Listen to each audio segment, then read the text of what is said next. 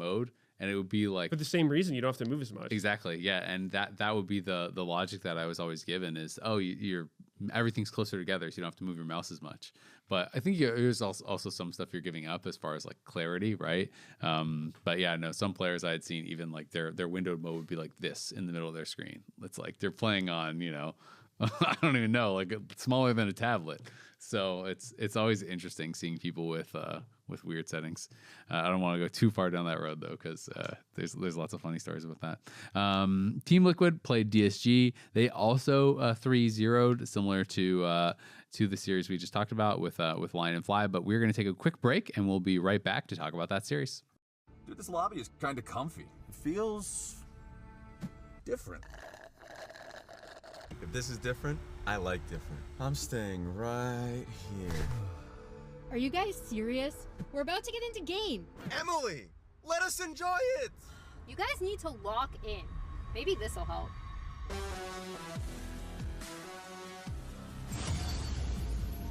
no, not already.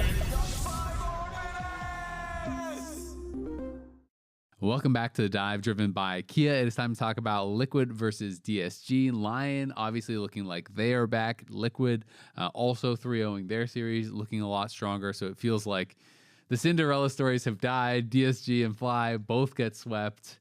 And they both died all right. Yeah, they are out. And now TL and Lyon off the back of that looking pretty strong, but obviously only one of them can go to at least America's Cup, and only one of them can continue on forward because they are both in the lower bracket. So you have to get at least top 3 to go to America's Cup or first stand, and Sentinels are already guaranteed one of those top 3 spots. So Liquid and Lyon gonna have to fight it out to see who's gonna be having a long off season, basically. Yeah, I want to get your guys' read on, if you're judging the improvements for Lyon, what percentage of that improvement did you feel like Team Liquid also showed?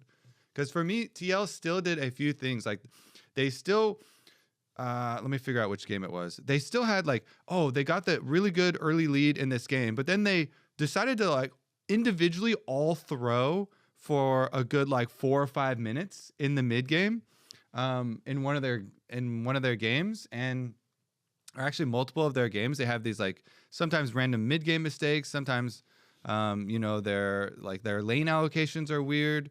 So, I think it was game 3 where they were kind of throwing. Yeah, they blasted, and then multiple people threw at different points. Yeah, and it was a couple minutes of it. So game 3 was 3,500 gold ahead to 1,100, 1,200 gold behind within, I don't know, 2 or 3 minutes. Yeah. Yeah, so this game I thought was one of the best examples of showing how important it is for junglers to keep farming, because this was the game where Jose Deodo went for a level 3 dive on bot lane, which was an objectively good play. This was one of the most brutal bot lane experiences we've seen, and the ending scoreboard doesn't reflect just how bad it was bot, but basically Sajed had 1 CS and had 1 HP as the wave was crashing to his turret, and then he got dove by Pantheon and killed. And so obviously that was a good play for Jose to make, but the consequence of that was that he was pretty much just behind a level or 2 for the entire game on Kryra, who was clearing normally. And I think it kind of goes to show as junglers, because keep in mind, these were working plays for Jose, right? I think he started the game 4-1, if I remember correctly. So even though he was getting kills, it's just when kills are not worth very much experience unless it's a solo kill, but a shared kill for junglers, very little experience compared to camps. And with the camps, it kind of compounds, because each time you clear your camp, they respawn at a higher level, so you get more experience from there, et cetera, et cetera. So that's why you see many of these junglers power farm. And so Kryra was able to get really ahead on this jungle Aatrox, and that kind of made them start losing fights mid-game. I think jungle Aatrox is actually really hard to carry a game with, just because it's easy to make one mistake on Aatrox, like we saw when it finally started turning around for Liquid. I think he just went for a pretty normal looking trade onto Gnar, and then just got mega Nard into the wall, CC chain full to dead, and Liquid was able to bring it back. But I think it kind of shows why junglers don't really want to start having to give the crabs and all that other stuff, because once you start falling behind, you clear slower. They are farming more camps with the crab and whatnot, and then they can also start invading you, taking your camps. So definitely was somewhat instructive in that way when I was watching, because it just seemed weird to me that Jose was so behind despite finding so many good plays. It's interesting because on the dive, like I watched it back, and I was kind of curious if that was even, if his intent was even going for the dive, because he's already pathing across before the bot lane was even low. And when he's already in the river, like walking in, I was like thinking, okay, is he going to go for an invade? Was that more what kind of his thought process was? Because Sajed is at 85 or 90% health. And then he just walks up he just kind of does that thing where they've been zoned off the wave and you get a little bit frustrated. And he walks up to try to CS a minion and loses about 70+% of his health to try to kill one melee minion. And like he walks up, gets tagged by a Aphelios Q, Lulu Q, and then just chain autoed, right? And loses all his health. And so I don't know if they even could have gone for the dive had he not done that. So I was kind of curious if this was just going to be like a 3-camp invade and use bot prio and core moves over and they just try to like zone off the Aatrox. So I just thought that was kind of an interesting situation where it seemed to me it may have been not the initial intent, but it's hard to know obviously for sure. Yeah, and I think a lot of the plays people do are kind of flexible like that, you know. They figure, hey, we have a really strong bot lane, but it is somewhat fragile, right? If Aphelios Lulu's playing extremely aggressively into the rel, you kind of want Pantheon to be able to cover that. So, because if Aatrox shows up and Pantheon's not there, you're going to get flashed on by a rel and at minimum lose your summoners and potentially just die. And after that happens, good luck laning as an enchanter as behind to a melee support. So it totally makes sense, have Jose hover so that they can't get ganked and then use that pressure in lane to help Jose invade so that it's even more difficult for Aatrox to stay around there, make Aatrox have to starve himself to even go for the gank. So I think that's super smart play. And then just, the dive opened itself up because Sajed took such a, bad trade. So it was really smart by Liquid. I think that general game plan is a good way to go about it. Who do you think is going to have the bot lane advantage in this matchup with Jan Core JJ having a much better series and versus Berserker Isles? Because that one right now is pretty hard for me. I feel like they both look quite good, and I was honestly kind of leaning towards Berserker after the last one. I am too. I feel like Core and Jan haven't actually been that good this year. I think historically you want to always kind of bet on them as being such a strong 2v2, but I have not really been super impressed. I mean, I think that they had a better series here, but even Jan as an individual, I don't think has been that good this year prior to this series. So I do feel like I'm more Lion favorite as far as that. And I super agree with you. I don't know if you want to go back to touching on some of the points before, but just that TL still looks like they have some of those up and downs. I don't know if you want to talk about that. I mean, it's a lot of the lack of coordination, I guess, in some of these mid-game plays. And it's something that they talked about too. Multiple of them have talked about it in interviews where I think the first one that you mentioned was Jose talking about, oh, I went for this play that we would always go for in scrims, but then for some reason they didn't want to come with me for it on stage. So it's just this, you never know fully about in-game comms or who's leading or how what all this coordination comes from, because we're just seeing stage games and we're not even listening the entire time. But it feels like right now with the most recent series of the comms listening we did get is like both these teams are really good, but Lyon it feels like everyone's been like, all right, we're all signing up for Sergeant Inspired's game plan, right? And for TL, I don't think that they have that similar direction, or at least it feels like that, especially with the way that they lost the lead in the game 3 that we were talking about, because it wasn't a singular bad play that they did. It was these little individual bad plays that kind of cascaded. It was like, oh, Jose, died here. Jose and Core were trying to invade to our, and then Quid did something, and then Jan did something, and you're like, oh, what in the, like, did everyone lose focus? Feels like they're all trying to make up for someone else's mistake and just sometimes the ants go marching in one by one type thing, but it's also a, like, if you remember back to some of the earlier series that we had of TL in the beginning of the year, there were a lot of moments where you're like, did they just lose focus? The early series where it was like Core JJ walking back up to the Bard tunnel when the entire enemy team was about to come through it and kill them. And it was like, when one bad play happens mid-game for TL, to me, it's still, even though they 3-0'd this series, it still feels like they had the same early season or early lock-in tournament problem that they had, where they do like, whether it's like how the breakdown of their shot calling or whatever, they kind of lose focus when something goes bad. So that makes me want to give the edge to Lyon overall, just as far as how the team is competing right now. But I think that this series looks, on paper, it should be very competitive, and TL have some really good players. So yeah, I mean, I think it's hard to not criticize that kind of stuff a little bit at the very least, where it's like when you have a game that you are up like 3.5K at like 11 minutes or so into the game, or 10 minutes even into the game, you know, and it doesn't feel like a super dominant, clean game, there some things clearly went wrong, right? And so I think you can absolutely criticize that from TL. I think they kind of had some bad moments where things started to turn around, and like maybe they're trying to push too hard for it, maybe they're trying to go for too much. But one thing I will say that really impressed me in this series was Morgan. I feel like Morgan was absolutely just dominating top lane in all the games. Even when it wasn't showing in kills, Castle is considered a good laner. Like when you talk to other top laners, people consider him to be a really good individual player. You know, even when DSG was absolute trash last year and losing every single game, it would be like, oh, but Castle's doing pretty well. Morgan was smacking him around. I mean, the Gnar game especially, DSG went, you know, like gave counterpick to Castle, and he goes with this Jax, and he got absolutely destroyed, like completely annihilated in straight up 1v1. It wasn't even jungle interference or anything. He was just so far down in farm. He couldn't lane at all. He's just losing his full tower. I thought Morgan was doing really, really well in the 1v1s. In game 2 was, I think, they tried to do the Galio counterpick, and Morgan still did really well with the Rumble.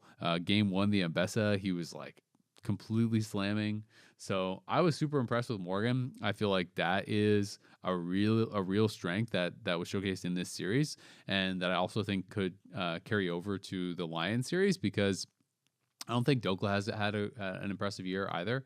I think he's been pretty quiet or like, you know, yeah, I mean, quiet or below his standards, I guess would be fair to say. I think especially maybe my expectations were unfair for him, because he was coming off of this performance at Worlds. I felt like where I thought individually he was killing it at Worlds, even though 100 Thieves obviously didn't do well. I thought Dokla was really shining. He was getting solo kills against some really, really, really good top level players.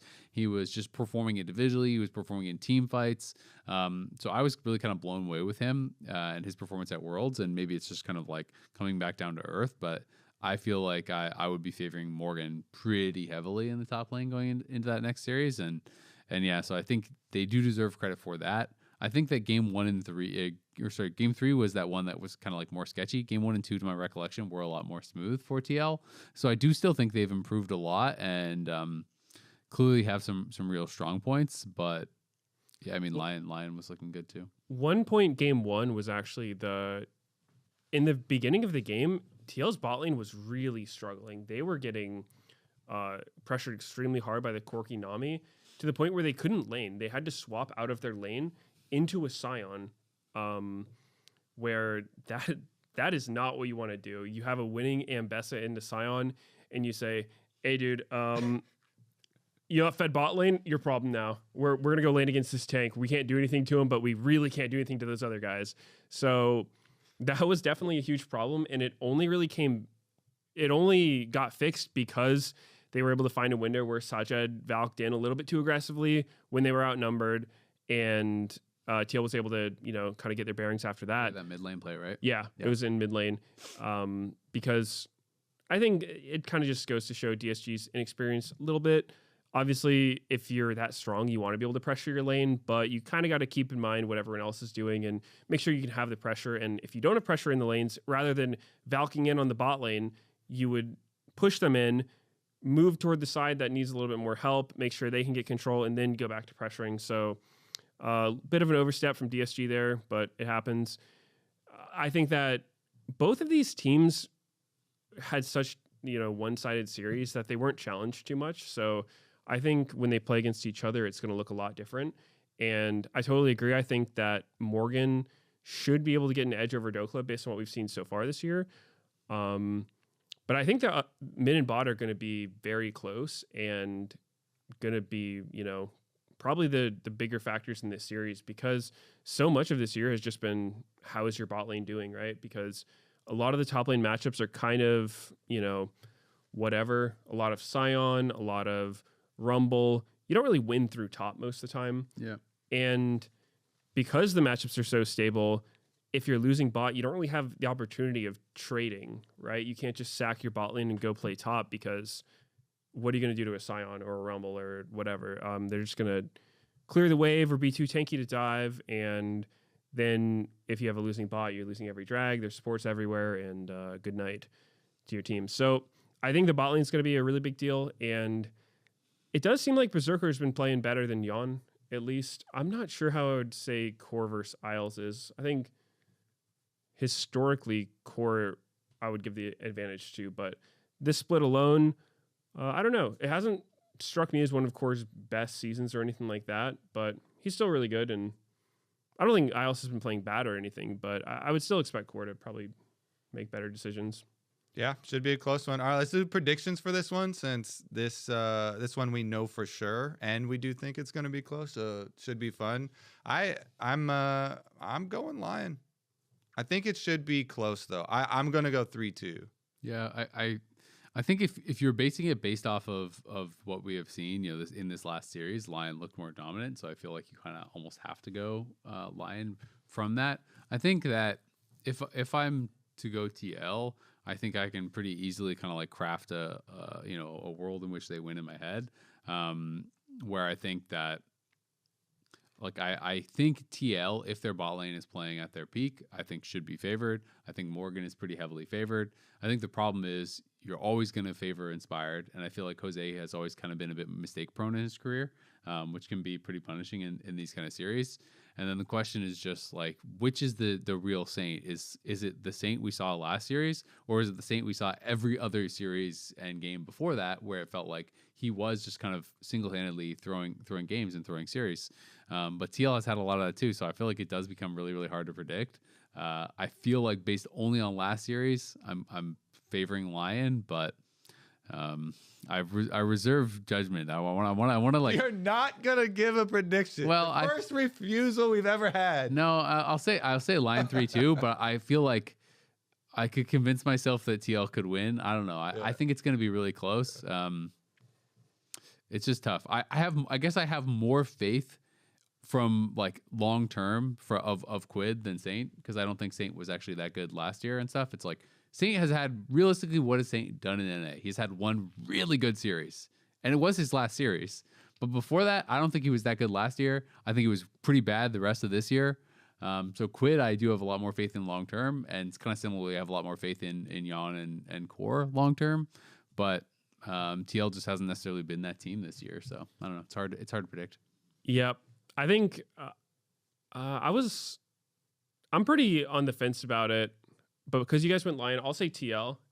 I think that if TL wins, it'll be a 3-1 or a 3-0, actually, because like we've seen with Lion before, they're pretty momentum based. I think especially Saint, if the games and series is going well for him, I think he's going to look really good. And on the flip side, I think if it's not, he might tilt his brain out. So I think maybe Morgan could do really well against Stokla. Maybe TL's bot lane just has a super good day. And I think Inspired's great. I think I would not expect him to outperform Inspired. But if your top and your bot are struggling, there's only so much you can do. So I could see TL winning. Yeah, I mean, I could definitely see TL winning. I could see either team winning. This one's really hard to predict, honestly, especially just because we haven't had that many games, and both teams started out the split looking bad and then had a good series. So it's like you just don't know what you're gonna get, right? Like I could believe almost any result. Like I could believe that TL goes right back and forth in a 3-0. I could believe that TL throws, you know, and has these horrible situations and Lyon 3-0. I could believe really anything you tell me if you came from the future to deliver the results of this series. So I'll believe anything you tell me. Pretty much. Let's clip that. Yeah. I'm gonna use that. well, it's gonna be on Friday, so I don't have to wait too long to find out. So. No, I'm gonna use it for all applications. Anything that I tell you, you believe. Fair. I'm a trusting individual. You know who we do know what we are gonna get though from is Cloud9. They also beat Sentinels, another 3-0, all our 3-0s. So I mean, Sentinels and Cloud9 are kind of waiting. I feel like that one was almost a worse beatdown than the lower bracket ones too. Yeah, I mean, because I've seen so many 3-0 beatdowns though, I was just kind of like, all right, it's just another beatdown. Cloud9 is just at it again. Smacking people. Sven and Vulcan have just actually just been on fire. I think that is one of the coolest things for this Cloud9 roster. That, you know, last year it was like Cloud9 was good, but they had their like collapse and the bottom lane.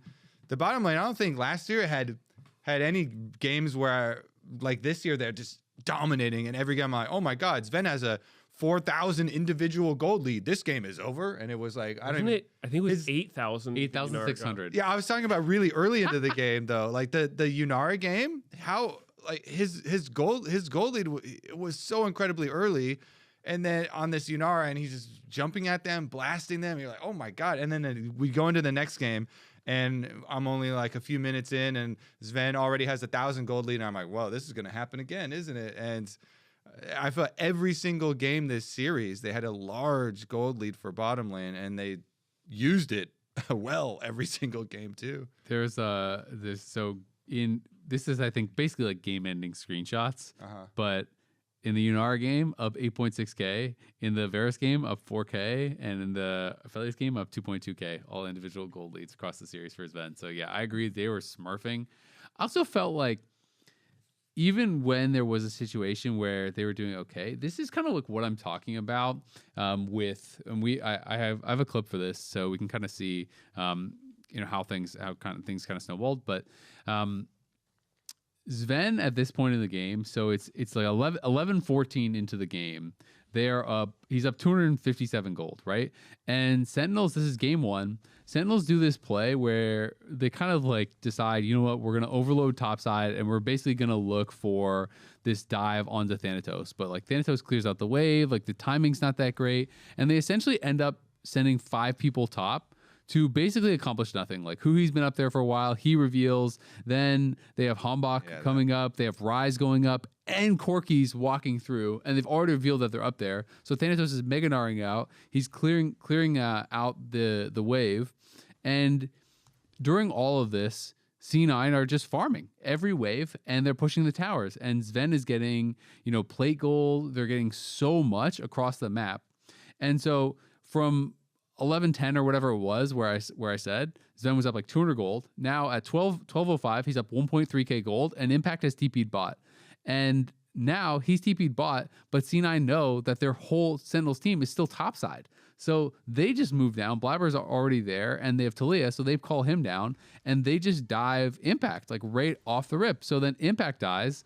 Sven gets first blood. Now it's a 1.7k lead for Sven individually. Then they kill the tower, I'm pretty sure, off the back of this as well. And I think they even get first tower. And it's like, when you make these kind of macro mistakes against a better team like C9, it just explodes the game in a way where it's like, GG. So 11:10, you're up 200 gold. Now, 12:44 into the game, it's almost a 2,000 individual gold lead for Sven. And so this is one of those things where I feel like this was clearly like a macro mistake from Sentinels, but C9 handled it really well, punished the maximum. And this is what I mean when I was talking earlier in the episode about how mistakes snowball in a way where it's just like there's just so much gold to be grabbed because first tower gold is back, first blood gold is back, all the individual plate gold can be funneled into one person. There's just so much gold for these 80 carries. Then you have roll quest, which just gives you passively more gold. So it just swings so hard to the point where 12:44, yep, game's over. It was dead even before that, but in a minute 30, may as well FF, pretty much. Yeah, it kind of goes to show what the punish is if a team wants to play topside, which is why, we see so much bot lane focus, because I think we saw Sentinels do this kind of play in their previous series as well, where they kind of send a bunch of people to help impacts Renekton. And Renekton is a champion who has, pretty good kill setup. He's got a long stun. He's got a lot of damage in the early mid game. But is it worth committing a lot of resources toward? Usually not, because Renekton's not going to beat Gnar in the long term. Even if you can get a little bit ahead of him early game, if you have to invest so much from your team to get there, it's not going to be worth it, because Rise was giving up some waves for it. They were giving up all the bot lane pressure. And so, Renekton's just not going to be able to carry a game against a Yunara Lulu. And this game kind of showed that. It was super weird watching the gold. Like you mentioned, that 2-minute period where he just, got a 2,000 gold injection over Corki, because if you look at the items, it seemed okay. And then Sven recalled and bought an entire Fiend Hunter bolts. I think his cold procced as well right before that. And so, yeah, that item is not okay on Yunara. It is so strong. You just pop your ult, triple crit. And then there's also the ultimate haste, which makes all of her ulted abilities have a lower cooldown too. That nice little interaction. So that item is insane on her. And yeah, once you get to that point, there's not a whole lot you can do about it, because I thought Sentinels did have some pretty cool plays. Like that early top dive with the 3-man was cool. And then Ambessa doing I think it was like W flash R off of the Rise route on APA. It was a super clean looking setup. So, it felt like their synergy was a lot better, because that's something that with this team we didn't see a whole lot of before this. But, at what cost? Because if you're losing bot lane, it's super hard to win the game. Yeah, because I was casting that. I remember thinking at the time, like, what was their ideal scenario here? Because they do a full swap. They swap their bottom lane up to the top side off of that play. And it just costs you so much to allow Sven to get so much alone time with the turret, because you get the instant money with off of plates. And then after he recalled and he bought the second item, I was like, okay, well, now I guess they lose the next couple dragons. Like, you can't fight around Sven at all if you're for Sentinels. So I guess you just put Sven mid, and then you're just gonna get all these dragons. And I don't know when the comeback is gonna happen from Sentinels. Like, you have to split push with your Ryze and Bard, and like hope you can pick people off and find some sort of play that way. Pantheon to Leah, and you're losing side lane because they have Gnar. Like, yeah, and it was like so early into the game. I just remember being so confused at what the thought process was of the ideal scenario of that swap, because they did have a Bard, so maybe it was something around, we're gonna make this play really quick by like Bard ulting the tower or something, but then they didn't actually go for the play because Thanatos like killed the whole wave. So it just was that was one where you knew there was such a big lead early that you had a long time to wait in the mid game before we were going to see anything cool. Because I was like, nobody wants to fight that. Yeah, so like nobody's going to fight this guy. Sven's got 2 items and a Lulu right next to him. 13 minutes, he had 2 complete items. Yeah, so I was like, all right, well, I guess we're just going to watch some Cloud9 taking a bunch of stuff for a while, and then they did. So and the while was the next 3 games. So how do you guys, I guess, because these 2 teams that were going over their previous series, these are the teams that are going to be waiting for the Lyon TL game to receive their opponents. Obviously, I feel like everybody, don't even need to really go over it, but Cloud9 continue to look like the best team, so I think everyone's gonna think they'll beat whoever. Yeah, whoever comes to them. Unless someone plays at a much higher level than they have shown, I expect Cloud9 to 3-0. Yeah, but what about Sentinels? As far as we just went over TL and Lion's improvement, I guess it obviously is going to depend on how they look playing each other. If they keep up their forms and they keep up their levels, to whoever comes. But yeah, it's well, that's the answer I was looking for. That's my honest answer. It's like, yeah, they got slammed by Cloud9. It's Cloud9. Yeah, but DSG, like, and these kind of like transitive properties don't always work, right? But it's like DSG had a really close series against Sentinels. They almost beat them. It went 5 games, and DSG got monster slammed in the lower series. I feel like I came away from the Sentinels DSG series thinking, you know what, these two teams are very evenly matched, and it did not look like, and I thought FlyQuest and DSG were pretty evenly matched as well. So I kind of had those three teams in like a similar bucket as like these three teams would be very competitive with each other, and then they both got turbo slammed by Lyon and TL in the lower bracket, and so then I'm kind of like, well, Sentinels probably is going to get smacked. That's kind of how I'm feeling, and I feel like whoever wins the Lyon TL one will probably go straight through to play Cloud9, and that's kind of what I'm expecting. And then it's a question of like, can those teams level up, or will Cloud9 have an underperformance or whatever, and then make that really an exciting finals. And that's kind of like my big question. And maybe Sentinels will really prove me wrong. But the way I'm feeling right now is, unfortunately, I think our fourth best team is guaranteed top three, which would mean that they're probably going to get smacked. But that's kind of just how the bracket worked out. I would have to agree. We haven't really seen much from Sentinel, so that would make us think otherwise, because they have won games, obviously, to get to where they are, but they haven't really looked dominant in any of their series. They've pretty much... have they had any clean, like, 2-0, 3-0s? They 2-0 Dig. Okay, Just right? I think, yeah. A lot of people have. But even still, I think their games, they don't look on the level of other teams. When they're ahead, it doesn't feel super suffocating the way it should. And when they're behind, sometimes they just kind of roll over and die. So, yeah, I think they're top four.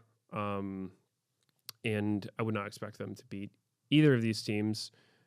I would maybe even expect them to get 3-0'd by them, maybe 3-1, just because I think they have some stuff going for them, but overall, just kind of some weaknesses that we've been seeing. Yeah. Pretty much feels similar. Looking forward to seeing the results this weekend, though. Should be fun. Should be some bangers. And you just never know, because even though like last weekend, TL and Lyon looked really dominant, they have thrown a lot of games, and you don't know how Sentinels is going to show up. You don't know how they're going to show up. So I think it's going to be really exciting. I'm pretty hyped for finals. CFC9 is actually going to go off to first stand as this dominant team, or if someone is going to be able to take them down. Also, want to take a moment. We got some new Demacia merch coming out here from Riot. Meteos is rocking the poppy over there. We've got this Garen shirt. If you can't tell, that's Garen's mouth, and then you turn around the shirt, and then you kind of get it, and he's screaming for Demacia. And we got the Poppy plush as well, with a nice little hammer on the back. So if you guys are interested in some merch, if you like the plush on the table, merch.riotgames.com. There's a link in the description. You can check it out and grab yours. Also, we got some fan Q&A. We asked for questions last week. Y'all delivered. We got questions across a bunch of different platforms. We got tons and tons and tons of questions across YouTube and Twitter and Instagram and various places. We absolutely will not have time to go through all of them, but we'll definitely save some of them maybe for future episodes. And we're just going to go through and start grabbing some and see how much time we have to knock out some of this fan QA. Yeah. All right, let's start with some YouTube comments. Lucky Wallet, thoughts and or opinions of reverting Rel to become a jungler Interesting. again? Kobe chooses the jungle question. When Curious. the first one my eyes went to. If you remember when Rel was a jungler, Rel becomes a very, very, very good jungler because the kit is so good for team fighting and for pro play. So, I mean, if they do it the same way where they just juice up, if you like do like a Maokai treatment and you're like, all right, your Q does 10 billion damage to jungle camps, then you're going to be another really useful tank that has really good smite fights with your Q plus smites action. And then you also just have a lot of utility. Personally, I think that pro should be having a comeback of tank junglers that build support tank items. Because the support tank items are mega busted. We saw Inspired doing it a couple of times. Zeke's into whatever, basically. Zeke's, as well as, have you tried Protoplasm Harness? Yep. That thing is mega busted still, too. Something interesting I noticed. Also really good with control mages. Apparently, Zeke's is bugged right now, which is something that I haven't heard so it's even talked better? about. It's bugged in a good way for it? Yeah, it's bugged to be too strong, where in League, pretty much since the not since the very beginning, but for a really long time, slows don't stack. If there's multiple slows on somebody, the strongest slow applies, but Zeke's is actually stacking. And so I've been running it on Zach, and I didn't realize it was bugged, but then I went to practice tool and tried it, and it's stacking with Zach's alt slow and the Zeke's. Oh, wow. And so that's something that's making the item too good. The so I stats think, are just OP on it, though, too. yeah, it's a really strong item. It's got a lot of ulti haste. You get this slow. Haste, armor, MR, health. I'm a big fan as a jungler of using support items because they always make the support items crazy efficient. And they're so cheap. So it's like if someone's going expensive items, you can be on 3 and they're still struggling to put 2 together and stuff. It's way easier to get item spikes for big dragon fights or whatever. I think I agree. Actually. Thoughts and opinions? I think Rel would be really strong again as a jungler, which is probably why they won't do it. I wouldn't mind it if she's a jungler, but the thing that I really don't like about random champs in the jungle is random champs shouldn't be good at jungling because they just outclear everyone by a mile. And that's kind of what we've gotten for a really long time. I think when Rel was good, she had one of the fastest clears of anybody on top of an unbeatable smite with her Q. So I wouldn't mind if she was back as a jungler as long as she's not just doing a full clear 30 seconds before the crab spawns. Well, you kind of answered, and I wasn't even going to pull this question because I think everyone knows our answers already. And also the username is kind of funny. It's from @turdboy962. What are your guys' thoughts on seemingly random non-junglers getting random buffs to be able to be flexed into the jungle? And you kind of already answered that one. I feel like the only thing I would add to it is my impression is that they do a lot of those things to try to make the role appeal more to non-jungle players. For autofills, because very few people want to play jungle. Yeah. But then they go super ham with it, and some of the champions that they choose, I think, are problematic when they become jungle. I agree. Yeah. Right. The other thing I would add, I never thought about this, but I heard it mentioned somewhat recently, but it can help with counterpicking a little bit when champions can be flexed in multiple roles, because I think a lot of people know in solo queue, especially top laners, that having to blind and then getting countered can just be so miserable. And so if there is a champion that is usable in multiple roles, then it kind of makes so the enemy has a little bit of doubt. They might not pick the hard counter if that champion could be the jungler. So I think there's definitely some value in champs having flex, but like I mentioned before, if they're only good because they clear way too fast, and then I'm trying to play real junglers, I'm playing Xin Zhao, who has a really slow clear, and then you're playing Zed and you show up at the crab before me with 2 long swords from your recall, I'm sitting there being like, what is this? Like, that is not real gameplay. So I hate that. But, if they just have regular clears, then sure, why not? Yeah. A big part of the idea, of course, is because one of the big things with solo queue, very few people want to play jungle. So, they want, if you're a top laner or, whatever, you can use your main champion. At least you'll feel more comfortable that way trying to play an autofill. We got another question here. This one should be an easy one, I think, for us to all kind of bounce around. From Project Megatron, excuse me, wrong one. From Tactical Cheese, my question is, if you could remove 3 champions from the game, what champs would you remove? I'm curious as to what champion you guys dislike the most. The first one is so free. It's the free space. It's the free space. Yes. Yeah. Okay. Yeah. Anytime somebody asks a something champion, I feel like you have to put a star next to it and say other than Yuumi, because it is just such a I hate Akali and Riven. I don't know if really. Yeah, those are 2 of my most hated champions. Ooh, that's Akali Shroud is just so unfun to play against. I feel like it's so frustrating to deal with when it's not even about necessarily champion strength. I mean, Riven I think has just been too strong this season period and is really annoying, where it's like, why am I getting one shot by a champion that has CDR boots and like a D shield when they press R and just gain 10,000 AD? That's fair. I hate that. And then Akali is just more of a, I'm not down with Shroud. Akali's a really good one. Maybe that would be on my list. I don't know. Speaking from jungle, I think I would have to pick Kindred just because. That's my favorite jungler. I hate her stack system so much. I think playing her is really annoying because I lost my stack coin flip on the first grab. The enemies aren't running it down to my marks. I don't have any prio. I can't invade. It can be just a miserable game. Or the flip side, you're playing against a Kindred and it's like, oh man, he went for a level 3 gank on this lane and then he double killed him. He got mark and then his crab got marked and now the game's over. So I really don't like this extreme feast or famine jungle champion, and so yeah, I think Kindred would have to go to mine. And second, Kassadin. Junglers don't get to play the game if they pick Kassadin mid, so I'd be good without him. I also like Kassadin. Bro, what? Huh? There's fun chances to play. I like scaling picks. If it's greedy, I like to play it. Okay. You're the type of person that Meteos finds disgusting. Fair enough. I'm going to choose. Also like a little Kled with Ignite, and I'll roam to the crab. I'm okay with that. I'm going to choose Seraphine because we already had Sona. It was fine.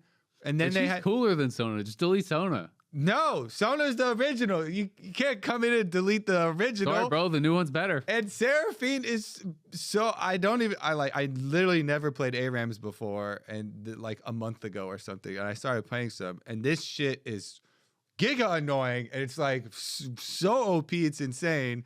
Plus, she's easy to use and just does too many things. She does more than Sona, and it's not. Sona's even easier to use. While you were scrolling through the list, I saw Zillion. I didn't even think of him at the time. He's 100% there. Like playing Zillion. Dude, what? Nah, you're rage baiting. You're actually the devil. Zillion? Oh my god! I'm not. But you hate Riven? I'm actually fine with the Riven one. Riven is actually OP this season, man. Akali, I can see. Riven, at least you can. I think Riven's you can do stuff against her. Zillion, if I'm against a Zillion, I'm either really mad or really bored, and almost no in between, because this guy's just running around speeding everyone up, and if you try to kill somebody, he's reviving them. It's just I'm on Team Meteos. Oh god.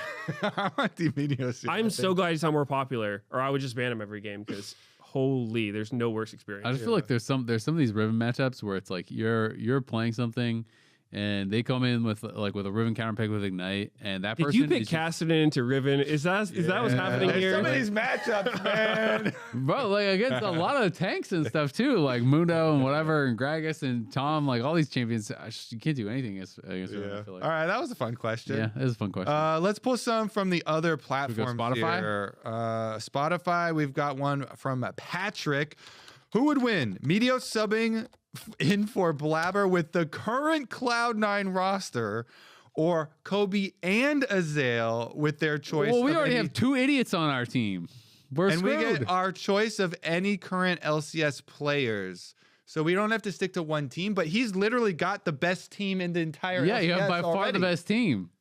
Yeah, I would say, hey, you know that strat you did where he was on Maokai? Wait, there's another. I'm good. There's another add-on. He put in parentheses, Kobe can't spam Volibear. What the? What? He said 5-game series fearless. This guy just hates us. What the heck? He's putting so many debuffs on us. Like Meteos is allowed to have two non-LCS players. And we have champion restrictions. We have champion restrictions. All right, well. And you guys are deleting all my champs from the game. I can't play Zillion and Kassadin. Let's answer the question. Please, if we're playing LCS, please play Zillion and Kassadin. I would never play that. I think I would feel pretty good playing with the current C9. I think Meteos would win. Yeah, that was a fun question though. Yeah, fun. Yeah, real fun. Instagram, we have some from Instagram as well. We have 1 million from Instagram. Yeah, you should follow us all on Instagram and stay up to date. Should Riot Games wait? This is from Austin Adato. Should Riot Games bring back team ranked? Yes, immediately. Yes. 7 to 10 man roster that ranks up together. Ooh, interesting. You can have like a bigger roster. It was always 10. Have some. Okay. Yeah. I just remember playing just ranked 5s was just ranked 5s was 10, wasn't it? Because I remember when I no, I don't think you're understanding the thing. 10 as in 5-on-5. No. 10 is in you. You had a established team that you gave a name to, and more people could join it. Because I remember on when I was on playtest, we had you had a certain amount of slots, so you couldn't just swap people in and out because your team had the rating, not just the individual players, right? And then because I remember when someone got fired from playtest, we had to kick him from the team, and he was real mad. So that's why I remember that. Okay, yeah. We got. Well, I think that my answer is yes immediately. Yeah. Because that was really most fun I've ever had playing League for sure. I've talked about it before, but playing ranked and climbing up and playing against some of the LCS teams when they would play it, and playing against collegiate teams and stuff when we hit Challenger, we felt really cool. I do think Flex is pretty good though. Flex Yeah. at the moment is quite good. So, and Yeah, it would split. It would just split the queues if they did this. So I think that's why they probably won't. And Flex just gets more people into the queue. I feel like people cared more about ranked teams. Like Yeah. I feel like they tried harder, which is kind of what I like. Whereas my problem with Flex is really hard to find people who have the same goal with it, because a lot of people who like solo queue a lot are just going to go into to kind of troll and whatever, Yeah. and then, which is totally fine. I have no problem with that. But it's like, and then you have other people who want to play and try really hard, and it just feels like it's hard to get 5 people on the same page. Whereas that's something I felt. Maybe it's just happenstance, but it felt easier with ranked teams. Yeah, I think that the problem is just the queue times. Yeah. Like if you keep splitting more people, You'd have to do different one or the queues. other. I think I kind of hoped Clash would be something similar to this, where I think if they made it so it was available during a limited time, it wouldn't have that queue splitting problem because, people know, okay, Friday night, rank 5s is on. Let's get our friends and go play or whatnot. I think that's cool, and you'd have the queues be popping. And so I think Clash is kind of that, but I haven't played a whole lot of Clash personally, and I I think it's more tournament format. So Yeah. I'm not. I can't really comment on Clash because I don't play. My it. problem with Clash is that it's actually hard to coordinate with people. Whenever I'm asking people, they're like, "Oh, it was on this week, or it's on this time, that time." Don't you have to also start at the same time because it's kind Yeah. of bracket? Yeah, there's a lock-in thing. Yeah. You have a specific time you have to all buy a But- ticket and get on the same time. Mhm. It's so infrequent is the reason that I have found a hard time like getting when it is on that weekend. It's hard to like get people because they're like, oh, it's this weekend, because it rotates also. Like there's ARAM clashes and then there's other clashes and because it's so infrequent, I feel like I have a hard time. But if like you're talking, it was more consistent, then and people would know, oh, this is our time and we're gonna play it. Maybe that would work. Yep. Could be fun. I always like questions like this. They're hard to think of off the top of my head, but this one's from Mystic Law. You can give any champion one ability from a different champion. What's the most broken combo? Obviously, it's gonna be They hard always to just do it involve- off the rip, but They always involve Karth Assault. yeah, Yeah, I think all of these. Usually, when you talk about a champion with something else, Karth Assault's involved just because it's such a strong ability. Put on such a Well, you Last have to round combo champion. with a basic ability. Then you don't get 2 ults. What about passives? How about that? Do passives count? Can I give someone Ooh. a passive? Like, can you give someone like send a passive, and they're just Are getting you- and they're That's just good. getting range That's and pretty. AD? That's pretty crazy. Exactly right. So I mean, if you could do passives, I feel like Are you you're talking about switching Karth out? Assault, but send a passive was pretty That's. crazy. I mean, that's true. That is a strong. like one. imagine you give Caitlyn send a passive. You lose headshots from brushes or whatever, like the passive is, right? Like Yeah, and there's also Yumi attaching. I'm sure there's a lot of champions that would be really disgusting if they were attached and targetable. well, that's her W, I guess, right? Yeah. Yeah. Yeah. Oh, true. That would actually be Omega broken. Oh my god! You just jump onto a tank and you're playing some like pure DPS. Yeah, that's thing actually that probably just the has most You broken. can't ability. auto attack, so just Well, any mage. If you had Karthus E and you just turn it on while you're on a tank or something, and the tank just. I mean, has your- I think almost any Your mage, AP, I even don't know. Azir or something. You're right? just like you have a Scion Vel'Koz with channeling alt and Yeah, Mundo's yeah, driving yeah, you in. imagine a Scion with an Azir on his back, just stabbing everyone. But then you have no W, so you have Actually, no soldiers. I guess you couldn't attack. You couldn't attack because you have no well, soldiers. it doesn't say replace their ability; it's just give them one ability. Oh well, I kind of assume it's like a swap Yeah, out. I was trying to make it not too. I feel like if you Well, sorry take for the reading the passive, prompt. you lose the passive. You Yeah, take the W, you lose the W. They didn't say switch; they said give. Yeah. Yeah, true. I feel like if we're counting passives as part of the ability, I feel like Senna is the one that my head's going to. That's gotta be crazy on some. That's a good one. That's a I good don't one. know. I also think Shaco Q. Like if like some other melee assassins the or something Invis. can Like get- Trendemir, but then you lose your Q and all crit. If we're thinking about it like that, you have to think about what you're losing. Yeah, what you're- Zed. I think it's more Q fun. is a good ability. I think it is more fun when you're like, all right, you lose one of the abilities. I think so too. Yeah. Because it's like if you lose the Q for the Q, because Q is your main damage thing on a lot of champs, right? What if we gave Rise a damaging ult instead of having Realm Warp? That could Then be he would strong. just be He ult- loses a ton of damage from because his alt 'cause he has passively passive. the Q. passive Yeah. on it. The Yeah. passive. Yeah.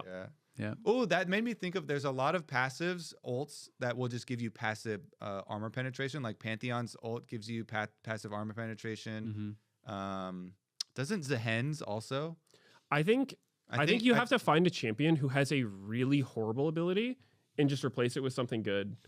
The first one that comes to mind would be, Jin. A lot of people don't level up his traps to later. Yeah, I'm sure there's a lot better E's you could put on. Or Hawkshot for Ashe. Imagine Ashe with an actual E. That champ would be disgusting. Mm-hmm. Yeah, that's true. It'd be pretty busted. Yeah, those are always fun types. Yeah, those are fun questions. We got some more as well here. This one is from, I'm not sure, Nevisbach. Says, who are the new rising personalities you're most excited to see develop in the LCS? For me, there's a lot actually this year, which has kind of made it fun. When you think about a lot of the players on DSG and FlyQuest, like Griffin and Gatgos and, Cryogen and Sajed and Kryra. Like, there's a lot of young players that I think are really exciting. Yep. Mine would be Griffin for sure. He's a solid jungler, and he streams too. So always a fan of jungle streamers. Yeah, I definitely agree. I think that one's pretty easy for this split, just because he's been all over all sorts of content and interactions. From Twitter as well, to get all of the platforms here: YouTube, Spotify, Instagram, and Twitter. Let's see. We have from Actually Walnut. Would you rather guaranteed lose your next 5 ranked games? No. Or have to play against Exhaust in your next 10 ARAMs? Well, I don't really care about ARAM. And I really do care about solo queues. So I'll definitely take the ARAM Exhausts. If I knew I had to play against Exhaust, I would just pick range champs. Yeah, you just play. You just don't play an assassin. Exhaust is only annoying when I for some reason think, hey, Belveth might be fun this game, and then, no, they got a Teemo and 3 exhausts, and it's not going to be fun. Shaco is actually way worse than I feel like than almost any other champ. If you're like, let's play an assassin in this game. And an AP Shaco on the other team. There's 100 boxes you ever engage. You're just insta-feared. It's so bad. Get me out, dude. But yeah, I mean, people play. Exhaust isn't that bad if you know it's gonna happen, and it's deleted from ARAM. I haven't played regular ARAM in a while, so I don't even know if it's in there either now. But you don't play solo ranked, so next 5 ranked games you wouldn't even experience those losses because you don't play them. I sometimes play. Okay. From time to time, I dabble. We got another question here from Minions Rights. This will be our last one, I think. How much of C9's wins are attributed to the C9 coaching staff suit-mocking the other coaches? Over or under 50%? This was really funny, by the way. If you don't know the context, I Will Dominate was on the... I don't remember if he did it on Pros or on the Lounge. Pros, I think. But on Pros, he was explaining that Sven has the theory that nothing the coaches say matters. All that matters is that you get on stage and you look better and intimidate the other coach with your suits. So that's why Dom and Inero every single game have come in these suits and looking clean and are trying to suit mog the other coaches. Over 50%. We're going over 50%. Honestly, dude, I love the suit look. I think that if I was a coach, I would love dressing up in a suit every day for LCS. That's cool. I don't know how much of their wins you can attribute to that though. Over 50%, as I've said. C9, dude, this is so early in the year. C9 always does well in spring, and this is even pre-spring. So of course they're going to be OP. But how much can they scale? So the suit question made me remember another question I got on Instagram. Be curious what your take is on this, Kobe. This one's from Sergio Monroy. He says, do you miss the old school vibe of the LCS, i.e. having a desk, everyone dressed in suits, or do you prefer the casual look and the lounge? Oh, holy moly, that's a hard question because I have so much nostalgia. So I'm trying not to have because my immediate reaction is yes, I miss lot of the old LCS. There were so many things that were so fun. So it's so hard to separate. Because we used to be fancy. If the question is just because the suits and I think that's what they mean. Stuff. Yeah. The more buttoned up look, the more we're always at the analyst desk, not on the couches. I would say if I could isolate just that from all of the other things that I really do miss, then I would say not so much because we still get to go fancy at internationals. And we do a lot of internationals now. Adding another trip, it feels like, we're doing our split. Boom, we're into another international. Boom, as soon as we get back, you get like a little bit of time to recover, and then boom, we're traveling again and going to another international, and then we dress up as suits, and now we got America's Cup too. Yeah, and it feels like prestigious. All our like European casters are there and stuff, and so I still get that feeling of dressing up and doing that stuff, just not all the time, and maybe it's even more because there's like a spike. So I would say of the things that I miss about old LCS, that is probably the least. Yeah, I don't really miss it. I mean, it's just less comfortable too, right? Like that's the honest truth is that, and especially when I first started, we were wearing like 3-piece suits and stuff on the regular. Got that tie up here too. Yeah, we always had to have ties pretty much. You always have to have tie, and we would be wearing like a vest as well with the suit. Like we had like 3-piece suits, ties. You got the little, like I don't know. It was a lot for day to day.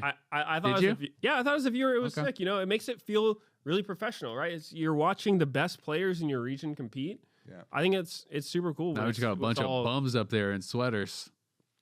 Maybe we need to go back. I don't know about that, but with Dash hosting and stuff, it felt really, really clean and formal. I miss Dash more than the suits. Me too. Yeah. I thought it was super badass.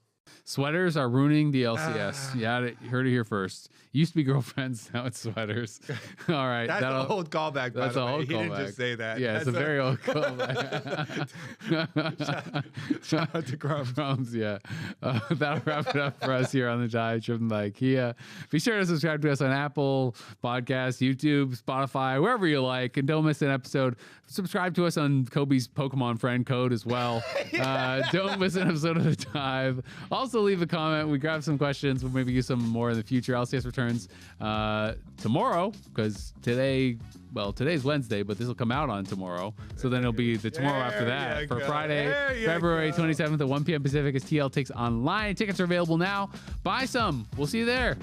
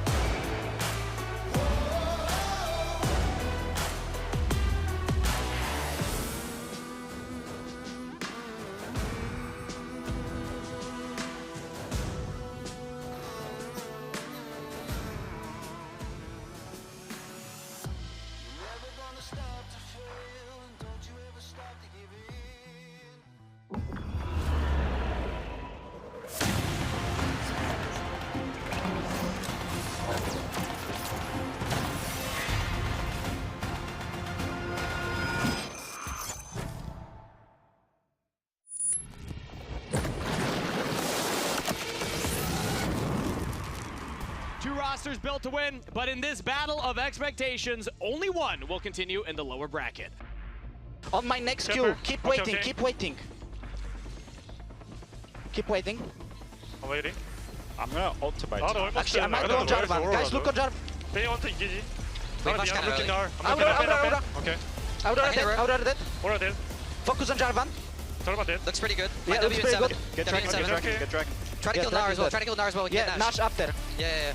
Sorry, I flashed way too early. Okay, go Nash, go Nash. The Dragon Soul is secured, and Lion smash a team fight with a double kill to Akali. Yeah, I'm walking in here. Can you guys Okay. start the fight or Look something? me, look me, look me. Coming. Nothing good. Looks pretty bad, I think. Look, Lucian. Lucian dead. Try run. It's Go, okay, go, it's okay. go, You can go, win, go, you can go, win. go. Vayne will carry hard. Okay. Keep Nice. going, keep going. They're Drake is only up tanks, one only tanks. Yeah, Okay. no problem. Only tanks, go, go, go. Yeah. Anything, go. No flash on Galio. You asked for a miracle and Saint delivers. Holy! He is popping off this game. I can't think of that. Welcome to Waiting Room! Darkwing.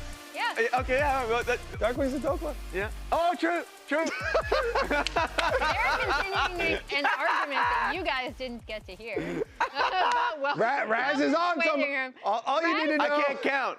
Let the record show. Before we go live, Raz is always doing something that then makes the rest of us crack up. Just seeing Kobe's shifty-eyed face, like, let me think about that. You sure about that? You guys just saw highlights from yesterday. I don't think there's a better reaction to day one than this tweet from APA, who's been, we've talked about how he's been on one. This entire He's been on split, like I'd 1, say. 2, 3, 4. Yeah.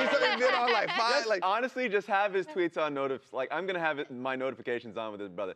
I'm telling you right now, my notifications are on. The zoom in, you must have APA's notifications on Twitter. I gotta say though, you know, him and Impact, you should get out there. It's like everybody that got kicked off Team Liquid is going to finish higher than Team Liquid. Yeah, they're both facing each other today. No. And that's a great transition into our bracket because we are in finals weekend. So all three teams here will be going to Brazil. It's just a matter of, are they going there for America's Cup or are they going there as representing the LCS for first stand? And Lyon today are kind of looking to complete that sneaky lower bracket run. The sneaky lower bracket run, you know, the unexpected, this is actually the expected lower bracket run from both TL and Lyon because we all expected these teams to come out and be good. You know, I'd say more so for TL because they played in Kespa Cup, so people had some pretty high expectations. But Lyon as well, I gotta say, the improvements it just looks so much more coordinated. Lyon, when we get these comms listening, are these not the cleanest comms that you've ever heard? Yeah. Oh, no, it's The great. direction for this team it just looks to be up and to the right. That may be fair, but with Sentinels being in the upper bracket and with Lyon like tackling through yesterday with the most insane stuff, I feel like there's going to be a lot of crazy overreactions, which is why we tasked our Discord with their own overreaction. So I'm interested in Jackson's first take. I want to see it. What's your thoughts, Jackson? Hello LCS, my name is Jackson and I have a simple take. Quid was being boosted by River, and by the end of Summer Split, no one will consider him a top 3 mid laner. It'll be APA, Saint, and finally Quad overtaking him. Woo! Okay. This is a very spicy take. I think now is the time to do that take, though. Get it in, yeah. Because Quid has not been performing to expectations. Like Jackson is saying, you know, the hype coming in for Quid in the offseason, he was like, everybody wanted Quid, right? Yeah. The most sought after pickup. Yeah. People are like, you know what? We're dropping APA. We're going to get Quid. It's going to be so much better. It's not better. It's not better. But I will say he had credit to him, credit to Jackson. He's very specific in what he believes to be the top 3 by summer. I think the only person I would probably take off is probably going to be Saint for his inconsistencies, just because like that's, or even just Quad because he's not going to have the jungle and support to be able to sustain him within the mid lane. Quid is statistically incredible. They just have a lot of problems, and it's for a split. He's talking about third split. That's a crazy overreaction, but that's what this segment is. Yeah, I think the overreaction part is the, like, he was being boosted in the past by River. He definitely wasn't getting boosted in the past. I'm probably the biggest River. Actually, no, you love River too, but like I have loved River since his like PSG days, right? But I also think Quid is individually just a top mid in the LCS. I also do think one thing that River, I will say an unsung thing that River brings to all of his teams is that he's so fun. Like something catastrophic happens and he is just laughing it off and telling his team to go, like keep going, right? And I think that is invaluable to someone like Quid, who I think could internalize some of his own mistakes too much if he doesn't have a teammate like that. That being said, all of us pretty much disagree with Jackson, but that's what it's all about. I'm interested in hearing from King Monchi. King Monchi, what's your take? Hello, this is King Monchi. Shout out to Jat's YouTube shorts. My take is that C9 and Sentinels will be re-meeting in the finals for 2 reasons. One, Lyon already played their hand with the shifting first pick Varus into top lane. And 2, Sentinels isn't nearly as bad as TL is in the mid to late game macro. I'm predicting a 3-2 Sentinels win.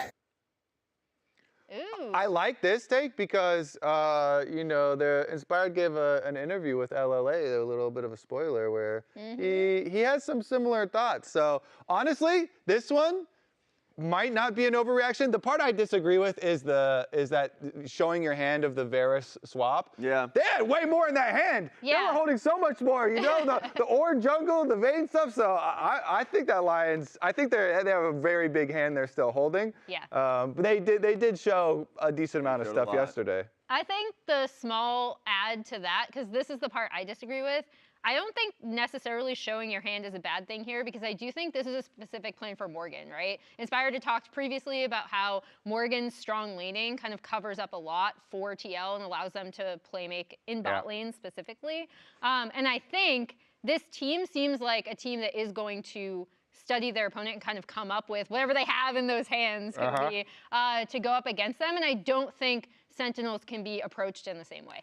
I think they technically can, because like the biggest thing is, yes, Morgan, as strong as he was as a laner, incredibly strong, like he was predictable in what he was going to go for, but also with how Team Liquid is going to be playing heavily towards their bot side. And if I think about Sentinels, we're going to be playing heavily towards our bot side, and we're going to be trying to blind pick for impact on weak side, like top laners. So if you don't think Dokla is going to just do this, he's goofy. He's like, I'll do it again.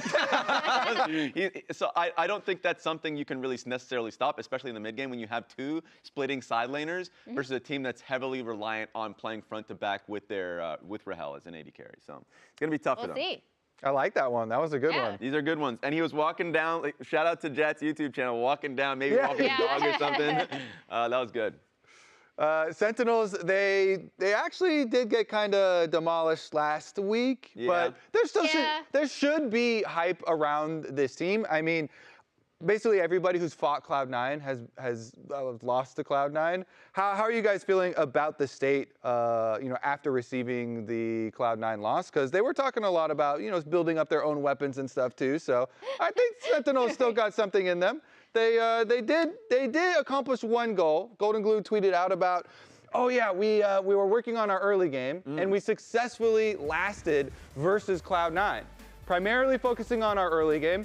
The unfortunate thing, of course, is that after the early game, they then lost. Yeah. But let's start with the positive, because they did accomplish this goal. You know, I have a couple of clips as well, because honestly, it was very impressive. It was a huge improvement for Sentinels, and versus a team like Cloud9, they went quite even in a lot of cases, and sometimes even winning in the early game. Here's a clip of the improved synergy between these two. Wait. Scroll the drawing tool. Scroll. Hold on, Raz. What kind of trick do you? Don't worry about it. Between Darkwings and Hambach. One of our big stories, Raz, at the beginning of the split was the communication was mostly in Korean, and honestly still is, for Sentinels. And Darkwings here is the one that's kind of left out because he does not speak Korean. He's the only one on the team that doesn't speak Korean. But look at this synergy. I'm gonna roll this clip. Boom, flash, root on the Ahri. Boom, flash, W flash, ult follow from Hambach. Like that was clean. APA didn't even get to blow his flash here. So the improved synergy is very, very critical between mid jungle. I can show you again, Raz.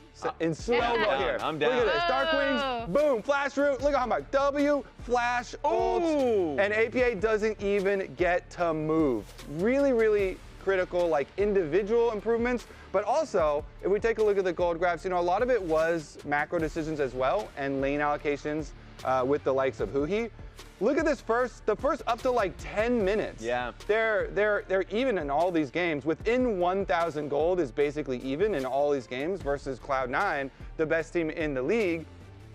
It's just that, yes, with all that, putting all their effort into focusing on early game, then the Sentinels now, hopefully this past week, they put more effort into mid game as well. I loved that play because it immediately turned into a top dive with Hambach and Darkwings. Like I felt like not only did they were able to get that early game lead, but it transitioned to something greater. And then you saw that like giving Ziggs away, I think, in game 3, but immediately like finding that early Jarvan gank, like their focus on the early game turned into early games lead pretty consistently against the strongest team in the league. Exactly. And that's something I really appreciate about Sentinels. Whenever they've said like, oh, we're going to work on this, we're going to work on Drake setups, right? We're going to work on our early game.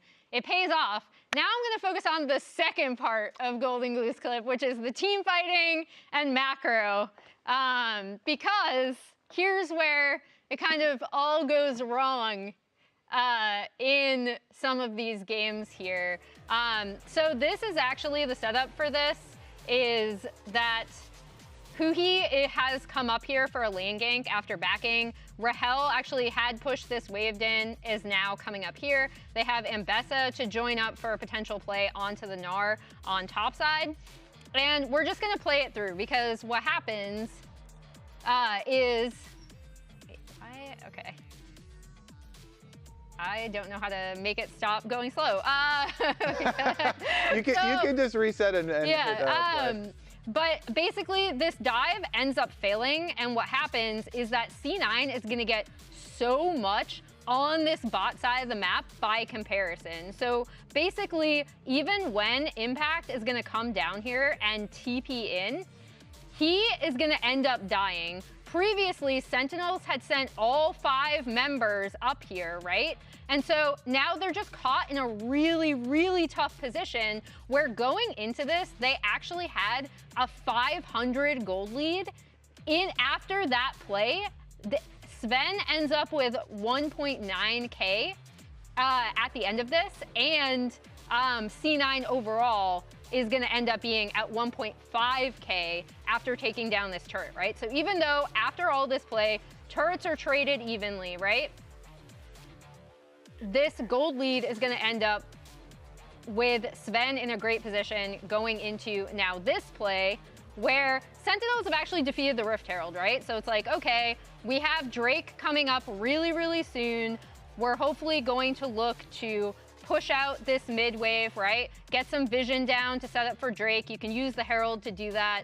It's one of the oldest plays in the book. But then what ends up happening is that C9 is actually going to end up pushing in for vision all in this river. Ryze is going to be pushing in this wave, which is good, but unfortunately Sentinels aren't really synced up on this, so he's actually going to be late to the fight. And once C9 clear out all of this vision here, they take complete control over this brush and make a play onto Hambach. And all of this is just in how good C9 are in setting up these plays, right? Because Impact and Rahel are all over here. It's difficult for them to join. Darkwings, you saw him ulting into here. He's too late to join. I love how late these, the Lulu ult and the wall come in. Both APA and Vulcan are so patient with those. And it just showcases where a few things, basically a macro play and a team fight, where everything kind of ends up going wrong for Sentinels because they're either not necessarily on the same page or they overforce too much in one situation. This all makes a lot of sense to me. I think from both of your guys' perspectives, seeing the negatives of Sentinels and how they make their setups, but like we've seen it be positive in the past, and also the positives of their laning phase, I think both wrapped around makes perfect sense. I think both these teams, too, also have something that overlaps with each other, and that is the tale of two veins. Because for me, I don't know what you guys are talking about. I don't know where we're going with this. Because like for me, it was a tale of two veins in the sense that we got to see the vein from Dokla, but we were basically robbed from being able to see the Vayne in the From the Sentinels. remake? The champion select remake? Yeah, it was a Phantom Vayne. Okay. He ended up like being able to back away from it and choosing the Twisted Fate instead.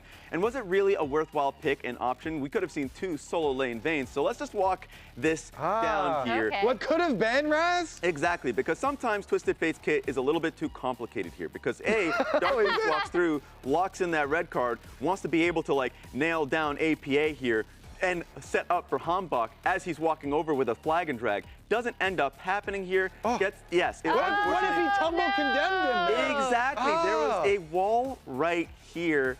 That would have been excellent. Oh, So wow. this could have been a I can Vayne see pick. the angle. I didn't like the Twisted Fate option here. Oh, no. But let's move on further because it was just this one example. It's just a 7-minute point. But also, if you look at the minimap, you see Twisted Fate does use his ultimate. Yes, he can teleport here. They all nail down, not the Philios, if you can see a little bit closely, it's the Thresh. The problem here is, sadly, you're right in the middle of your own J4 ulti and perfectly setting up for the Ziggs here. I didn't really like it. You're trying your hardest to put down damage on towards a Thresh. It didn't work out here. Would have been incredible if you can use that condemn on towards your J4 ulti. It could have been a Vayne. So sadly, didn't work out here. Instead of Vayne spotting, we're watching TF spotting in this game? Yeah. Yeah, I wasn't too fond of it. But so we're seeing a lot of negative examples here. I just wanted to show you one more. Just one more time. Oh my God, no. Because they were trying to dive on towards Ven. You're pretty far behind at this point. He's in the Cataclysm. He's in the Cataclysm. He's in the Cataclysm. He's alone. They could not deal enough damage here. Had to flash out of his own Cataclysm. I'm just not seeing the options. I think, once again, would have been enough damage to be able to take him out if you were a Vayne. All right, I see. So I'm learning a lot. all in all, we see these 3 plays in which we just didn't have enough DPS throughout this fight. We see another one here, except this is Dokla picking the Vayne. Yes, his entire team botches the fight. It's just a 2v4 at this point. Because then, you know, Saint ends up assassinating Yana in those ones. But like, take a look at the rest of this fight. Insane movement speed. He's dashing through at Mach speed, ending up being able to clean out a team fight that was originally lost. This could only be done because Dokla loves to find those Vayne options. So that's a positive flick. So all in all, I want to take a step back here. And I want to show you something simple. If you guys can turn right behind you and see 2 options that were obvious here. The positives and the negatives. Unfortunately, this is just the negative for the Twisted Fate. A, neckbeard fedora combination. That's a bad combo. That is a very That's not a fedora, bro. That is a cowboy hat. That's a cowboy hat? This one, it looks bad for a cowboy hat. I'm not a fan of this one. 0 damage, down 20 CS at 15, can stun sometimes, mostly accidental red card. And you're ulting, Twisted Fate ulting into danger. Not good. Meanwhile, the Vayne, badass. You see those sunglasses? That's sick. Percent health, true damage, that's always a win. I already talked about the Mach speed. Can also stun, especially when you're right next to a wall we saw in the earlier play. Up 500 gold, but that's a Dokla classic. And on top of that, can go literally invisible with your ulti. Meanwhile, Twisted Fate was invisible in the game. So I'm just saying 2 clear differences. Maybe we can see something a little bit more creative in the draft here. So you're telling me they should have followed the cosmic sign of the misclick on the Vayne and just went with it? I think so. The universe is trying to tell them. Yes, but we do have Jat with Impact, maybe seeing if we can get a Vayne game today.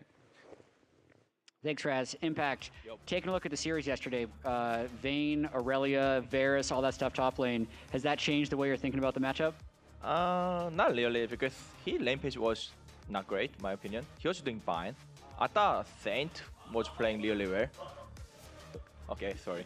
He was playing well, I thought I care more like how Saint gonna play in the side lane compared to like Dokla playing. But I think he have good confidence, because if you don't confident, you cannot play that kind of champ, you know? So I respect it, but I'm not worried that much. How's your confidence coming into today? Because Golden Glue said last week you worked a lot on your early game, and you've made improvements every week. So what's the confidence like, and what have you worked on in this last week?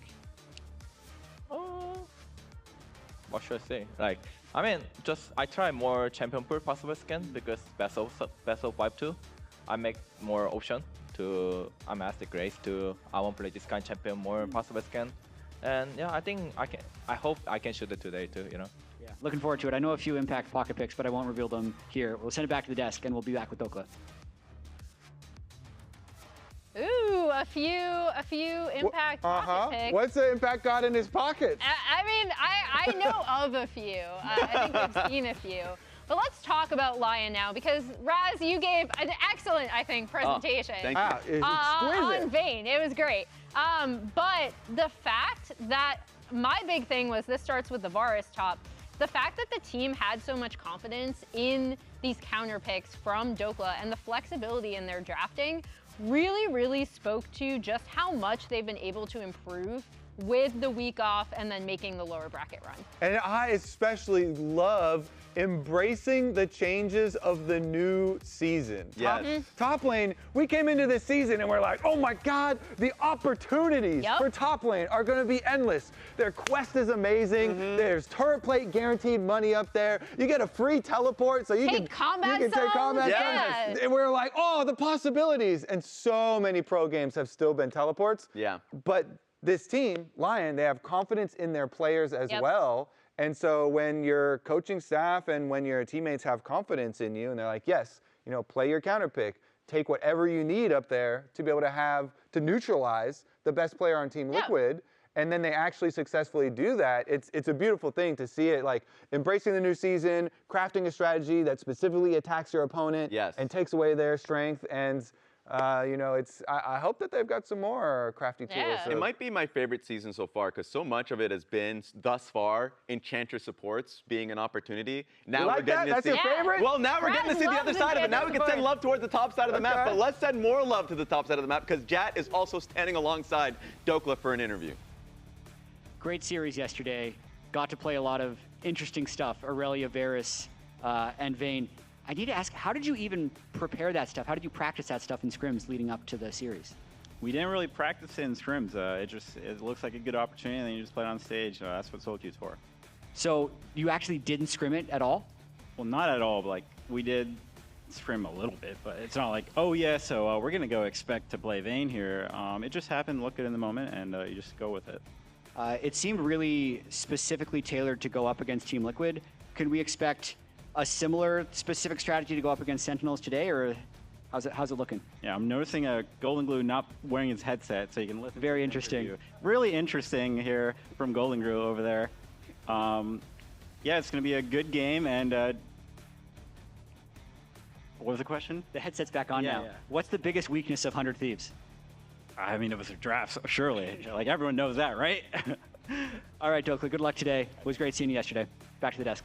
He was trying. Oh my God. Grayson trying to spy on what Dokla has been saying. Hey, good awareness from Dokla to spot that. He's like, yo, they're creeping on us. He's trying to listen. The most impressive thing to me, though, talking to him yesterday and then also listening to this interview today, obviously they did practice this, but whenever you change the way, because like these more range tops or the Aurelia, they change fundamentally the way that team compositions work, right? Yeah. And so the rest of the team really has to go around it, just like, for example, the change from engage to enchanter supports, right? You have to play differently as a team. And that, to me, was the most impressive thing about Lyon yesterday. Yeah, and a lot of people are super impressed with yesterday because Lyon are coming into this series now really hot. We'll get into the predictions in a bit, but Inspired actually thinks that this series will be very close, maybe closer than yesterday. About Sentinels, what do you expect for facing against Sentinels tomorrow? And I think Sentinels is probably a better team than Team Liquid, honestly, from the last, like, my observation against them. Because I feel like Team Liquid doesn't really know how to play the game, but they're just good individual players. But I feel like Sentinel is opposite. I think they're not the best individual players, but they really know how to play the game. I feel like Huhi and Hambak are honestly very scary support jungle duo. It seems like Hambak he knows his role in the game, and Huhi really is good at supporting that, and he's playing around him very well. So honestly, I think against Sentinels the game is gonna be different than it was today against Team Liquid. I think against Sentinels maybe we'll try to pick the lanes that can snowball a bit harder, because I feel like against Team Liquid, if we just pick scaling lanes, they would never be able to punish that. But I think Sentinels is a team that is gonna be better at punishing scaling champs. So we'll see how our approach goes in the draft. But I think it's kind of an opposite to Team Liquid, how Sentinels play. I think just worse individual players, but way better team. All right. That reaction from Lau at the beginning of it was my reaction too. The shock of like him thinking that Sentinels would be the stronger team. But by the end of it, I was like, that reasoning makes complete sense. I love that answer because he gave a lot of detail here on their views of the differences of these teams. What about your views, Raz? Yeah. Do you think this series is going to be close? Not at all. Or not? I think it's going to be 3-0, and it's based on what we saw yesterday. So let's talk about the 3 iconic drafts that we got to see from Lyon. Because A, it started out with the Varus pick. The Varus pick, at first pick, you're like, oh, so it's just a simple Varus going to the bot lane, the strongest AD carry in the patch. No, they end up swapping it with the Xayah going bot lane, and they ended up trapping the Renekton into Varus matchup that worked really well for Dokla, the ranged top lane connoisseur. And it was like, okay, maybe that won't happen again. No, it happened again, but this time around we got to see the Aurelia pick as the Gnar was locked in on the 3-4, or the 4-5 that is. And then you go into the really iconic game that shocked everyone, was the moment you see Ornn locked in, you're like, thank God we finally have an Ornn blind pick and I can like counter pick safely. They go Camille Galio and instantly the Vayne pick answer afterwards. So I think the drafting from Lyon has just been the best drafting and preparation that we've seen all year long. Even I'm also gonna include last year. It's just been my favorite series of drafts. Wow. Get last year in there too. Yeah, 25, 26. This year's been pretty short. We haven't had that much time. Honestly, this is by far and away the most impressive draft I've seen in a while. And it just makes it impossible to be able to prep against. Yeah, it was really nicely done because it's a super, like, you get the Camille counter, so Team Liquid thinks that they're getting a really good and like they're going to be the super spice, but then Vayne having condemned to like knock Camille out of her own ultimate, so then you can like let the people break this Camille Galio combination. I just like, it was so good in so many different ways from them that Raz, I'm on Team Lyon as well. There we go. I'm on that hype train. I like that Inspired has a healthy amount of respect for Sentinels, though, as we heard in the interview that we showed just beforehand. Get over there. But how could you not love that face? Dokla, after they unleashed him, they let this man play his range top laners. Did you see his smile? Oh, yeah. Big Dokes is coming in hot into this series as well. Yeah. And it sounds like Lyon will tailor a different strategy versus Sentinels and attack them a different way. Emily, are you also on this Lyon hype train? Surely with I Sentinels. am. Oh, okay. And it is because of all the things you said, plus Saint. I actually thought Saint played so well yesterday. In particular, I want to bring up once again, we've now added, yes, his KDA has fallen a bit because it was at a ridiculous like 49 going into yesterday. Oh no, it's down to 12. Yeah, I know. Oh no, 12. So terrible, right? But look at the difference in these numbers. He's been so good for them. His Ahri game was like just it was off a carry. The charts. It was a hard carry. From his laning to his team fighting in that was amazing. I'm borrowing Raz's prop from yesterday of El Santo. But I think his glow up throughout this lower bracket run has been phenomenal. He's been a key piece in what Lyon want to do, and I think it's super important. Oh, you guys have him, at least Sentinels taking a game. Yeah. Oh, crazy. You're going to disrespect Sentinels? Yeah. Remember the interview I did with Huhi where he said, we are building our own weapons as well? I actually think that Sentinels are going to be able to put up a better fight. As Inspired also, thought that Sentinels was going to be a more difficult team than Team Liquid because Sentinels did focus on their early game and can punish scaling picks if you go for it. So it's going to have to require some changes on the part of Lyon. Yeah. But big Dokes, baby! That's true. That's true. I mean, like, I guess if I would see a success from Sentinels, it would have to be off of bot lane from Rahel and Huhi. I am a Rahel appreciator. I still think he is the best AD carry in the league. So, like... What, you think Impact's too old? What's going on there? Yeah, wow. That's messed up. Raz. Look, if I'm 33 and I have to do my stretches, I don't know what he has to do, all right? I have to do his stretches. He's got pocket picks, Emily. Yeah, no, Shen? he actually, Shen He'd and probably throw a Mordekaiser. Zac at top lane in there or something. Shen and Mordekaiser are the two that I was really thinking. Good luck with the Blade of the Rune King himself, all right? Impact, he's crafty. He's got some tricks too, buddy. All right, he's still going to be having to get whacked by the Blade of the Rune King. He's got every tank pick he has. Unless if he's playing his own Jack skin that he won, then, all right, then I'll give him that. All right, what about that Hambach Darklings clip that I showed at the beginning? Oh, I'm kind of liking that. I'm kind of like, no, I do not care, all right? At this point, we've talked too much. We've talked too much. We're convincing you? No, this just started with the games. Get out of here.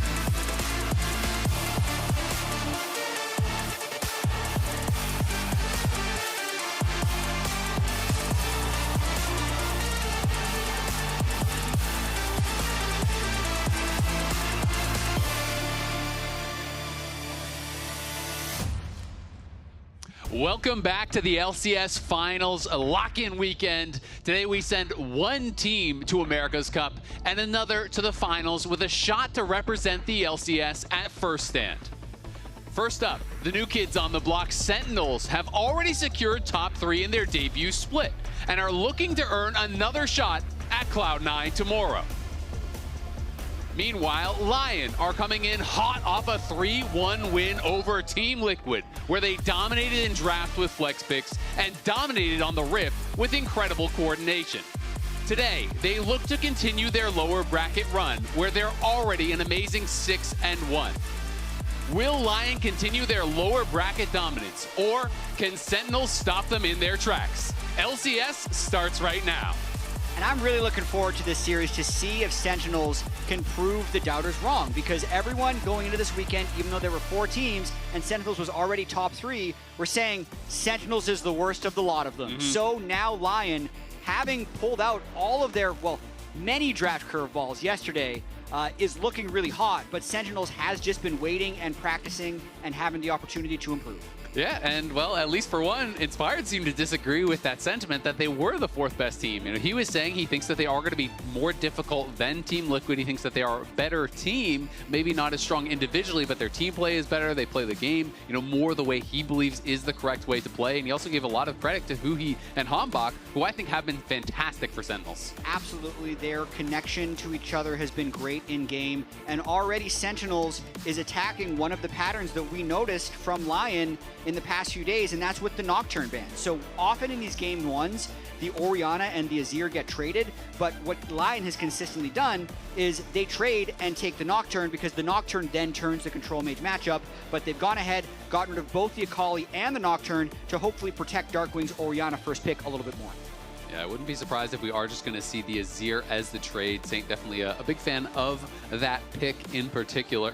And it is kind of the standard these days. You know, not as many AD jungle bans on the table as we had seen yesterday. We had been seeing so many bans in that series, you know, focused on the AD junglers that did push people a little bit outside of the norm as far as those picks go, even allowing us to see things like that flex pick Ornn in the jungle. Yeah, so as you mentioned, just trading the 2 picks, but now is likely to be the blind pick junglers, unless Inspired wants to do something crazy in game 1. Fairly unlikely, though, with very standard draft going on so far. All the global junglers have been banned away, with the Pantheon going out as well. And an interesting takeaway here, Inspired, while he is a fine Jarvan, I think it's more of a takeaway pick from Hambach, with Jarvan being one of his favorite picks. Yeah, I think, you know, for a game 1, you're kind of expecting people to pick, you know, one of Pantheon, which is banned out, and then Xin, Jarvan, Vi. Those are the other 3 that are generally kind of first game type of tier for those AD junglers. And it is basically exclusively AD junglers these days with the AP mid laners. So Hambach will get his choice. If I'm expecting, as I said, the Vi or the Xin, it's really just what he thinks fits the composition. And in this case, it is going to be the Xin. And I think it makes sense for Sentinels, because Huhi is such a strong engage player. They don't necessarily need to have Hambach, you know, playing on that Vi, playing that engage role, because Huhi can easily fill that. This is where I'm really glad that we have Fearless, because I'm totally fine looking at the Orianna Azir handshake once a series. Yes. That's and great. Never again. And then, okay, the 80 junglers, great guys, have at it. Renekton, perfect. Blind that thing that first game. And that's what we see in so many of these series. A little bit interesting, though, that they have already pulled out the Renekton, allowing Dokla an early counter pick if he chooses for this Renekton. Yep, the Varus, of course, is banned out, though, by Lyon themselves. So that was the counter pick he was able to bring out yesterday against Morgan and get a solo kill in that matchup.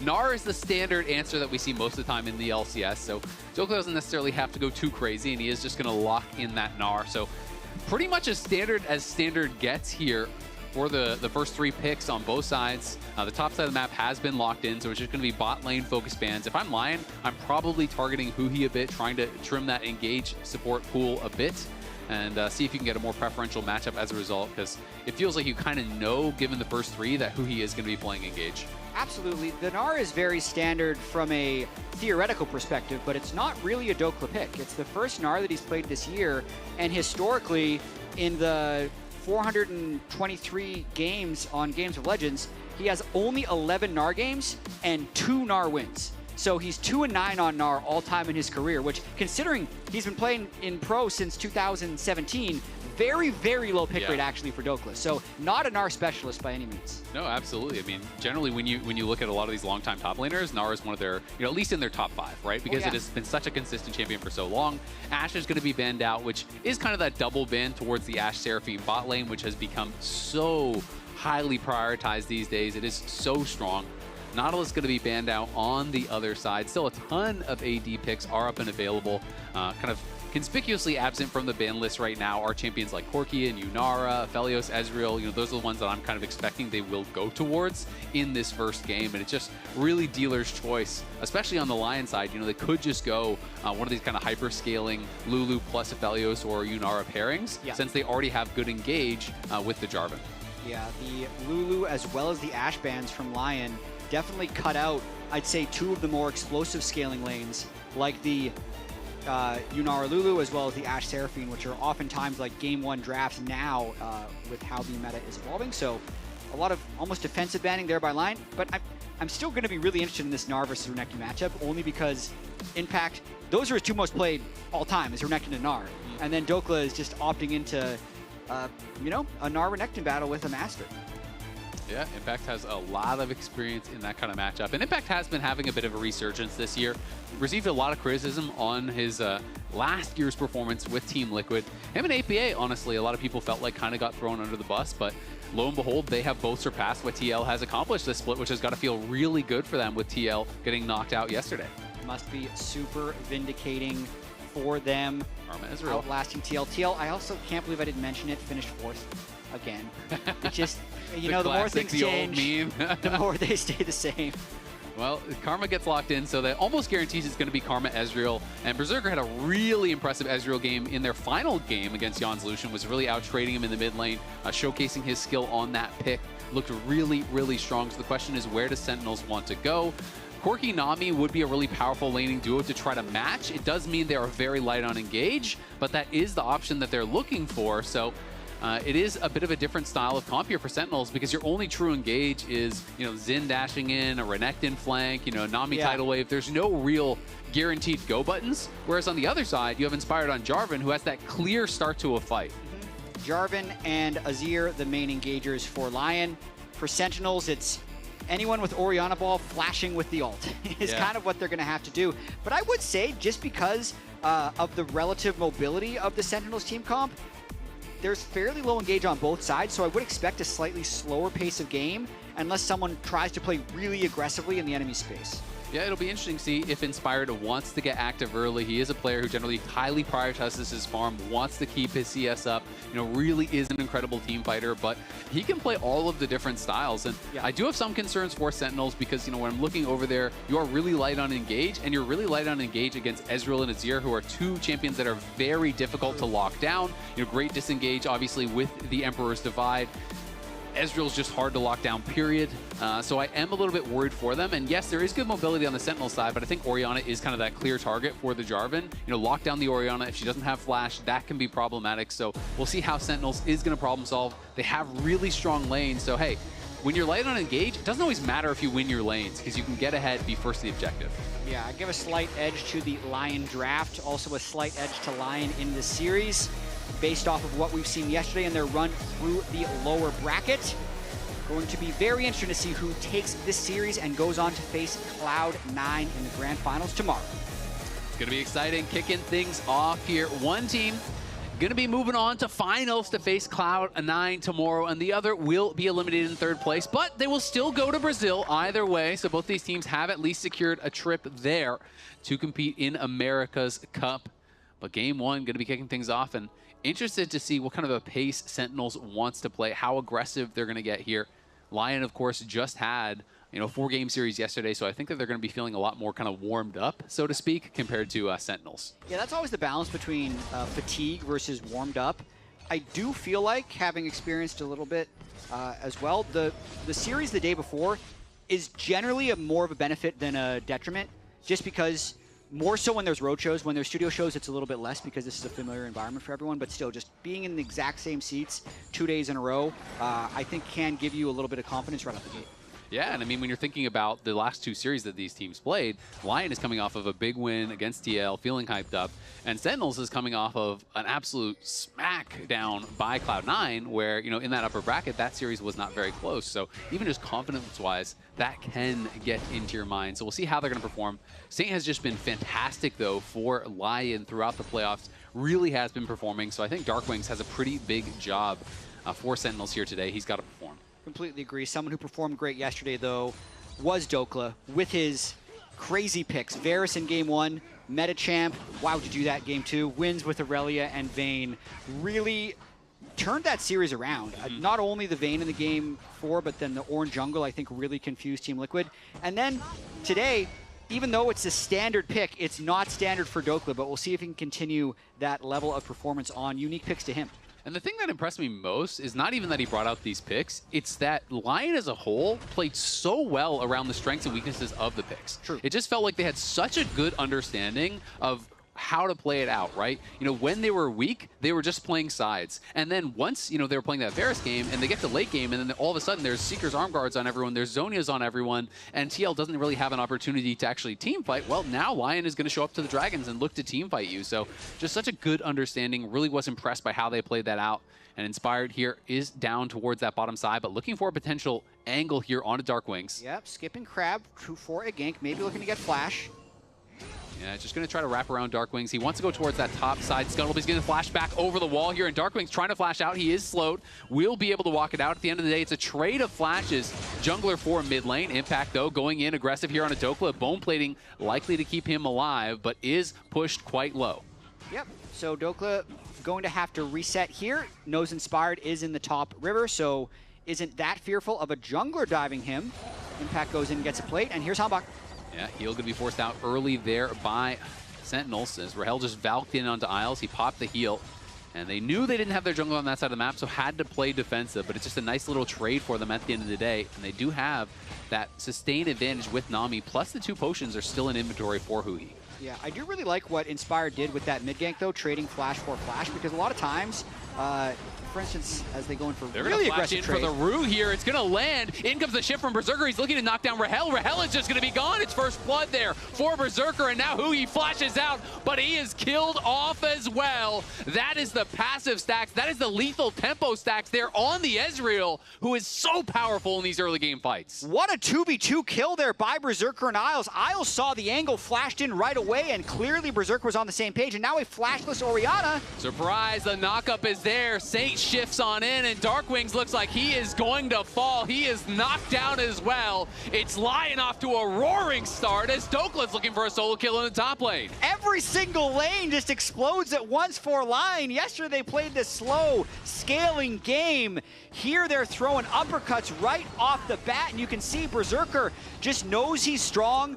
Isles flashes in. There's no mana left on Huhi, so they don't have to fear any bubbles or Nami spells. And once he's at melee range, it's just auto attacks, weaves that W in for the second auto, and accelerates his own gold. This is one of these things, people think about Ezreal as a weak early game champ. You know, you have to scale up, you have to get your tier, you have to get your spikes. Well, he had lethal tempo stack and the passive stacks, so he has so much bonus attack speed in that fight that he is just going to destroy you in these situations. And they knew exactly how strong they were. Rahel and Huhi maybe had a little bit of false confidence after getting Isles so low, thanks to that gank from Hambach. And as a result, they get destroyed, and now Lyon out to a really strong early lead. Yeah, I say a lot of times Ezreal is weak in your solo queue games.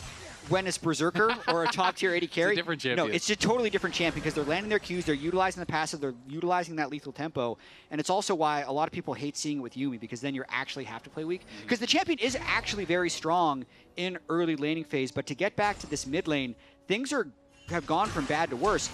Burning the flash early usually sets up a level 6 Azir shuffle, but they then killed him pre-6. Now the shuffle's up, and the flash is still gone from Darkwing, so he has to play incredibly safe now. Yeah, and Zayn didn't even have to trade flashes at all during that whole extended sequence.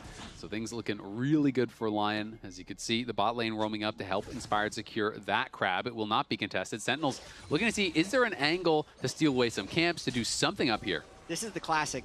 Everything is going well for Lyon. What do teams do? They try and kill Dokla. It's just what everyone goes for when things are going a bit pear-shaped, but Dokla doesn't let the wave crash. He's in Mega, so it looks like Darkwings has to go back and catch his wave.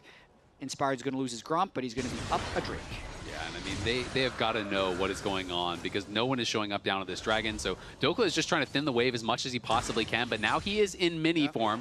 So he's trying to contest impact. He's trying to stop this from crashing. He clearly knows that the dive could be coming. He's buying time for Inspired to make his way up the top lane. So Inspired just based. He's moving up. And really nice job there by Dokla, keeping the minions away from the turret. Yeah, they're going to go in, though. Dominus is going to be popped. There's the stun. Dokla hopping back, but can he get out to safety? No. Hombach pops the Crescent Guard and knocks him down with that Spear to the heart. Inspired might go for the kill. Inspired in. Cataclysm is there. You are locked into the tower.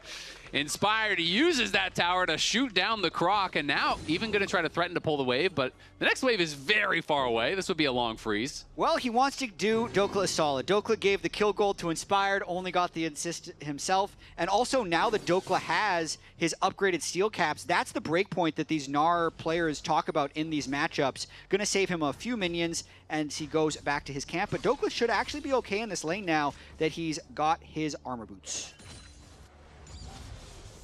Yep, going to be having that tab. He's all about the move speed, playing fleet footwork for the same reason as Berserker shifting in. True Shot Barrage just barely tags who he tried to get out to the side, couldn't avoid it.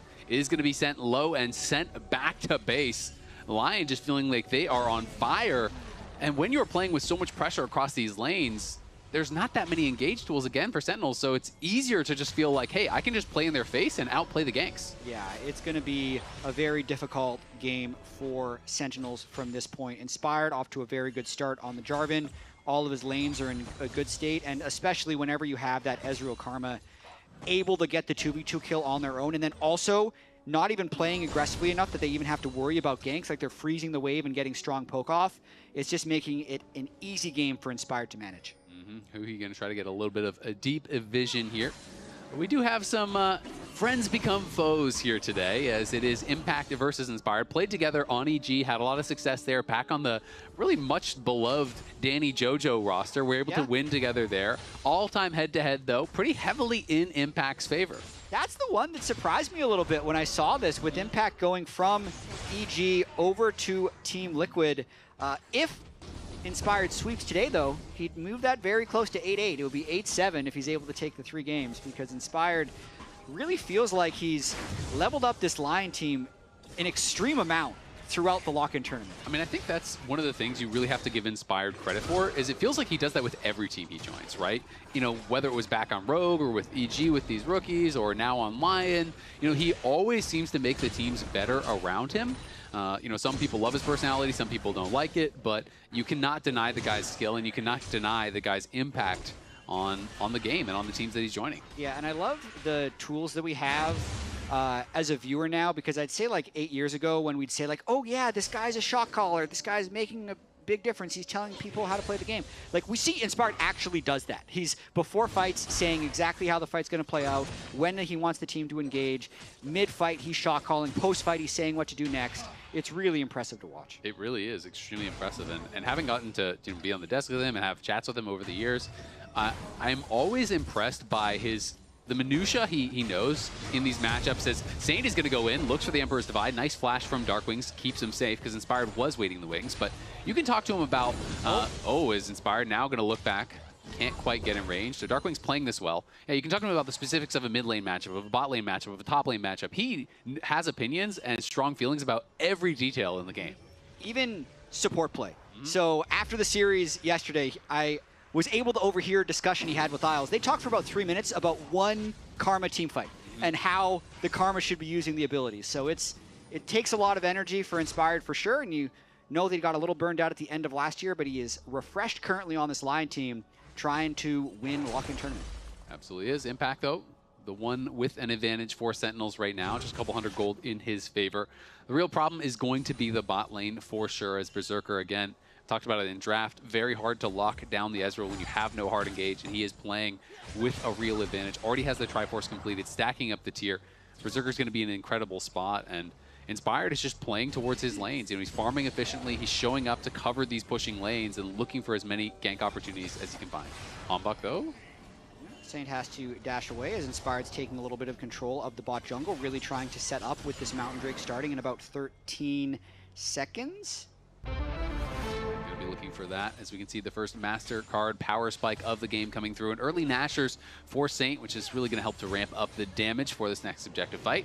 Yeah, any type of extended fight, he's gonna be pumping out a lot here. And it's actually Sentinels who pull the Drake, but it's a little bit difficult here. They might be hoping for some type of Xin knockup. Yeah, they have to run away from that one with no real way of turning off the Drake when Lyon retakes. Yeah, it's very, very difficult because Lyon have the bot lane push. Berserker's going to come over and look for this poke. Miles in the area. You can see the ball strapped to Humbok, but Saint is going to be pushing in mid lane, and Lyon are just trying to get control of these lanes first, then move to the fight. Now Humbok going back in. How many more times can we do this? Go back, hit the wave, collapse on Drake, see Sentinels walk away, and then Sentinels goes, catches the wave again. I think Sentinels are trying to buy a little bit of time here, but Dokla is prepping his Narbar as well. True Shot Barrage going to go wide. Humbok still working on this Dragon. Looks like it might just be a flip here as this is getting incredibly low, and Lyon decide, you know what? It's not worth the risk. We're just going to back off, continue playing for these waves as Berserker grabs a plate there. I mean, that was a situation where Sentinels was willing to sacrifice more minions for the Drake than Lyon was. Saint went back to mid lane, Berserker went back to bot lane, and you could see Inspired, just looking at the state of the game, decided he didn't want to try and walk through to give Sentinels a team fight that they wouldn't otherwise be able to force themselves. Now he's top lane. Yeah, Dokla could be in some trouble here. Saint and Inspired coming in to try to back him up. Humbok is behind Impact, but Impact gets the bad news that Lyon is there to cover their top laner. And he chased him for a while, so he actually lost, a few minions there, most of a wave as he was chasing Dokla, who was just kind of proxying between towers, trying to be as annoying as he possibly could. Absolutely, and Berserker trying to apply more pressure on the bot lane here as well. When we look at the way that Lyon won their series yesterday against Team Liquid, it did feel like the laning strength of Team Liquid was top lane with Morgan, and in draft, they specifically tried to take that away from Team Liquid, and it was very successful. And then yesterday in the interview, Inspired mentioned actually Huhi and Humbok, they're what's really strong about Sentinels and how they're always connected, but with this Ezreal Karma and how well Isles and Berserker are playing it, Huhi doesn't get the opportunity to roam. He's stuck in this lane the entire time because of the advantage that Lyon has created, so they've also, in a sense, taken that strength away from Sentinels with the way they've drafted this game one. Yeah, absolutely. I think Sentinels felt pressured to draft a strong 2v2 because they're going up against Ezreal Karma. So they're saying, hey, maybe I can't play Rakan or something. We'll get blasted in lane too hard. Unfortunately for them, they lost lane anyway and now don't have Huhi on an engage champ, which is such a strength for him.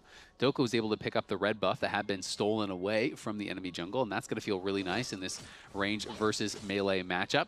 Interesting to see that Darkwings is also going for the torch build here instead of what we've seen become so popular, which is just Ludens into Shadowflame. Like the full-on burst style builds are so popular for Orianna these days, and instead it is going to be that Blackfire torch, just going a little bit of a different route. Yeah, maybe a little bit more poke with the Blackfire torch here. I think this is probably, certain control mage players will get mad. They all kind of average out to be very similar. They're just all the AP mana damagey items, so I think the Blackfire torch is totally fine. Yeah, it's definitely fine. I think it'll be interesting to see where he goes from here, if he is going flat AP or if he's going more, utility, if he's stacking burn or going more defensive. Because I do think against these teams, especially when you're lacking an engage, having that really powerful upfront burst of Ludens, Shadowflame, Deathcap, Sorg Boots, for that kind of like one punch is sometimes the only chance you'll get to connect damage onto these targets. But Sentinels and Lyon just scrapping it out here around mid lane.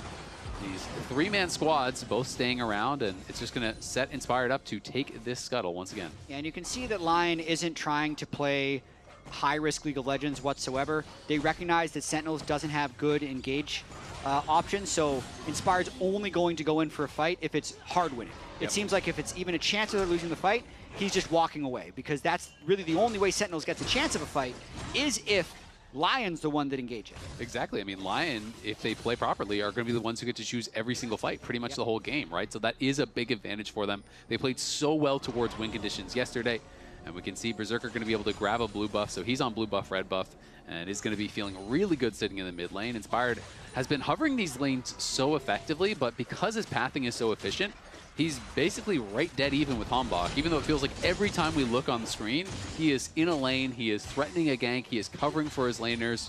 He just feels like he's been very present, even though he's keeping his farm so high, and he's just 1-0-1. Really true. You can see Wolves getting finished on his way to Raptors.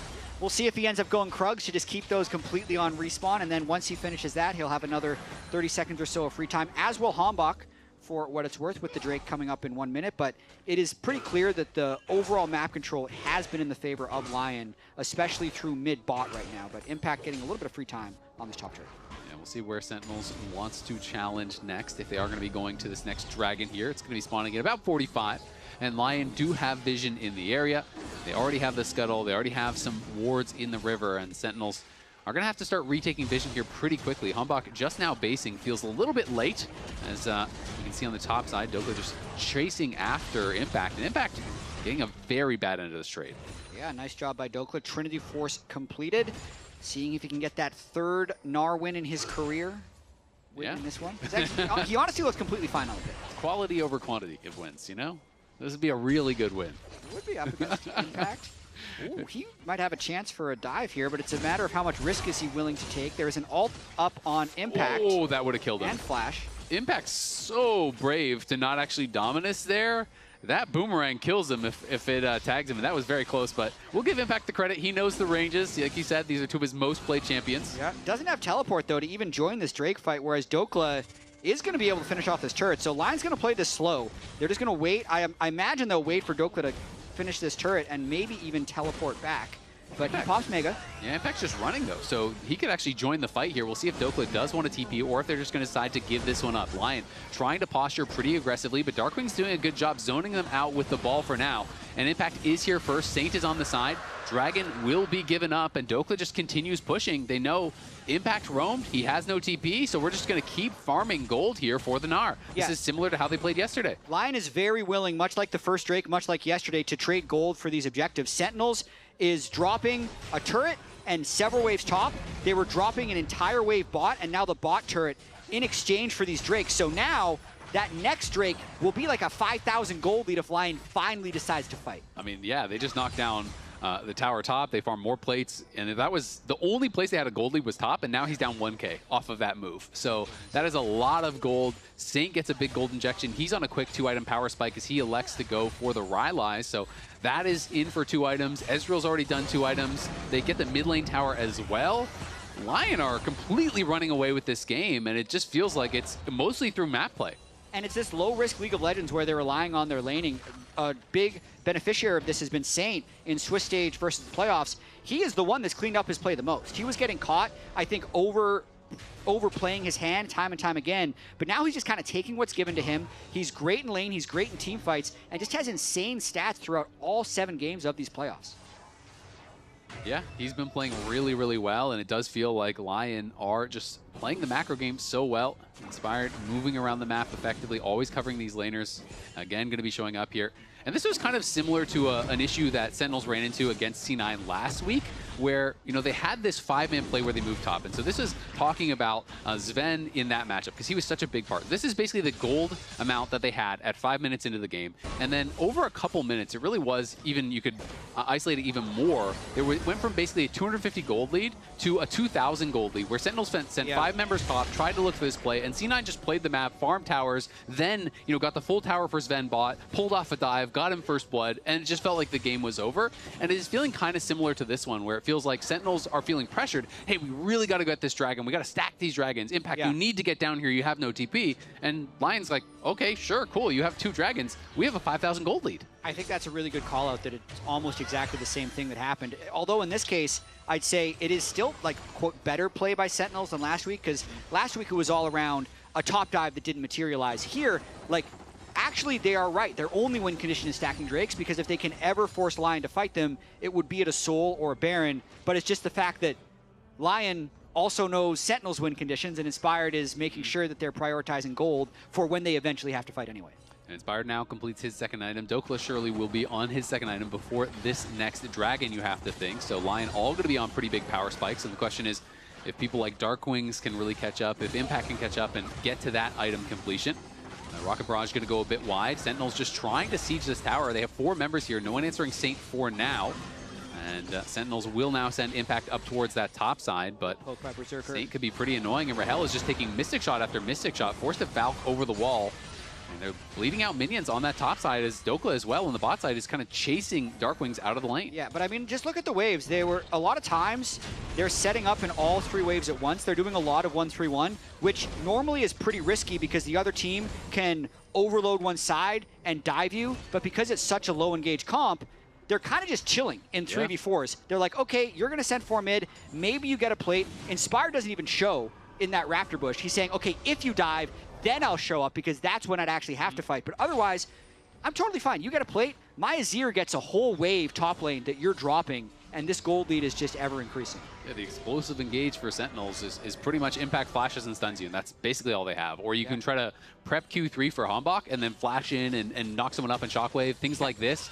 But if they are on your screen and you see them prepping for that, it's pretty hard to make it happen. So Berserker just playing with the utmost confidence here, working in towards that third item. Sterik's now complete for Dokla, so he's going to be even harder to take down. Of course, Rahel is working towards his third item. Is reasonably strong in the Corki, but is that 2K almost behind. And Darkwings is going for a pretty defensive build here. He's actually going in for the Zonias. So Blackfire Torch and his Zonias, it is going to be a lot less burst than the Luden's plus Shadow Flame that we normally see. And, that could be problematic. Yes, it answers the dive because he knows, hey, he's the low mobility guy. He's the main target for Jarvan. Yeah.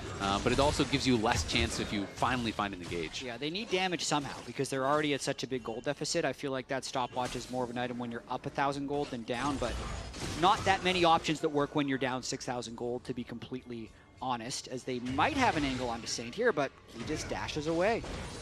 Yep, just walks back to his tower pretty easily there.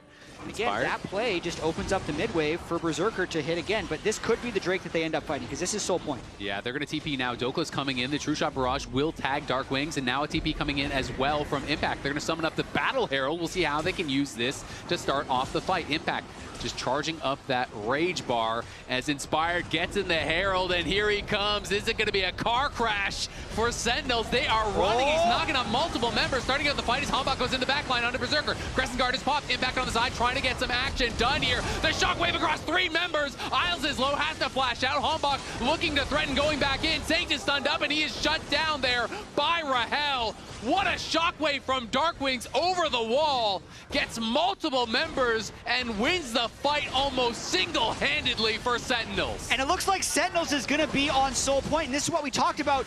It was the best play available for Sentinels to give waves to be closer to Soul Point, because then if one good fight like that happens, they now have a realistic window of winning the game. So Inspired clearly wants to fight this Drake. They teleport in, they drop the Herald, they have Mega Gnar timing, but they can't get a clean engage on anyone other than the Xin, who's not someone who's very one-shottable. Oh, that was close. Yeah, really quick teleport we saw way in the pip right there, but let's watch this fight one more time as Dokla's Mega.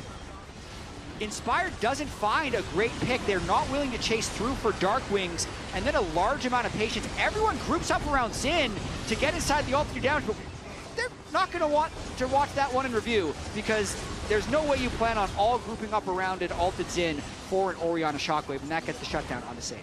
I think their thought process was, oh, Inspired has the carries pushed out. Let's kill the jungler, and then we'll get the dragon. And, well, Inspired didn't have them pushed out all by himself. He can't do that much on his own. And as a result, like you say, that's one they're going to want back here in review, as they are stacked up for that Shockwave, and Darkwings makes them pay. Zonias or not, still going to do some damage, and he is now 15, pushing towards that rank 3 Shockwave, which can be a game changer.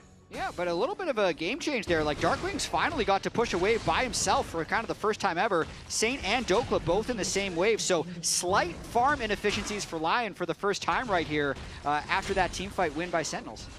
I like the tech here for Rahel, going for some anti-shielding itemization as Dominus going to be popped here for Impact. Are they going to find the Shockwave? They are. Dokla gets pulled back, and Dokla gets cut in half by the Croc with the help of the Shockwave there.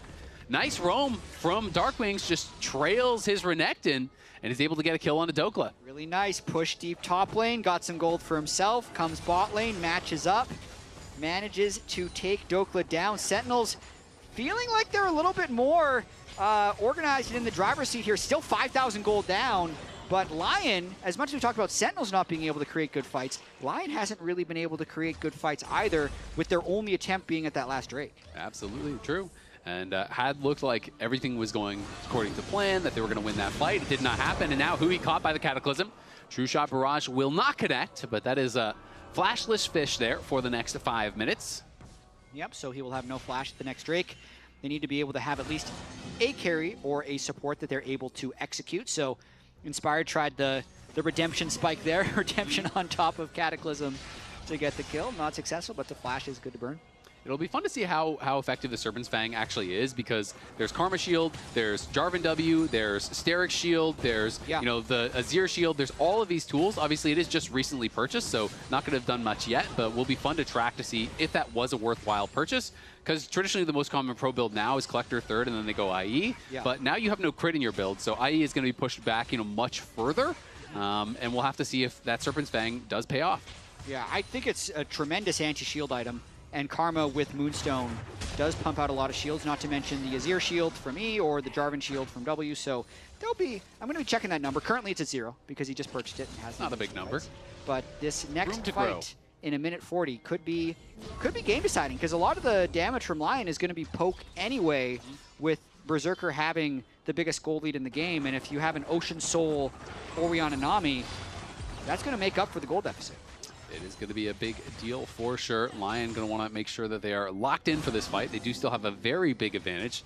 Third item completion starting to come through here. You can see Spirit Visage done now for Inspired. He's just going to be running at Darkwings, I feel like. That's going to be his job. Just keep Darkwings out of the fight and allow your carries to knock down their front line. Because if Inspired can push back the Ori, I feel like the fights are going to be pretty darn hard to win for Sentinels. Yeah, they have so much range with the Azir and the Ezreal, which can typically keep lanes pushed. I mean, there's even a chance that if they have this bot and mid-wave push deep enough, that Sentinels doesn't even move in for this Drake, because previously Lyon had been prioritizing gold and then needing to enter the Drake, but with the current state of the map, like, they're not allowing this space to be taken at all. So it's now Sentinels that has to walk in, and that's when Lyon might go for a fight. You can see Impact has moved early, already down towards mid lane, where Dokla, as usual, just continuing to push. Berserker just shifts forward as Hanbok is trying to wrap around on Saint. Will they go for him right here, right now? 4 members wrapping in on Saint. Saint is just going to shift back towards his tower, and the TPing Dokla. Inspired is in the area, but Lyon are still very sectioned off. Can Hanbok find a fight? Dokla going to be looking for Hui. Hui without flash, as you said. He's going to be the first casualty in this fight. Impact popping the dominance, flashing in. They're going to try to turn this one around. Can they burn down Inspired? Cataclysm comes out, but he's knocked down during the flag and drag. Dokla on the side, dueling against Rahel, but Rahel is winning that one. Hanbok goes back in with the Crescent Guard, but is pushed back by the Emperor's Divide. Lyon continuing the fight as Berserker's just forward. Mystic Shot after Mystic Shot connecting. Impact has to run. The shift is back up. Impact is low. He has got to get out of there. But Lyon has to keep fighting. They have no jungler, so if Sentinel was able to start the Dragon, they'd be able to win the Smite fight. It's just Impact is low, and Berserker is poking. Looking at Summoner spells, there's still flash on both Lyon carries. The True Shot Barrage just barely misses Impact, but his recall was stopped. Darkwings has TP'd back, rejoined the team. Dokla charging up the Narbar Lyon now. has to fight. They but can't let them hit Sentinels. this. They're just giving it. Their jungler is dead. They don't feel they can get back in. Can Berserker have a miracle steal here? It is not looking likely. That is Soul for Sentinels. Lyon controlling the game, it felt like, for 20+ minutes, but back-to-back fights. Sentinels just makes it happen at the Dragons. That was such a chaotic sequence, starting with the attempted play. Now Lyon's going for a fight. Has to flash out. The Mystic Shot goes wide, so they do at least push him back, and they get his flash and ulti. I'm surprised at the way this ended. Not really surprised with the way it started. So a nice overload there by Sentinels to not create good fight lines for Lyon to start with, but for instance, when they get the... We're back to live. Hui's in trouble. He's going to get knocked back by the Emperor's Divide, as is Hanbok. Hanbok pops the Crescent Guard, but it does absolutely nothing. Rahel on the run, but you got nowhere to go. It's a double for Berserker as he is going crazy. The knock-up from Inspired comes through. The tether route is there. Impact is going to fall as well. Lyon may just end the game. Flag, drag, knock-up. The Zonias will only buy you some time, but it changes nothing at the end of the day. It's a quadra for Berserker, and Lyon may have just won the game. I think it's actually over. They find a pick in the jungle. 20 seconds on Hanbok, 8 seconds on Hui, but all 5 are alive for Lyon, and that mid-wave could not get to the Nexus fast enough for Lyon. Isles trying to keep them away here at the Nexus, just zoning them back, but Lyon are knocking down these towers, and Lyon may have stumbled in the dragon fights, but in the end, it doesn't even matter. 31 minutes in, the Nexus will fall. Lyon take game number 1. I mean, Berserker ends 7-0-1. Chat, let us know who your player of the game. Inspired controlled it, kind of. What a weird game. It's like we built up to some crescendo that never happened, and if you just skipped the Dragon Soul, you'd think, oh yeah, by the way, that game that Lyon was winning, they totally won. Right, Lounge? Yeah, I was setting up for a Sentinels win segment. Yeah. but so much is happening back and forth in this game. Inspired was definitely right coming into this series that Sentinels has some fight in them. Yeah, and I mean, we talked about where it was going to come from Sentinels. They'd focused on their early game. I really liked how Lyon approached the early game in response. But yeah, Sentinels kind of got a few punches in before then. I bet everybody wants to know. I bet everybody wants to know how Saint won the game there. Yeah, because we didn't get to see. It was coming out of a replay. Lucky for you, I also want to know. So let's find out together. I'm going to follow Saint here and see how they just won the game because Ocean Soul had been taken by Sentinels. So Saint goes over a ward. Look, he's going over a ward here. How does he get into position for this? Sentinels know, and the pings here are all from Lyon onto Saint. He's eyeballing them, and he just starts on who? He sees the angle as soon as they get the flash. Wow. And that's how they just win the game, even with the soul just getting picked up. And you felt like there was going to be momentum for Sentinels to get back into this one. But Saint just walks out early on the Azir and makes a very quick play there. Now, I do want to get into what we had already prepped, though, and go back to our Pagoda moment, because the early game is actually where we built our whole Lyon review here. And let's see if I can actually get back to the other clips. I guess I cannot. Here we go. And just kidding. We'll go back this way. I'll just go back to the early game this way. We can see the early game was so smooth for Lyon. Raz, this is how, at the beginning of the game, everyone's thinking, all right, after this early game, Lyon are going to have it in the bag. First, you know, we had Inspired go through. He blew the Orianna flash. You see that here on his Jarvan. Then they go for their resets. And we're going to get some 2v2 kill action from Berserker and Isles on the bottom side. Isles sees the angle. They're going to go for it. Berserker right after the minion, gets the tether, flashes early, by the way, to make sure that the tether is going to complete from Isles. Good job by him. That's why Rahel doesn't even bother flashing, because he's not going to be able to break it, not going to be able to get out of range. And then, as soon as that happens, then you get the rest, you ping pong over to the rest of the map where Inspired had already burned the flash of Dark Wings. He wraps back around to go finish the job, and this isn't even with a level 6 Azir. That is early game. So just off of that, you're thinking, wow, Lyon, they've got this in the bag, right, Raz? Right. I mean, like, that's already a back-to-back Pagoda plays. If you guys see a Pagoda moment where they play, then go spam that in the chat when you see it. Then we'll throw that up here as well. But, like, that was just the early game, just looking incredible for Lyon, but it did not end there. Yeah, then it got crazy with the dragons, Emily. Yeah, and I want to hear, because I've heard we have the comms from that dragon fight and Battle Herald. So let's hear them. I wanna fight with Drake no matter what. Actually, I can pick. Okay, now you are important that you are with us because you are a champion that needs to ego on them for us. Orianna missing. Because if they turn on you, we'll hard win the team fight. Okay. It's Mega now, we have to fight now, I think. Let's go. Orianna here, Orianna push. I wanna knock up these people. Okay, Orianna no flash. Looks in. Looks in. Zin's really deep. Zin's really deep. Wait, hitting Zin for free cast. Yeah, I'm fine. Get ulti here. Okay. They were low. Sonobate's coming. Slow. I'm looking at Azir dead. 용 먹자.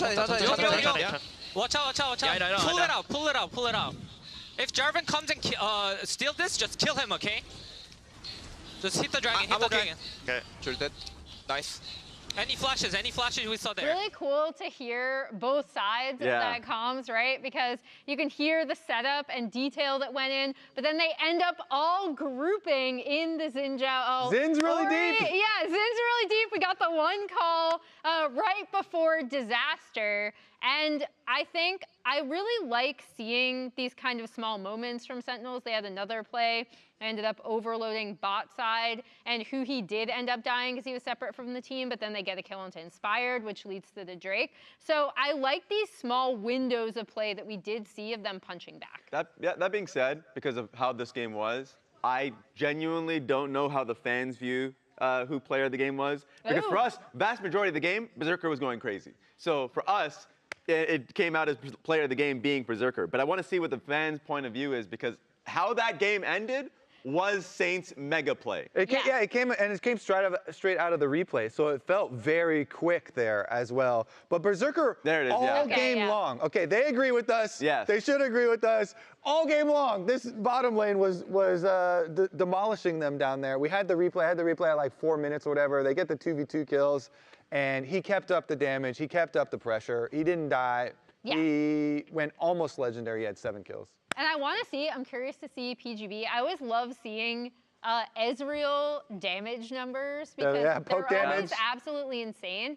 But I think the big thing for me was also at points in the game, it just looked like all of Lion's waves were pushing. Like they were just constantly reiterating, right? Like you send Ezreal Karma mid, obviously that's going to be difficult to contend with, but it felt like they were always pushing in sides and forcing Sentinels to respond to that as part of their setup. And that, to me, that wave management was also a huge difference in the mid game. I mean, looking towards the next game, at least we got a good treat. All the expectations of Sentinels, like basically lying dead 3-0. I mean, I don't know if that's actually going to be true, but I'm not changing my vote. I'm not changing my vote. What? All right, we're sending it to the break. Maybe Lions continue this path forward, but Sentinels, they already are cooking something up. We didn't expect them to lie dead. You did. What? Go to break. Go to break. You did. Go to break. This lobby is kind of comfy. It feels different. If this is different, I like different. I'm staying right here. Are you guys serious? We're about to get into game. Emily, let us enjoy it. You guys need to lock in. Maybe this'll help.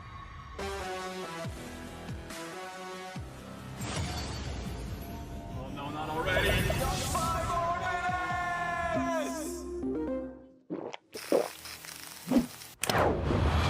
Red Bull gives you wings. Rich in the ground before Dub can even get there. In time to try to knock out as Impact gets bursted. Don't feed. Get fed. Scan the QR code for deals only on Uber Eats.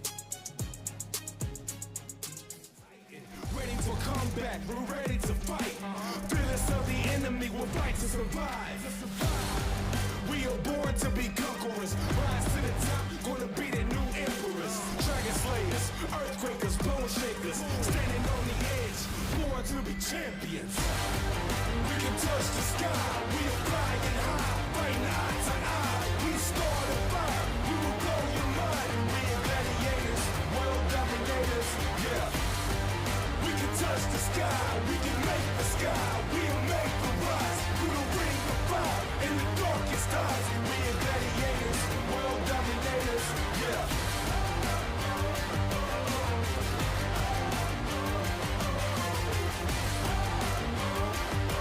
We are gladiators, you can come and hate us, yeah. I'm looking here. Yeah. Well, we're coming. We're coming. We don't have ult yet. Yeah, we're gonna go, guys. We're gonna go. We're gonna go. Nami has flash now, I think. Look here. I'm zoning the other guy. Okay. Go Baron. Come. Okay, coming. Oriana no flash. In the Renekton no flash. Come. Oriana no flash. I can flash combo her in 4 seconds. She is on it. Okay, I will go if she gives me range. Keep flicking. Go. Has on it. It's fine. Get the mid-wave now? Yeah, I go. Nice. Can we end? Yeah, we can. 31 minutes in, the Nexus will fall. Lion take game number 1.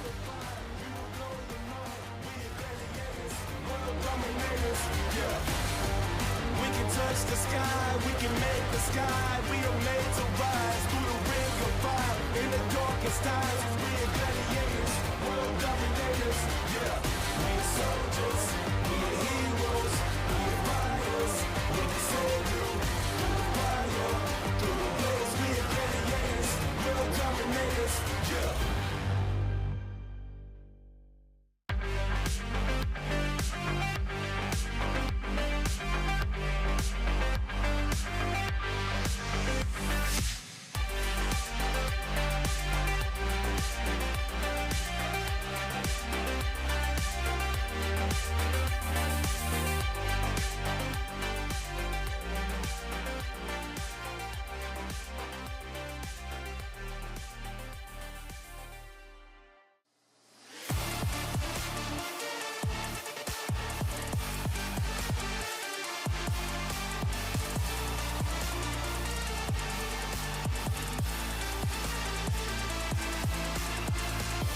Attention all LCS fans, if you are heading to the finals in person at the Riot Games Arena on Sunday, tomorrow we are hosting a special lock-in finals tailgate. Come by right when the doors open at 11 o'clock for food, jersey swaps, merch, games, and much, much more. And we will see you tomorrow. And a C9 game. And a C9 game. C9 is definitely going to be there. We got to find out who else is going to be there, Jet. Lion or Sentinels. Lion in 2 more wins, Sentinels in 3 more wins. Looking like Lion. I'm going to be honest with you, Azale. Although, last game was very strange. Yeah. It seemed like Lion was in complete control, but then they fumbled basically just one team fight, one extended team fight, lost soul, and then immediately won the game. It's like, if they would have been playing, in a weird way, if they would have been looking for more aggressive plays earlier, there's a pretty good chance they would have just won the game earlier anyway, with how easily they were able to swoop in and execute the members of Sentinels. But regardless, it is still 1-0. 10 champions are banned from Fearless, and we're into game 2. Yeah, it is a funny game because I could show you 90% of that game, and you would think that Lion's completely dominated and there was never a blip on the radar. I just wouldn't show you the 2 dragon fights that they lost. Yeah. And if I showed you everything else, I'd be like, wow, what a clean game. That was perfect from Lion. Yep. But Sentinels did get Soul, and then from that spot, it was basically an even game because they were down 5K, but they had Soul. So they could have easily won from there, of course. Well, and then they made like the biggest blunder and lost a team fight in a massive landslide fashion. Instantly lost the game right after that, and we saw Golden Glue in shock on the coach cams watching that happen. But yeah, it's hard to know, how close it's going to be after that one because Lion obviously controlled the vast majority of it. Also really curious to see, are we going to get twists and turns from Lion in the draft, or was that really just, hey, Morgan is the only problem on TL, Dokla, you draft range top and just make sure he can't take over the game and that's how we'll win? That remains to be seen. I mean, just thinking go out sports, loud. True. Thinking out loud, go sports ball, and esports. Lion, I think, will scale the risk of their draft based off of how strong they think the opponent is. So I feel like the risks they took with Dokla in that draft yesterday against Morgan were in part because they thought Morgan was such an exceptional laner, so they found a way to equalize that advantage. Whereas if Lion just thinks that they're stronger across the board than Sentinels, I think we're going to see very standard drafts across the board from Sentinels, and they'd hopefully save their curveballs for the finals tomorrow against C9. Makes a lot of sense. I do think it's always really cool, though, because even if you bring that out in one series and you intend to never play it again ever, it's always in the back of people's minds. It's that little itch in the back of your brain when you're drafting against him, like, ooh, but what if this Ferris goes top? We can't play Renekton now. Yeah, is that Ornn, is it a jungler? Exactly, right? Like, you really do have to think about that, and I think that is very, very cool. Pick Teemo, I think you're in for some bad times if you're hoping for the Teemo pick. But Nico got picked, and we do have Ashe, which probably means Ashe Seraphine for Sentinels, which, of course, it was banned out in the second phase, but is open here. Man, Ashe Seraphine just seems so strong every time I see it. I love any time a team can go for it. The Nico was locked in, so that definitely opens them up to be able to play it. They were able to win with this in their series against DSG. They just straight up outscaled. The Blitz counter definitely didn't work in that instance. I'm really curious on your take on this because I always think it's interesting when there is something that in the meta is objectively strong, but I feel is bad for a team because there's a player on their team that is so important. It's kind of like with Team Liquid, right? People will think about Team Liquid when Core's not an engage and like, they don't look good with Core and Enchanters. Well, Core won Worlds in the Ardent Sensor meta. He's a great Enchanter player, but TL kind of needs him to engage. And I kind of feel like when I'm watching Sentinels, I'm like, yeah, he's a great Enchanter player, but when he's not on engage, the team does not look the same. So every time I see them draft an Enchanter, I'm like, ooh, I don't know how Sentinels is going to do here. I'd also say that the meta is moving heavily towards Enchanters, though, so you just kind of have to do it, especially when stuff like this is up, because if they're trying to pick, let's say he locks Alistair into an already strong Nico when Berserker Isles is already slamming them in lane, you're just losing the game that way anyway, so picking the Ashe Seraphine at least is an attempt to give them a lane to play through. And we'll see if that can be successful. Definitely want to see them have a little bit more engaged tools here. Of course, the Ashe does give you something from the bot lane. The Enchanted Crystal Arrow, nice to try to start out fights, as we have Dokla likely to be playing the Ambessa, but of course it could be flexed to Inspired. That is something that they did really well, flexing between top and jungle yesterday. Wukong coming through, though, for Hombox. So Sentinels already way more standard engage tools, way more team fight focused. Wukong goes in, you encore off of him, that flies in the back line, you have the arrow to start things out as well. Beautiful 1, 2, 3 there from Sentinels. will just have to lock in their solo laners after the 4-5 bans. Have to be a little bit careful because of that flexible Ambessa, and more bans going towards Saint in the mid lane, really trying to protect Darkwings' control mage pool. It's something that he's been, I'd say, more unique than other mid laners in the league, in the sense that, like, Hui is likely coming down in every best of 5. You're usually going to see him on Victor. Maybe he pulls out the Veigar. So he has his own pocket of mages, control mages, but a lot of times they want to protect him in bans from things like Akali. Yeah, absolutely. You know, that is his comfort, but yeah, it is cool because, you know, I liked when he brought out the Veigar. That was in a situation that I think really did work well. And so we'll see if Darkwings can continue to find those. Ahri going to get banned out alongside that Akali. So some of the aggressive picks being taken away here from Saint, as it is the Aatrox ban. So that's going to be taken away from Impact. That is definitely one of Impact's long time, you know, comfort picks here. Of course, we haven't seen Scion or anything like that just yet, so Impact can always go towards comfort there. But Impact in general has been actually super flexible so far this split. Yeah. He's thought of as like just the tank guy, but when you look at champions played, he is one of the deepest champion pools so far this split of any top laner in the league. He's played 12 champions so far in the 16 games that they played. And Dokla, after last series playing Varus, Aurelia, Vayne, that only took him to 8. Yep. So the Gnar took him to 9.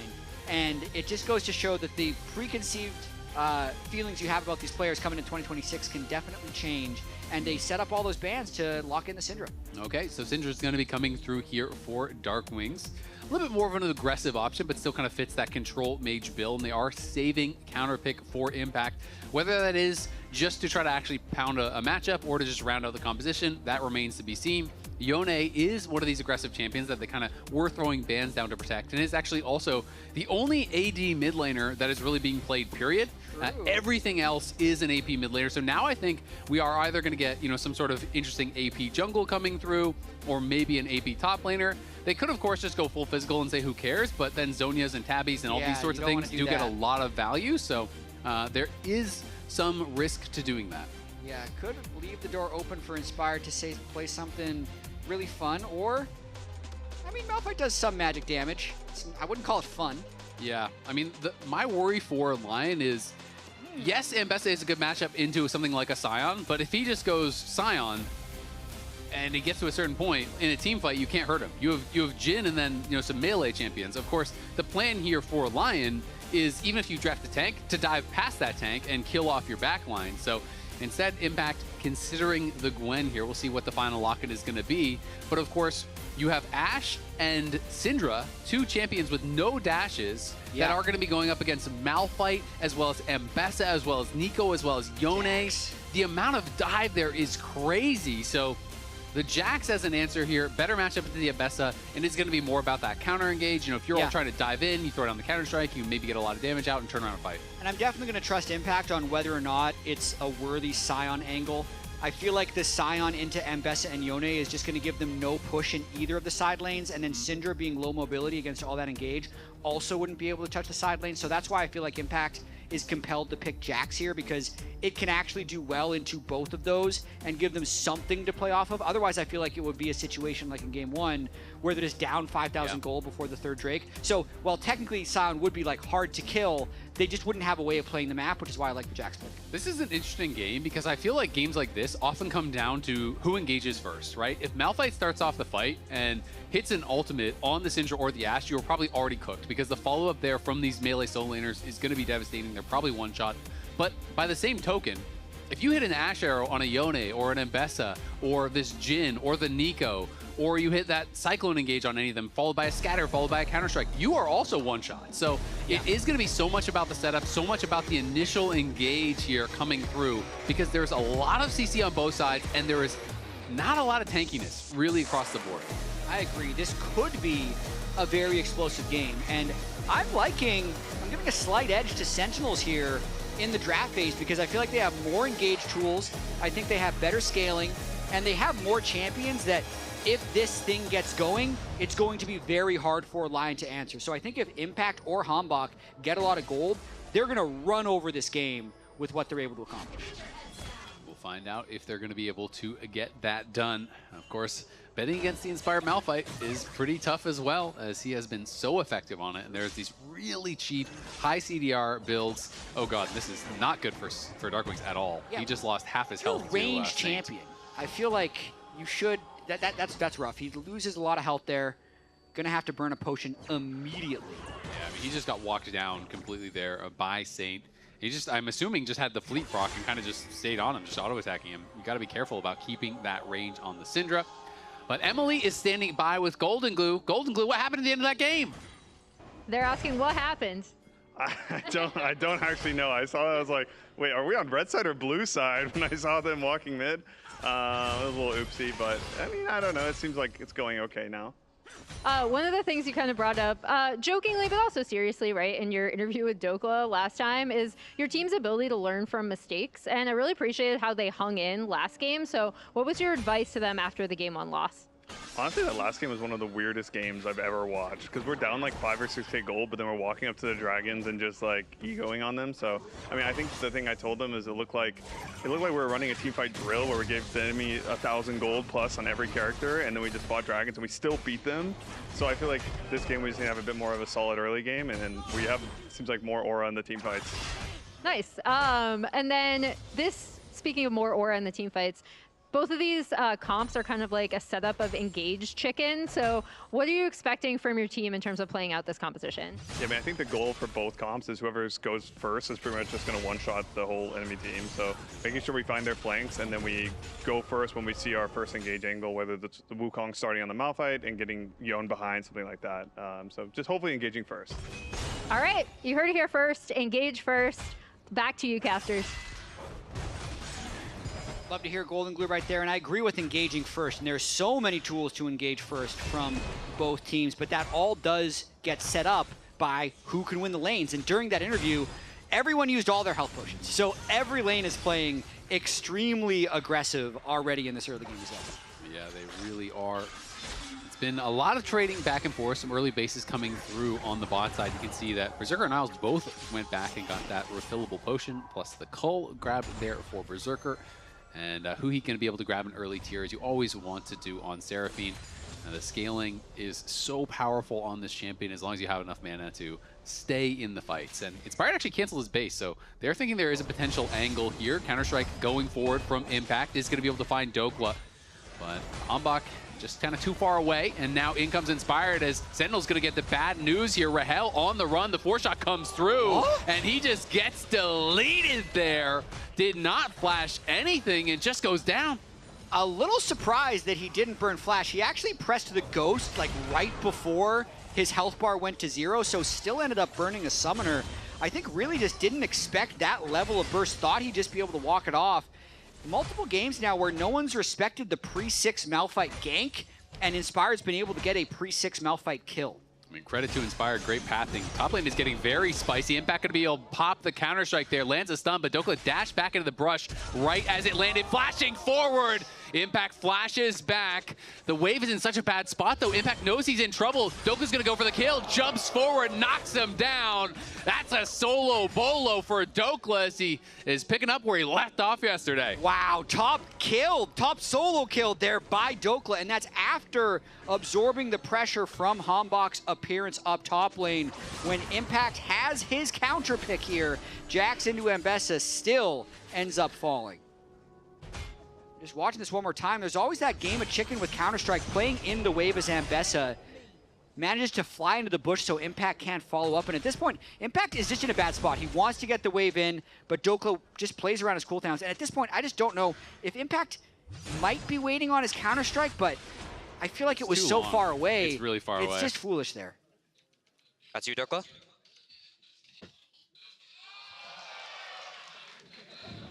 Unfazed. He feels nothing until the Nexus falls.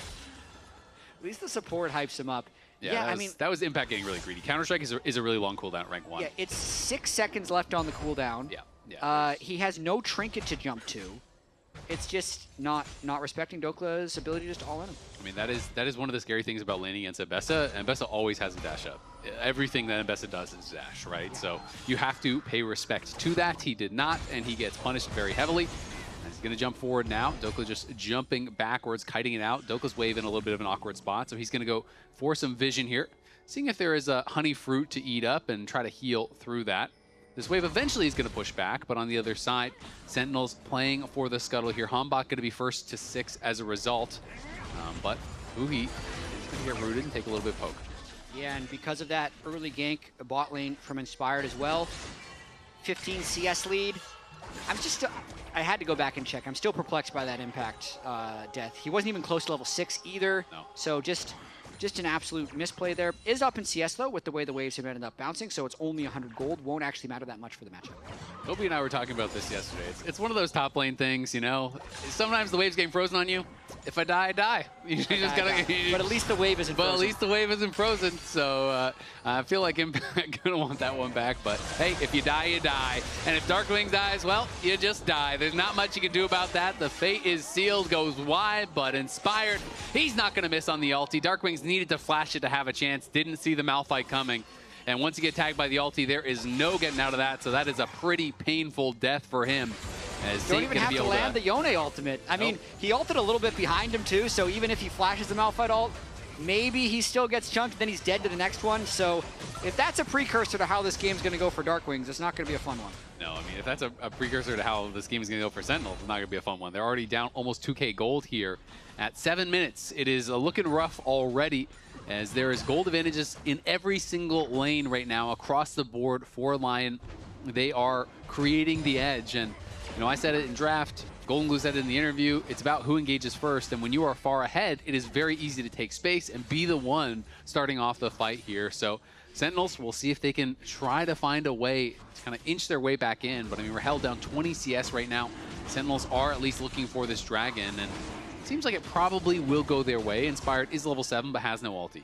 Yeah, Inspired has definitely not been the player to force early dragons in any type of possibly losing situations. Like whether it's his time on EG, his time on FlyQuest, whenever I've seen him in NA, his teams will actually just let dragons go, even though every other team seems really intent on going for them. But they're in a good spot, 2,000 gold up, he had no ultimate, fine, you can have a Drake.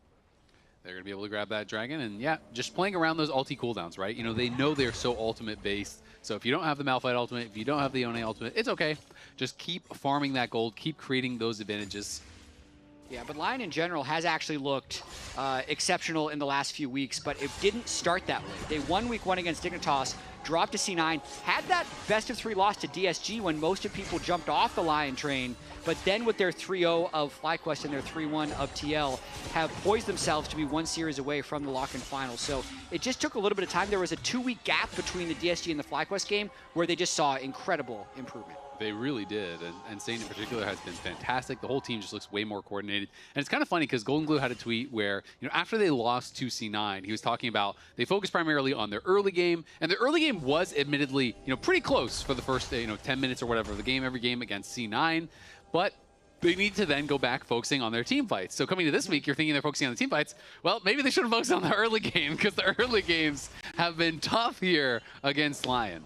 Whenever I hear focus on early game, I don't know exactly what that is. Like, try really hard in lane. Like, it's the hardest thing to train as a player. Like, yeah, Chovy, just work on your early game. Like, it's just how do you specifically do that? I understand that it works. Don't miss CS and win the lane, chat. It's simple. I understand. Just prioritize like team fighting a little bit less, or like Drake setups, and more about how we specifically want to team up in the early game. But speaking of strength of schedule, Sentinels has kind of had the opposite road of Lyon, as we actually see a gank coming in the top lane. Yeah, Hambak is going to be spotted. Will they be able to chase Dokla down? He has the flash, doesn't even need to use it, and now he's going to go back in. It's the combo onto Impact, and he falls again in a hurry. It's a rock to the face as Lyon go up 4-0. Sentinels isn't even getting to flash. If Impact had flashed that original Ambessa ult, maybe he could have lived through that, but because it connects, Inspired Dokla link up for another one. And just like we said, if Impact Hambak get ahead in this game, it could be one-sided. Well, same can be true for Dokla Inspired. Eclipse completed, Inspired well on his way to another strong Malphite game. Yeah, looking really, really good. And as you said, you just have to flash the initial part. If you flash the public execution, I don't think Inspired ever gets in range, and I don't even think they try it, right? Because then Dokla doesn't close the gap either, so Inspired wouldn't want to just go in 1v2. And if he did, Hambak can maybe cycle on him, he could turn it around.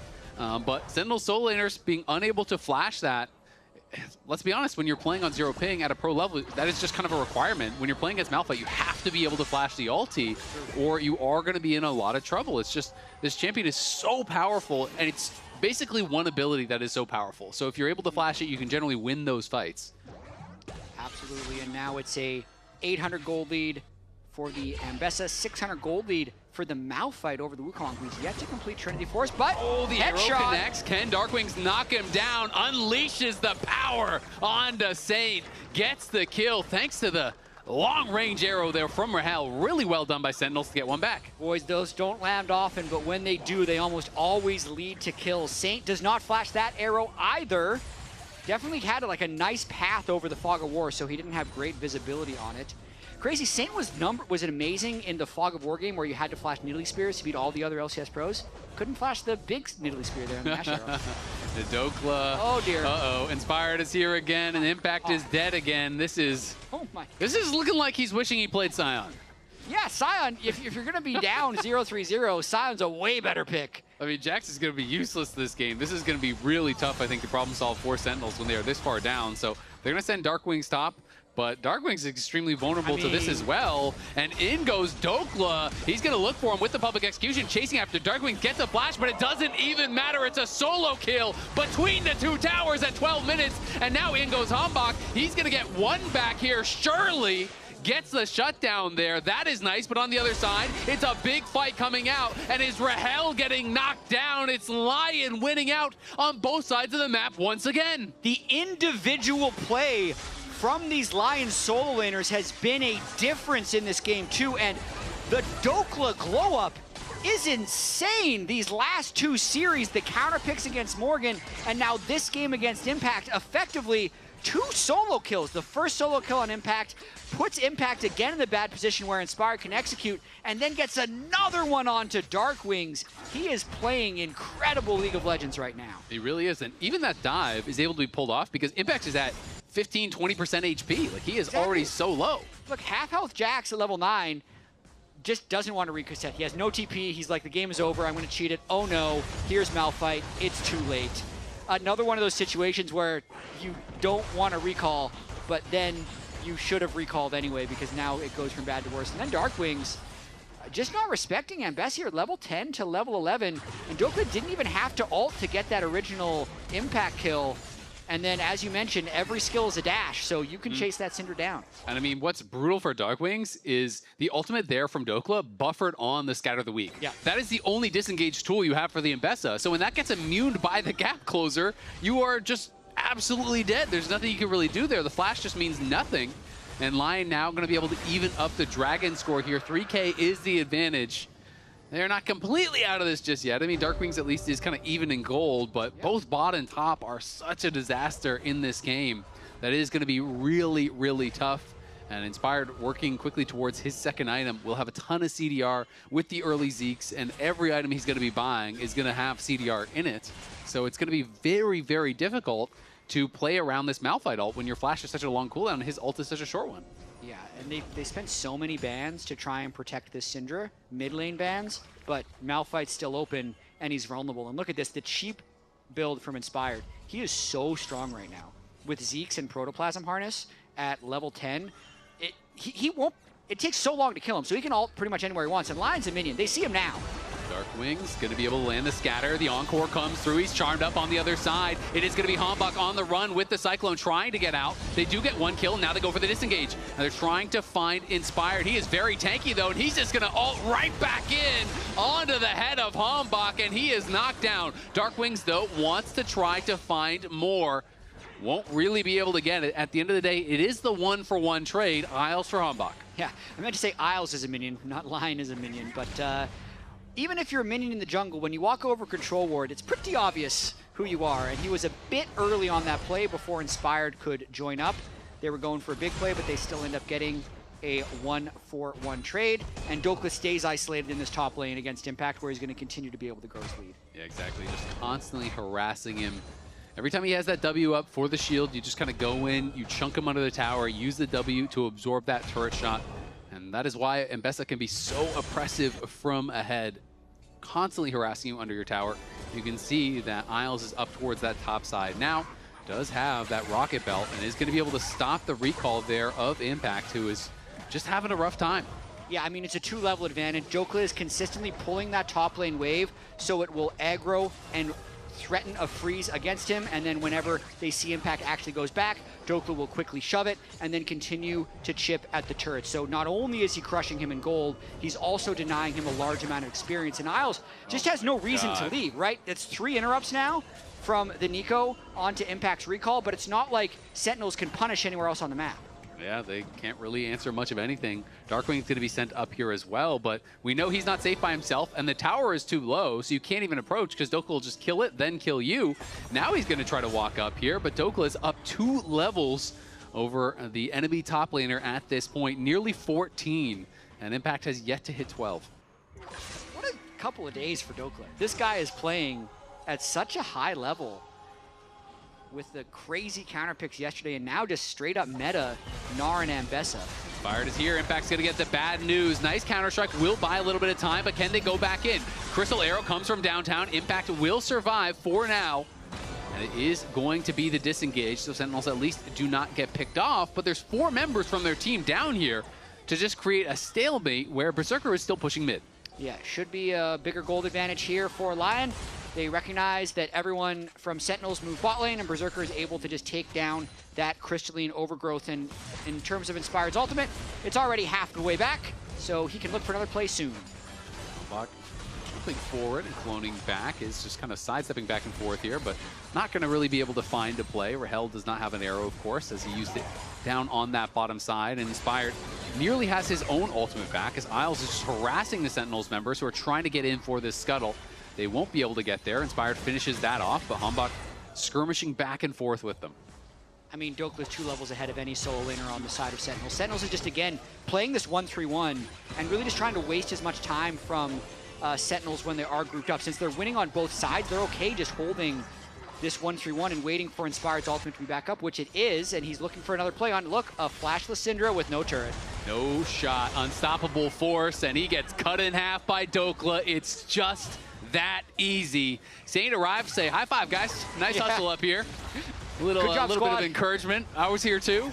Honestly, he shouldn't have done that because now Jax gets a little bit of gold. If they would have just kept the 1-3-1 elsewhere, there's no way for them to come back. So now it's actually Dokla who's going to have to trade waves. You're going to have to switch the sides of the map, go bot lane and stop Impact from getting too much gold. Isles again just harassing them as they're trying to walk in. Dokla hunting for Impact, but he's going to be in a pretty sneaky spot. Sentinels at least do push them back, and Impact TP's in. So now they're going to try to make a play happen here because of that teleport misstep from Saint. He goes top. Dokla has to TP bot. It means they are down a member, and they do lose Herald, which is something at the very least for Sentinels, but still, they're down 5K here once again, and next game, they don't even have the Dragon advantage. Yeah, let's watch this one more time.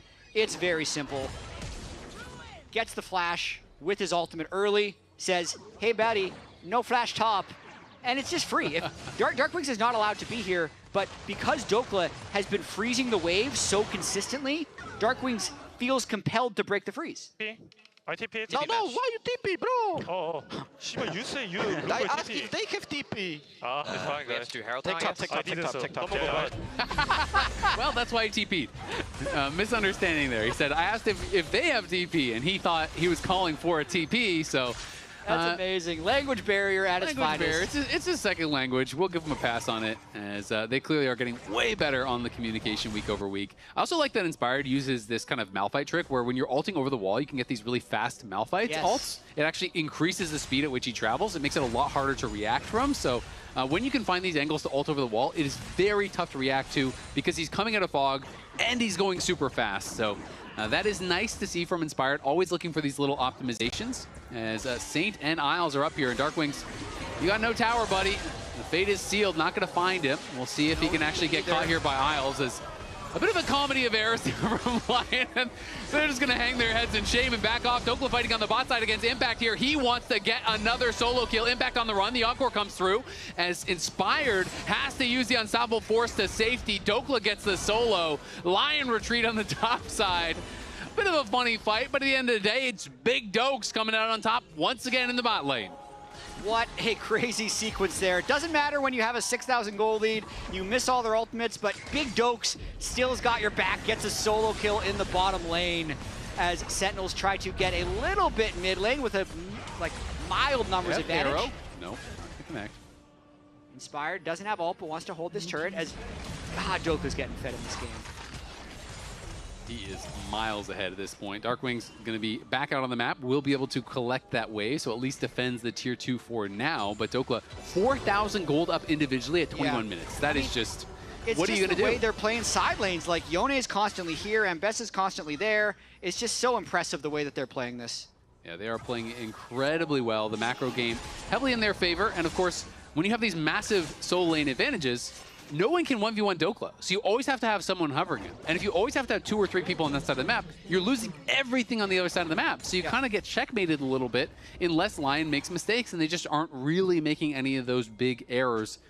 And it's funny, the only mistake they did make is when Saint teleported and Inspired clearly said Vide UTP, and that led to the Rift Herald, right? It wasn't even a Rift Herald, but it still cost them an extra teleport. And it's like Sentinels is waiting for these little mistakes. It's just Lyon is playing such clean League of Legends, and they kind of have them in this slow checkmate state where they'll push deep when Sentinel shows on the other side. If you're on their side, they'll freeze, and as long as they don't get picked off as level 16 Dokla, he can give a lot of experience to Huhi if he dies here. He also might kill someone. We'll see if he's even going to die. It is a 3v1, but it is a scary one. The flash out from Huhi, but he is just getting chopped in half. In comes the arrow, in comes the Encore. He is locked down, he is knocked down. It's a big shutdown. Huhi limps away with about 5% HP. Dokla is terrifying. Look at that, though. Because of the bounty, Darkwings has a 1,000 gold lead over Saint, and the catch-up experience goes hard there. That was a level 18 Ambessa, so extra experience for everyone who was around that kill. It's not going to make up for the game of advantages they've built, but that's a pretty big kill for Sentinels to get. It is. Still a problem to solve here. We got this itemization versus this itemization, which is not looking so hot. You say problem to solve. What is the solve here? You hope Dokla dies 10 more times in a row on the side lane. Yeah, 3 versus 1.5. Yep. It is looking very, very tough there for Impact to be relevant this game, but he is at least going to knock down that tower, so gets a small injection of gold. They have clawed it back from 4.1k to 3.5, so that's something for them. And they do have a ton of CC, and the other team has a lot of squishy members, so that really is your hope, is that, all right, yeah, there's strong people on the other team, but if you hit an arrow on Jin or Nico or Ambessa and you can full CC chain them 100 to 0, hey, maybe that gold lead doesn't matter as much. The Seraphine scaling also goes super hard, right? Like if the Malphite, Ambessa, Yone all go in the same line and the Seraphine Alt-E lines up with Cinder Stun, like it won't matter that they have the gold leads if every AoE is hitting 3 people at the same time. So from that lens, you can have a little bit of hope from Sentinels. But this is the thing, right? Like Dokla has 3 solo kills this game. He had 1 solo kill weeks 1 to 5. The 1 solo kill was the Varus into the Renekton yesterday. So very impressive game so far from Big Dokes. And it was really interesting because, you know, if you remember back at Worlds, obviously he was doing the vlogs, but he was popping off in game 2. He was getting solo kills. He was looking so good as they're going to look for an arrow. Nice sidestep from Dokla. Sees it coming, dashes to the side, clean mechanics. But Dokla came out of last year on such a high, and then it looked like Dokla's not even going to have a team because Zamuda was the intended starting top laner for Lyon. Then Dokla does get a team. Doesn't really have a great individual performance in the early weeks, but now last week, this week, he is looking so good for Lyon. And it feels like he is back in the groove here and now hunting Impact, who immediately pops the Counter-Strike, has to flash the deadly flourish there as Berserker had that targeted correctly. Yeah, and they're just holding off all 5 of Sentinels mid with 4. While Yone solos the Drake. Now they can just move down to make sure they secure it with the Smite. Really interesting story, as you mentioned, with Dokla, because every team passed him over. A lot of them thought they had a better solution, or they already had a player on the roster, for instance, like FlyQuest, had Gatghost from last year, so they wanted to give him a chance. But Team Liquid clearly opted to sign Morgan instead of Dokla. Zamuda would have been another one where they had committed to him last year, so wanted to give him a chance, but with the visa complications, it makes sense to bring in Dokla. Even with all that being said, it must be incredibly satisfying for Dokla to be popping off the way he is here in the playoffs. 2 games away from going into the finals as a top laner for actually 2 splits in a row now, where no team wanted him at the start of the split, yet once he joins mid-split, his team goes to finals. He's just such a fun player to watch, and It's been cool because he's one of the guys who's been around in LCS for such a long time. Came in initially, I believe, on Optic Gaming way back in the day. And, you know, was able to kind of really reinvent himself as a player, went down to Tier 2, you know, won most valuable prospect in Tier 2, He was came actually back in Tier up. 3 before in Tier 2. It's True. crazy how far the fall was before the rise. But came back up, you know, won a title with Energy, you know, has had some really good performances, even, you know, representing himself well internationally. And even, you know, kind of from the, like, content aspect, you know, I remember when he came back in last year, him talking about how he felt like he went about being a pro wrong. He didn't care about content and interviews and being entertaining and doing this stuff in the past, and how he was telling me he really wanted to do both this time around, and seeing that as an important part of being a pro, an important part of having a successful ecosystem, you know, is being these brands and being these players that people are interested in watching and think are fun and funny. And I think he's just done such a fantastic job on all accounts. Yeah, we appreciate it. On his off day last week, that would have been a rest day for the rest of Lyon. He came in. He was on the analyst desk with us for the whole day and also did pro. So shout out to Dokla as we have a 5,000 gold lead. It has frozen a little bit here in this game for Lyon, and it actually feels, aside from the Drake stacking being in Lyon's favor, so even a little bit more one-sided, feels a lot like that last game where Sentinels is just on the outside, but one fight could put them in a good position just because of how cohesive their team fighting can actually be. They can't play side lanes. They can't keep up in these side lanes. But as the game shrinks, as the timer goes higher and higher and the objectives become more important, maybe they'll have a chance of finding the fight. Fired is level 16 now, so very powerful, unstoppable force on a very short cooldown. He's going to go immediately. Up comes the curtain call. All three members get tagged. They are slowed up. Darkwings is going nowhere except back to the base. He is knocked down. That Syndra is gone, and they are heading to the Baron. That Malphite is an absolute unit. He just ults in, and the only follow-up in range is a Jhin ult. And by the way, that's completely enough. Now 4v5. They need to zone out Hambach to secure this Baron. Hambach's looking pretty zoned out, but they are going to teleport in Impact. Saint going over the wall. We'll see if he can find something. The arrow's going to connect on the side, but look at Dokla.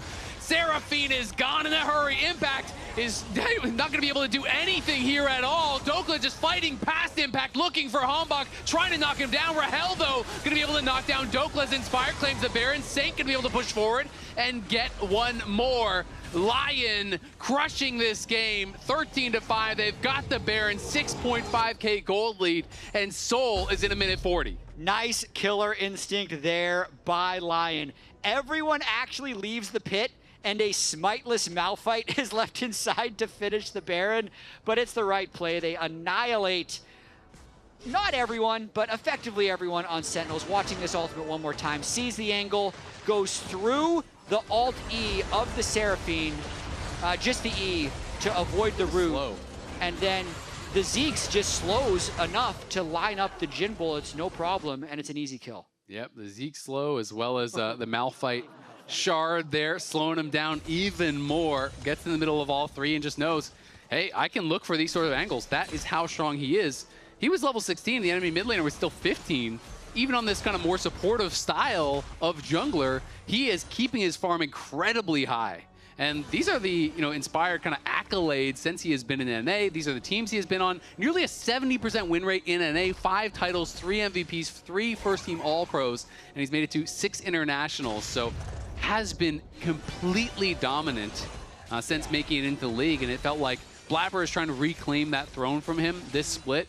It was feeling like almost a sure thing for C9, but as Lyon is getting better and better and better in the lower bracket, it is feeling less and less like a sure thing tomorrow if Lyon makes it there against C9. Absolutely. Hambach trying to get control of this Soul, though. Inspired has ultimate again. He's looking for the angle. Yeah, we'll see if they can actually find it. Hambach struggling to get in. The curtain call is going to get ripped open here. Impact on the side. He needs to run. He's going to be able to hop back to his ward. Stay safe for now, but Hambach down to about half HP. Darkwings knows he needs to get into the team, but Isles finds him. Flash forward. There is the Deadly Flourish as well, rooting him up. He goes into stasis, but Dokla is stacked on top of him, and he is going to get knocked down. It's a killing spree there for Berserker.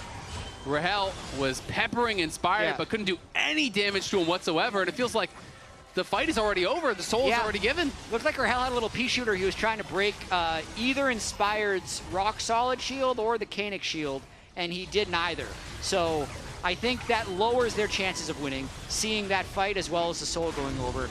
It is looking very easy for the bruisers and tanks of Lyon to go anywhere that they please. Hambach might look for an angle on Berserker here. They need to make some type of desperation play. Maybe a bit of a tempo trap here. You'd expect him to be back in base, but there's just no angle. Berserker's playing to the side very well. And Inspired held his ult through that whole fight, so he still has it, right? And yeah, you can go for an engage here, but if you flash in, you're just getting ulted by Inspired. And he is just walking forward confidently, level 17 on the Malphite. Unstoppable Force ready to go. Hambach still waiting in that brush. Gonna see if he can find a long distance flank here. Impact back to base, has the Seeker, so maybe they're gonna go for one more desperation play. But I think Inspired has sussed out where he is. He's looking for him with the sweeper, but stun comes in. The arrow connects as well. Great CC chain, but it's only onto Isles. They do knock down Isles, but will that even matter? The Seeker's gonna get used there by Impact, trying to buy some time. Doka looking to get on the run. Sentinels know they need more from this, but Inspired is not letting Hambach in. He's just pushing him out the side. You can't get past the rock. Yeah, Inspired does a good job marking enemy jungler, but they do land enough CC onto Isles that Sentinels can at least push back that Baron. So the Baron power play will be done for as they go back to base with their soul and still have very healthy gold in the zone. They are very far ahead. 8K, and you can say about 6K worth of stats from the soul, so that is about a 14,000 gold lead if you want to talk about it as far as stats are concerned. Plus they have XP advantages as well. It is rough, but at the very least, Sentinels do hold the base there. They get a kill. Yes, it's only on the support. And now Isles does have a Seekers on top of that Frozen Heart, so tons of CDR and a little bit of playmaking to boot. Berserker, another solid game as well. 3-0-3, still deathless on the series. But back to your Inspired point with how dominant he's been in NA, I think the most impressive thing to me is the way that every team he's on plays like an Inspired team. EG, because he'd just come over and Danny and Jojo were on that team, did take some time, and it really felt like that was the NA Rookies team. But then also watching the way FlyQuest developed with their young players, Busio, Quad, Masu, and now this team, like we were talking about the series yesterday, Lyon series yesterday, when they pulled out all these fun counter picks, they were flexing more, and we're like, drafting-wise, that's the last one that reminded us of that was the FlyQuest versus Gen G best of 5 at Worlds. But then even just like the slow controlled way they play here feels so much like the FlyQuest that we saw last year. So that's the thing with Inspired, is he's so good at getting everybody on the same page, and that page is like a really high quality page of how to play League of Legends. I mean, he's such strong opinions about how to play the game, and he's obviously very, very effective at teaching that methodology as well. You know, you mentioned it, Jojo and Danny leveled up tremendously playing with him. Busio, Masu leveled up tremendously playing with him, and now I think we're seeing that from Saint as well. Saint really has improved by leaps and bounds playing with Inspired. It feels like he's way more on the same page, making way fewer mistakes than he had been in the early weeks. And it's February 28th. Like, they're going to be together for 3 splits. You know, assuming that they don't tilt. Everyone's worried about the mental boom of the Inspired toxicity. But listen, winning clears all problems. It's only a problem once you start losing. Winning. If you keep winning, it's never going to be an issue. So if you go international, you just have to beat easy teams like Gen G and T1, you know, so just keep winning, no problem. Hey, man. BNK Fearex, they're inexperienced too. You never know what's going to happen. Never know what's going to happen. Gen G, they're going to win. Everyone just accepts okay. Gen G, yeah, okay. Everyone else, maybe you have a chance. But Sentinels trying to hold on to this game. Of course, in desperation hours for quite a while now. It is 34 minutes in. It feels like Lyon don't want to take any risks. They're just going to take the guaranteed plays. Now they are starting up the Baron here. Hambach will be able to immediately spot it, but the question is, can he do anything about it? Going to take a pretty big chunk of damage there from Berserker, and Saint goes over the wall now looking for him, but he's going to try to find an engage of his own. The Counter-Strike won't find anything from Impact as he arrives with a teleport. The question is, how do Sentinels get in? No one's actually walking forward. You're just kind of poking over the wall here. And slowly but surely, the Baron is getting lower and lower. Inspired can tank this thing forever. Yeah, they're looking for a flank with Isles around the back. Baited Seal coming out, the Cyclone as well. Isles goes over the wall, does find a nice engage here. The Curtain Call coming out, trying to take down Darkwings, but Rahel is blocking it, and Isles looks like he's gonna fall. The Baron is secured there, and now Impact is gonna fall as well. The Counter-Strike not gonna get much done. Lyon get the Baron, get the fight, and surely now on their way to get the game. Actually pretty close for Hambach trying to get that steal. It ended up being Saint who gets it, probably with a Q. Again, though, Inspired holds his ult that entire time, never needs to burn it. Still pretty long death timers and a lot of waves that Lyon can push all at once. Inspired just walking past the tower zoning them off. Dokla is pushing top. Saint is pushing bot. Berserker is pushing mid. They are going for all 3 waves here. Even if they don't destroy the Nexus, they are looking to deal game-ending damage, and they're looking for Darkwings here. He is rooted up. He can't even move. The slows are oppressive, and Saint knocks him down. He goes on a killing spree as well as the inhibitor in bot falls. The inhibitor in mid about to join it, and the one top is not long for this world. Dude, 3 inhibitors is probably going to be the play. They'll probably stick around. It is going to be a 4v5, but it depends how safe they want to be. Elder is up in 30 seconds. Got to play low-risk League of Legends, Azael. Yeah, they're looking for the guarantees. Check all the boxes. They don't want the 99%. They want 100. And they are going to be going back to base, spend up all that gold that they just got here, and look to seal the deal at Elder. Sentinels, it's going to be hard to even leave the base to get out and try to contest this, but you really have to take a swing. You've got to take a risk here. Maybe if you take Elder, you have some tiny snowball's chance. They can't leave the base. There's teleport up for Dokla. Level 20 Ambessa will kill their Nexus if they leave. Or they'll just kill all the players right here. Find him. There goes Inspired. Flash Unstoppable Force. The curtain call coming out once again. Sentinels on the run here. Will survive for now. But again, it's the base of the problem. You called it out. Double supers in every lane. Darkwing's trying to clear this out, but Saint is going to be going for it, looking for it. The fate is sealed as Sentinels are no more. Saint flashing in onto Impact, going to be able to knock him down. Surely Rahel trying to get something done to the side. Takes a massive shot to the face from Berserker. Impact is down, the root is there. Darkwings is back, but not for long. Berserker survives, and Rahel does not. Lyon marching on the Nexus. 5 for 0, 2-0 for Lyon. Another gem by Inspired and the squad. Lyon is 1 game away from the grand finals. Lyon taking us to 2-0. They are now 8-1 on their lower bracket run. Lounge, can they be stopped? They cannot be stopped! That's to answer your question. Hell no. Yeah. No, they can't. Taken up. Yeah. Dokla said himself yesterday he loves lower bracket runs, and he loved playing this game. He is popping off. He is having so much fun after the previous one and into this series. You know, first game, he got a counter pick. Yeah, it was a more standard counter pick, but the Narn to the Renekton. This one, another flex pick. You get the Ambessa. Yep. And holy, did his jungler pay him back with some jungle attention too? Oh, beautiful top lane stuff here from Big Dokes. Yeah, It's I mean, ridiculous. oh no, I was just gonna say, another, like, he was having fun. You know who wasn't having fun? His opponent, Impact. His opponent, Impact. Yes, unfortunately. I mean, a lot of it starts with, I'm pretty sure this is the... Yeah, so I want to point out something here too, because on the chase, Doka's walking up. Look how he then gets his Q to hit off the ranged minion so he can get the extra jump for the Q2, kills him there. And that was the solo one, Emily. Yeah, that was the solo one. This is when Hambach decides he might be able to make a play here, but no!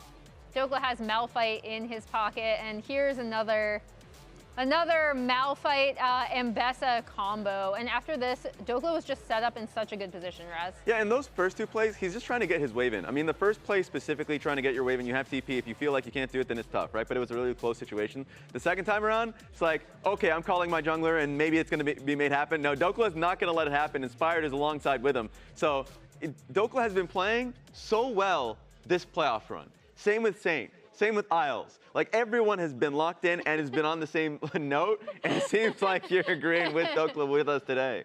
Yeah, he's pretty happy about it. Honestly, I also just like the coordination because you're talking about these timers, right, of getting in waves and everything.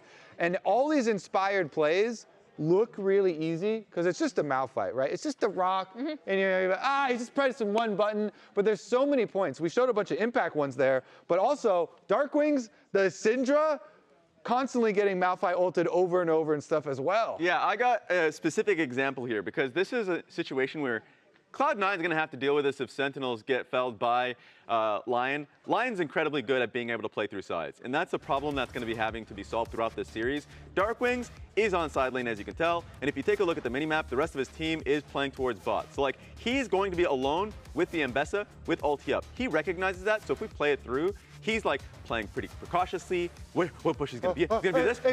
Where's he coming from? Where's he coming from? I can't see. Raz, where is he? So he ends up popping up right here, burns his flash, And that's going to be really important because now you're on side lane without sums. So the rest of Sentinels end up moving towards top side to be able to like get vision for him so he can walk up a little further and take up the next wave. Inspired is here alongside Owls. They push him back. And so at least Hanbok does have control ward. And usually if you're in this situation, you want to be able to get a control ward or something over here, like something to allow him to be able to take the next wave for free, especially if you don't have flash. Now, I have a critique towards Darkwings here because Hanbok ends up using Scryer's Bloom and catches Inspired walking top. Super Blast Code! Uses the entire time he is seen. Not only were the 2v2 showcasing where Inspired and Isles were, but now Scryer's Bloom shows Inspired literally walking top. Darkwings without flash, no reason to be as far up as he is. So these are just small mistakes that are happening throughout the game that's costing them big. So you can't have moments that are really questionable. So like for me, I look at moments like these or the early game laning phase. We talked about Jax getting blown up multiple times. That also happened mid when Yone used ulti and that caught off Syndra there. So it's like these are happening in the early games and Lyon is taking them out game after game. Yeah, and if you allow Lyon to set up like that, one thing I want to call to attention again that you already kind of touched upon is their side wave pressure, right? Because it seems like they're either constantly pushing out sides or the waves are in a position where, like in that clip with Darkwings, he kind of has to take the risk of moving far forward up in lane if he wants to get that. I'm curious to see who player the game is because Inspired was everywhere on the map early, but Dokla ended up taking over the game, and it is Dokla who ends up winning player of the game. My vote was for Inspired. It's one, you either like the setup or you like the action, and honestly it was split between the fans, 49% going for Dokla. It's about these two players this entire series. I mean, Berserker had game one, but Sentinels needs to do something. We need to shake something out of them. They got to do something different from what they've been doing as well. That's for sure. Focus on the early game, focus on the mid-game team fights, focus on the macro. Focus on everything. And right now, we're going to focus on the fact that Rally Cry is excited to announce the launch of the League of Legends North America Community Event Support Program. Starting today, event organizers across NA can apply to receive an official support package from Riot Games featuring limited edition swag. Supply is limited and will only be available to support events taking place between March 31st and April 30th, 2026. So submit your application ASAP to rally.gg/LOL Season 1 event support. Game 3 is coming up after this short break.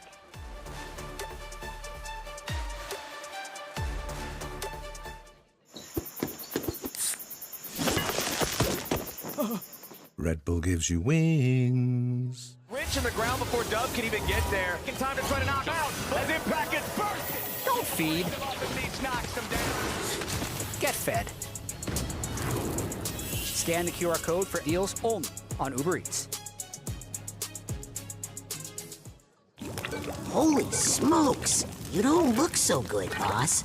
Tell me about it. It's a real inferno down here, and I'm burnt out. Here, try a Red Bull. It's devilishly good. Red Bull? Oh, that tastes heavenly. Wait a minute. What's this? Oh, yeah. I forgot about that. Wings? Wings? I can't have wings. Not in my position. Red Bull gives you wings. Hello? Whoa. Mama Gorgon 85 lives here? Yep, that's my mom. The absolute legend who went from gaming on her phone to ruthless online streaming slayer with no mercy for any living thing is your mom? Hey guys, apples with peanut butter? How is this possible? With AT&T Wireless and Home Internet. Hey, text me if you need anything. Level up your connection with AT&T Wireless and Home Internet, now available across the nation. No, she's so nice in real life.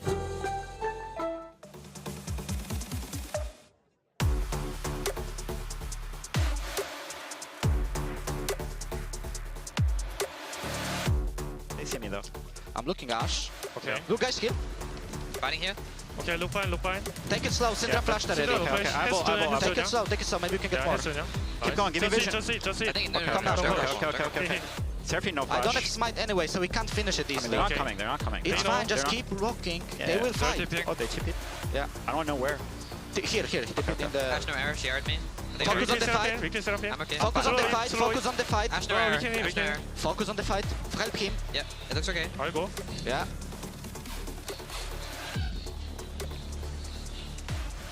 Look, fight. I have ult still. I have Get splash. it. Okay, back. Red is up or down?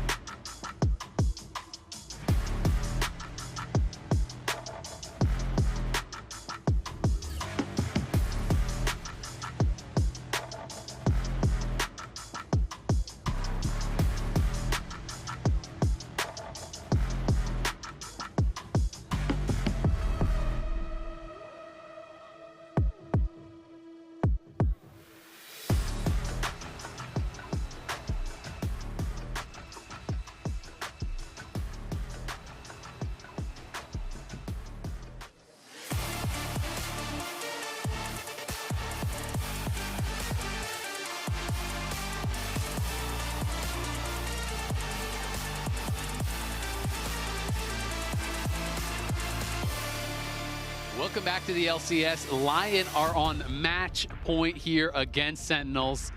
8 of their last 9 games have been wins since playoffs started. This lower bracket run has been dominant, 3-0, 3-1, and now up 2-0 with a chance to sweep Sentinels out of the lock-in playoffs. And they'll have a lot of momentum going into Cloud9 if they manage to win one of the next 3 games, although it will also be their 3rd day in a row playing best of 5. So by that point, the fatigue may be interesting, but the biggest glow up has been, I mean, kind of the whole team, but the solo laners. Yeah. Dokla had some of the worst laning stats in the league. In Swiss Stage, in playoffs, he's been routinely beating the enemy top laner. Morgan, who had dominated, he smashed yesterday with counter picks.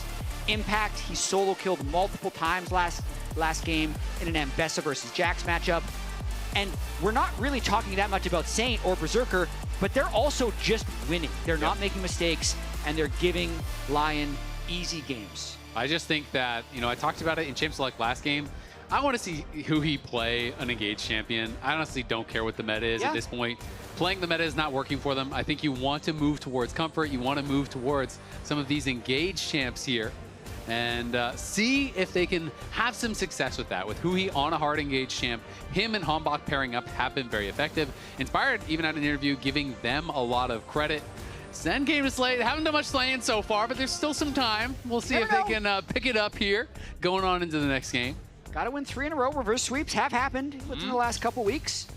More Nocturne and Pantheon bans right off the bat, so no global junglers. And as we were saying earlier, Lyon, with how much control they've had in the series, doesn't seem like they're needing to throw or wanting to throw any curveballs in this draft with Sentinels, so I'm expecting them to draft pretty standard.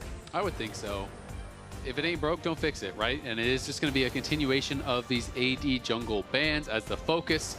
A lot of AD junglers already out of the pool with Jarvan, Xin, and Wukong having been played. Now, Vi, Pantheon, Nocturne, all going to be joining them in that ban list. And I think one commonality in these last 2 games, since Darkwings, I'd say maybe the least flexible player on Sentinels really prioritizing control mages, is Impact has had with the Jarvan and the Malphite just really good ways at attacking the control mages. Point. So with Nocturne and Pantheon being down, Malphite and Jarvan being down, the standard pool doesn't necessarily have that, especially with Vi being banned as well. Yep. But we'll see how the draft plays out. Maybe there's a Zac angle somewhere, just throwing it out there, but unlikely. Yeah, I mean, the problem with Zac and a lot of these champs is just that there's no AD mid laners to pair with them. Yeah. There's one in the top 20 most picked. It's Yoni. That's literally it. And Malphite's just a better Zac. So so it's kind of tough. But, you know, maybe AP junglers will have their day. Maybe we'll get some patch changes coming in. As Varus is up and available, is going to be grabbed here by Sentinels on the first pick. We're assuming that's going to Rahel, unless Impact wants to take a page out of Dokla's book, but I would not expect it whatsoever. Definitely not. Sentinels obviously chose first pick. Lion picked blue side, which is why we're in this situation.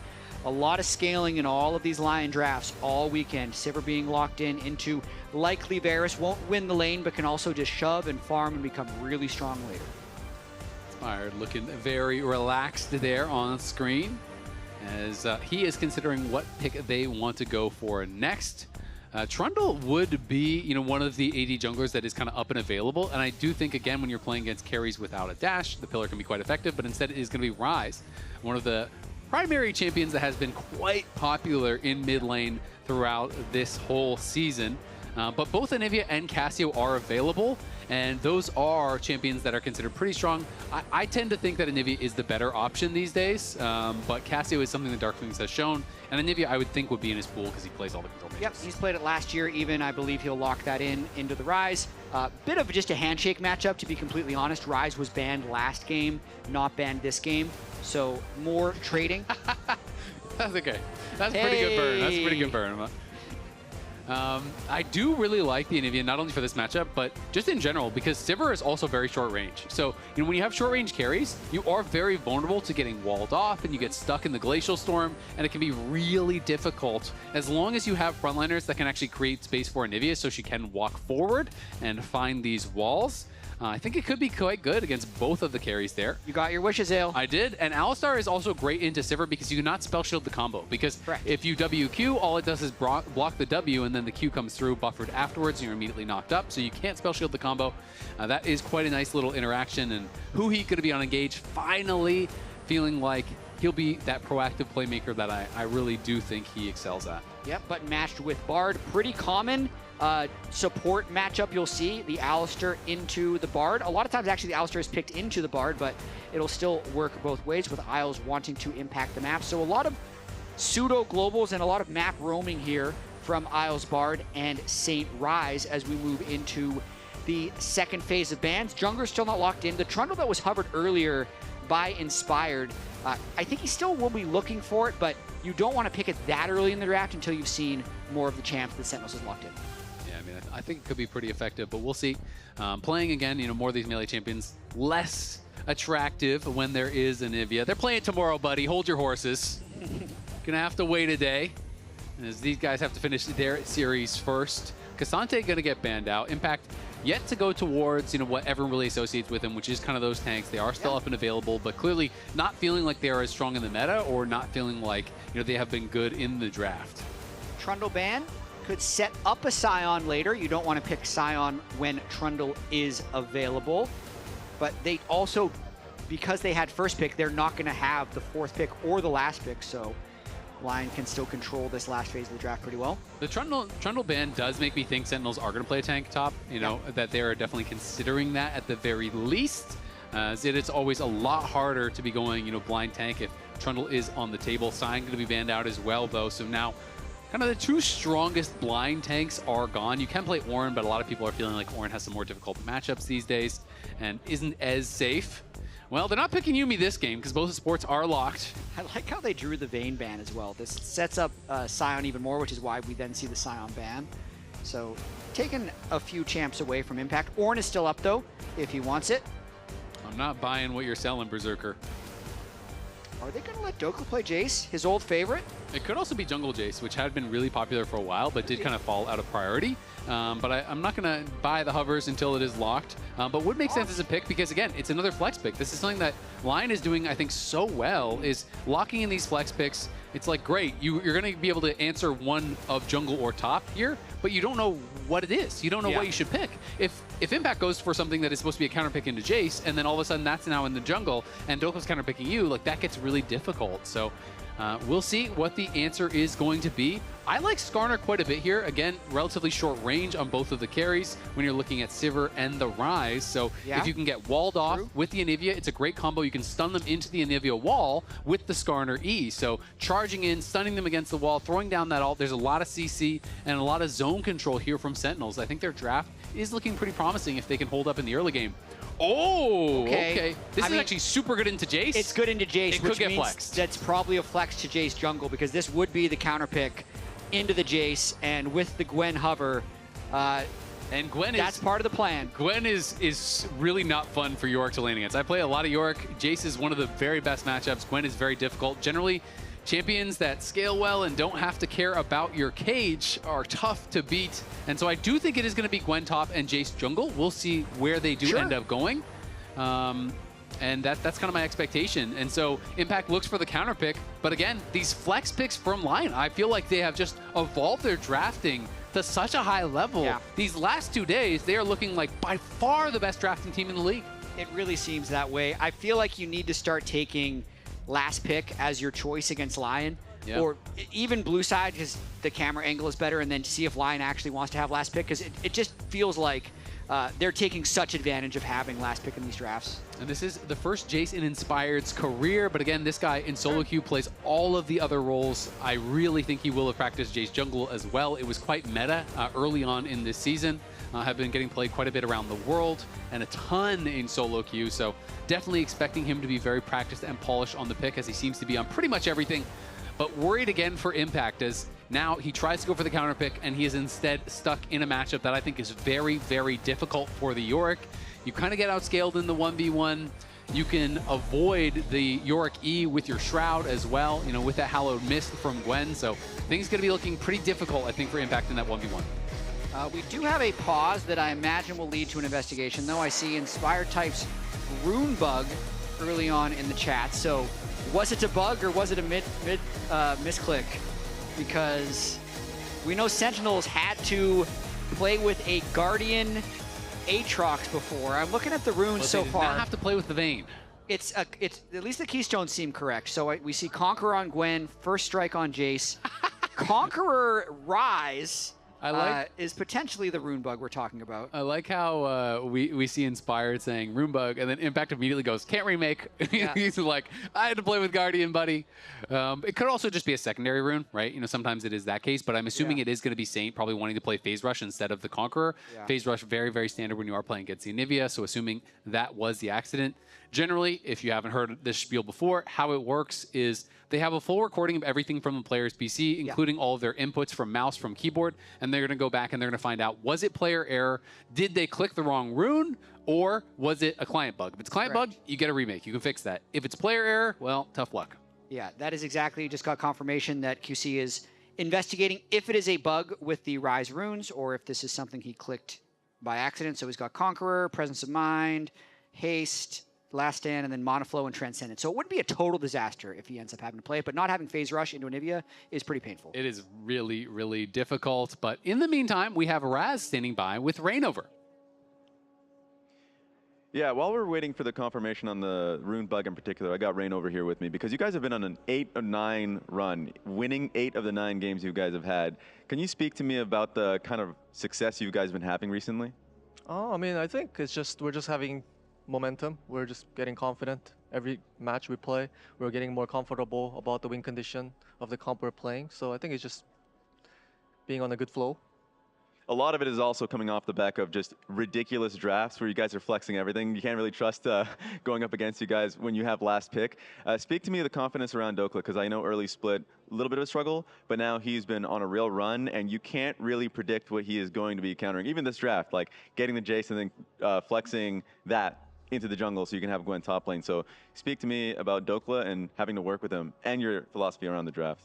Oh, I mean, a lot of times we're putting onto the last pick on the draft, which, you know, benefits flex pick a lot. And I think our roster, like usually like flex pick is like when everyone is ready to play the champion that we're flexing, then you can actually flex the champion and then pick it confidently early on the draft. And I would say we practice that way, and then our players are able to play a lot of multiple champion. So I think that's why our comps draft is easier, and then being able to flex a lot of champion. Dokla does definitely help us being able to flex a lot of champion. Yeah. Okay, while we have a little bit of time, just one extra question, because you ended up slaying your former organization in Team Liquid. Just like, and being in this position, one game away from being in the finals, how does it feel being in your position as the head coach of Lyon? Oh, honestly, not too much of impression. I mean, just focusing on the next game, and then we're already on the 3rd game of the 2nd series. So just find the win today, and then just prep for next game, and then at the end we'll be winning the split, and then we'll be all happy. All right, I appreciate that interview. While we're getting more information on that room bug, I'll be sending this one straight back to the casters. There you go. That's all you got to do. Just keep winning until you win the split, and then you can be happy. Yep. Everyone is happy when you win. Unfortunately, though, in League of Legends, only one team ends up winning, because they just keep, if you win a tournament, they always just keep making you go to the next harder tournament until you eventually lose. It's really, we will make you feel bad about yourselves. Really mean. Just you wait. No, it is true. I mean, the international competition obviously is so incredibly hard. But Lyon, I mean, if they are able to actually win the split, that would be incredible. This is a team that I think a lot of people thought had a lot of promise, and then they had a very weak start to the split. So then it was like, oh, well, you know, all these questions people had, are they all true? Is this team going to boom very, very quickly? Sentinels as well, I think, was a surprise to be, you know, this far along. They had a very good start, but obviously in playoffs, they have yet to win a game. They are now on a 5-game losing streak so far in playoffs, but between, in the last 2 series, I should say. They obviously did win their first series to go on and play against Cloud9, but in their last 2 series, they have lost 5 straight now. Yeah, and I was about to speculate on the Saint bug because his Conqueror page seems like an actual valid Rise page, just not good into the Anivia, but I just heard that it was in fact a rune bug. Okay. So it was a bug that had it switch from Phase Rush to Conqueror. I imagine it's something with the save pages, but at this point, they're going to be remaking Champ Select, and we're going to be able to get back in and say it's going to be able to bring Phase Rush. I always feel very justified when I see these, because I've had this happen to me a number of times, and people are always like, you just clicked the wrong rune, buddy. I'm like, no, I locked those runes. And it is a really bad feeling, even if it is a reasonable rune page. Not, you're not playing Guardian Rise, you're playing Conqueror. It's something that is going to be in the back of your mind and is going to be really tilting throughout the game. So it's good that it is going to be, a rune bug that is solved. They are going to be able to remake. We're going to go through. It's going to be the exact same draft. He's just going to be able to change his runes to the correct page, and then we will be getting into this 3rd game here between Lyon and Sentinels.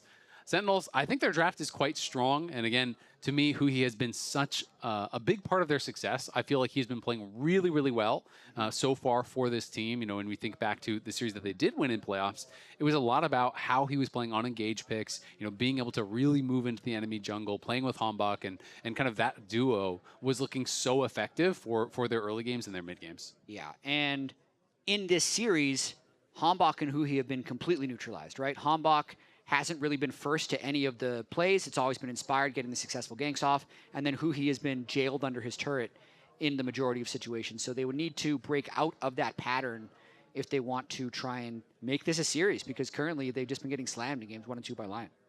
They absolutely have, and it's going to be tough. I mean, it's just getting really, really interesting, because I think, everyone coming into playoffs was like already thinking, all right, C9's going to win for sure. And then, playoffs start, C9, when they do play, looks really, really good. All right, C9's definitely going to win for sure. Yeah. And now you're starting to think, but what if Lyon's going to win? I mean, I was telling you earlier that I felt like of Team Liquid, this is before playoffs started, of Team Liquid, Lyon, and C9, I'd be pretty comfortable with any 3 of those teams representing the LCS at first stand. Now, after watching yesterday, it does seem like Team Liquid is flawed, so I'm glad they're not going to be representing us. But this Lyon team looks ever improving, and I think that C9 series, if Lyon closes this out today in a clean fashion, is going to be very competitive, really, because there's a certain... It's nice to be through the winner's bracket awaiting the opponent in finals, but at the same time, they haven't been challenged and had to adapt in a real way in these series, because they swept FlyQuest easily, they swept Sentinels easily. Lyon probably had the hardest series, the most competitive series of playoffs, Lyon versus TL, and they'll take this massive amount of best of 5s they've been able to play through this lower bracket into finals as experience against C9. Exactly, and I mean, while I do think, C9 obviously has gained some information about how Lyon wants to play, they're going to utilize flex picks, they're going to do all these things, but because they are so flexible with the drafts, there's not an easy, just like Band-Aid answer that is going to fix this for C9. You just do this one thing, and then they can't flex their picks anymore. It doesn't really work that way, right? You know, flex picks have just been historically so strong in League of Legends because they are so hard to draft around. You kind of just have to account for everything. So sometimes even if you have counter pick or you think you have counter pick, you're basically just still blind picking. So you just kind of have to go for generic picks. And the team that can flex everything is allowed to pick for these matchups. Is allowed to flex things around and get more of an advantage, which is just tough to deal with. I think it's super interesting, actually, because from a game design perspective, back in 2019 when G2 was at their peak and they were like the ultimate flex pick team with everything pretty much going everywhere, they played Pyke in like 4 different roles. The game design team, to make competitive more diverse, kind of systematically removed flex picks, at least competitive flex picks, to try and make things at least jailed to one specific role. But I feel like with the inclusion of Fearless and the same picks being seen in every single game isn't as big of a concern, because once they're seen once, they're out of the series. If you look at the patches over the past year, they've done a lot of buffs that actually make champions viable in multiple roles. Most specifically, all the jungle buffs, the Jace damage, the Malphite damage, the Aatrox damage. Ambessa has a bunch of skills that work in the jungle. Just got a jungle buff. Darius rebuffed in the jungle. So I do actually feel like for teams that previously were a little scared away from flex picks because they'd immediately be nerfed down, I don't feel like that's the philosophy anymore. So I think flex picks are potentially reaching that strength that they had 5 or 6 years ago, and teams need to be attacking it more. I'm a really big fan of players getting rewarded for having deep champion pools. I just think it's both fun to watch, and it is one of the skills of the game that I think should be rewarded, right? I think a player who is great on carries and tanks should have more success than a player who is great at only one of those two. And I feel like that is something that we are kind of seeing right now with Lyon and their playoff run. And we'll see if they can close things out here against Sentinels. Yeah, and we only have 30 seconds until the redone champ select ends up completing, so we'll be getting into game in about a minute or two. But I do find it really funny. With all the champion select issues that we've had and the connection between these two teams, it's all kind of just coincidence, but the first rune bug we had was Impact having Guardian Aatrox and not being able to remake because it was a misclick, not a bug. Then we had Sentinels accidentally lock Vayne and being allowed to remake champ select, and now they're against the team that locked Vayne on purpose and won with it, but then they have the rune bug that they're allowed to remake for. So in a sense, all of these champ select issues Vayne is connected. Can be isolated by Vayne and these two teams. Vayne is causing the issues. The players are now in a game, so we should be getting this kicked off here any second, I promise, as we're going to be going on into game 3 here. Lyon looking to complete the sweep, and Sentinels looking to start the reverse sweep here to try to mount a comeback against the Lyon, who has looked so dominant. You can see Phase Rush, the actual rune now for Rise, not Conquer, going to be very important when you're trying to walk out of those Anivia ultimates at level 6. A couple of Grasp users in the Skarner and the Yorick, and the First Strike is the very common rune on the Jungle Jace. Although, haven't seen that much of it since the nerfs have hit. It was kind of permabanned for a long time before the nerfs, but it's taken a bit of a backseat. I mean, one of the things that's so annoying about this champ is basically how people kind of play it is they power farm, and then they just drive by lanes and hit you with a shock blast, farm some first strike gold, chunk you out in your lane, and then kind of on their merry way, just continuing to farm. It can be so oppressive once they get enough lethality, and they're just walking through these lanes, kind of winning lanes just straight up through poke. It is really, really tough to deal with, and you get to a certain point where if you face check the Jace, you are just going to get one shot as a jungler. So it is very, very difficult to play around. Impact here fighting for the push here. You always want to try to get your ghouls out and fight around those, as Dokla knocked down a couple of them and then goes in for a trade. But Impact with the push here is going to have the Morning Mist, but he had no Graves ready, so now gets one with the Q, and Dokla incredibly low. Definitely over-traded. He wanted to contest the push, and it is very tough to contest the push of Yorick early on. Yeah, really nice grass proc that Impact got on the end right there. So Dokla going to have to make this wave crash in, and might miss a few CS as well while the ghouls harass him.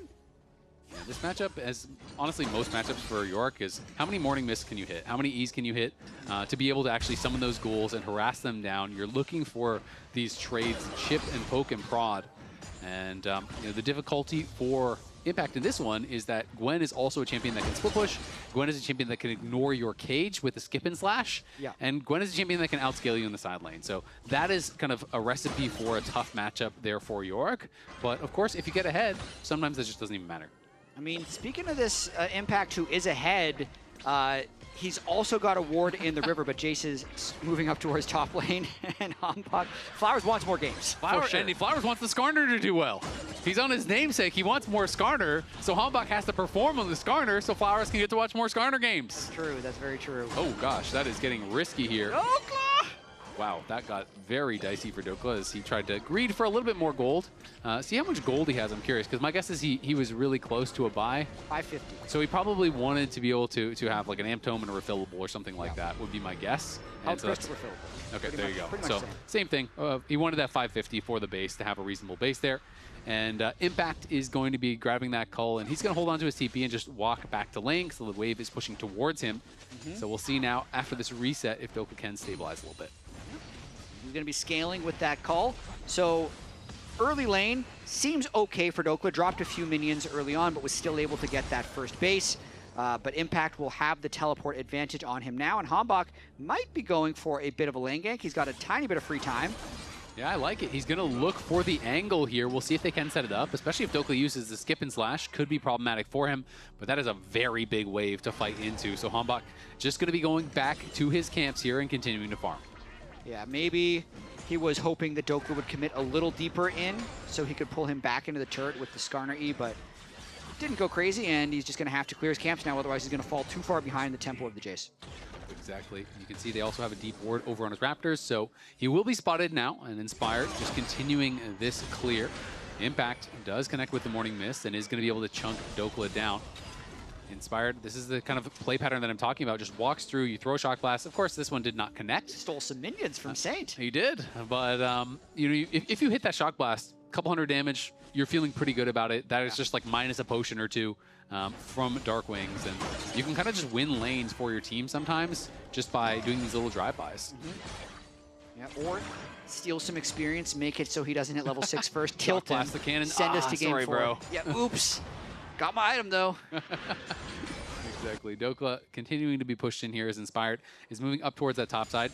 Has cleared so fast that he has some more free time here and is heading like he wants a deep wraparound potentially on Impact. Impact has gone back to base, though, so he's playing safe until the TP comes back in. But Dokla has no ult. This could be a tough one, so I think Inspired's probably just looking for a little bit of poke. Yep, probably another EQ. With the ward still there, so Impact will see him as soon as Inspired enters the river. Oh, he has 6 now. This could be problematic. The needlework coming out. Flash forward immediately there from Dokla. Impact getting chased down. Is he going to flash? Holding on to it for now. Flash way too late and flash into the needlework there. Impact with the mechanical misplay. That means that Inspired grabs first blood, and again, Impact is behind. This has just not been Impact's day. The Jax game into Ambessa, and then this one, I agree with you. He flashed way too late. He likely lives if he just flashes early. Maybe he was a little worried about if he flashes, then Inspired can close the distance with like a flash melee Q for the slow, but ended up dying and burning his flash regardless and loses the plate to Dokla. I mean, really, all you have to do on those kind of ganks is self-cage and flash back. Just walk back, you know what I mean? Like, you just throw down the cage against the wall. They have to path around it. Like, that is going to be enough generally to get you out in those kind of situations. Or if you want to hold your flash, you've got to flash the third hit of the needle. I'm going to run all the way around him. Okay. And try to gank him. He might just TP back because he saw just TP. Yeah, yeah.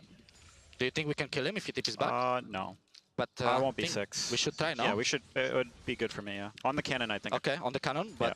I'll try to check. You gotta be 6 on the cannon. Okay, let's go.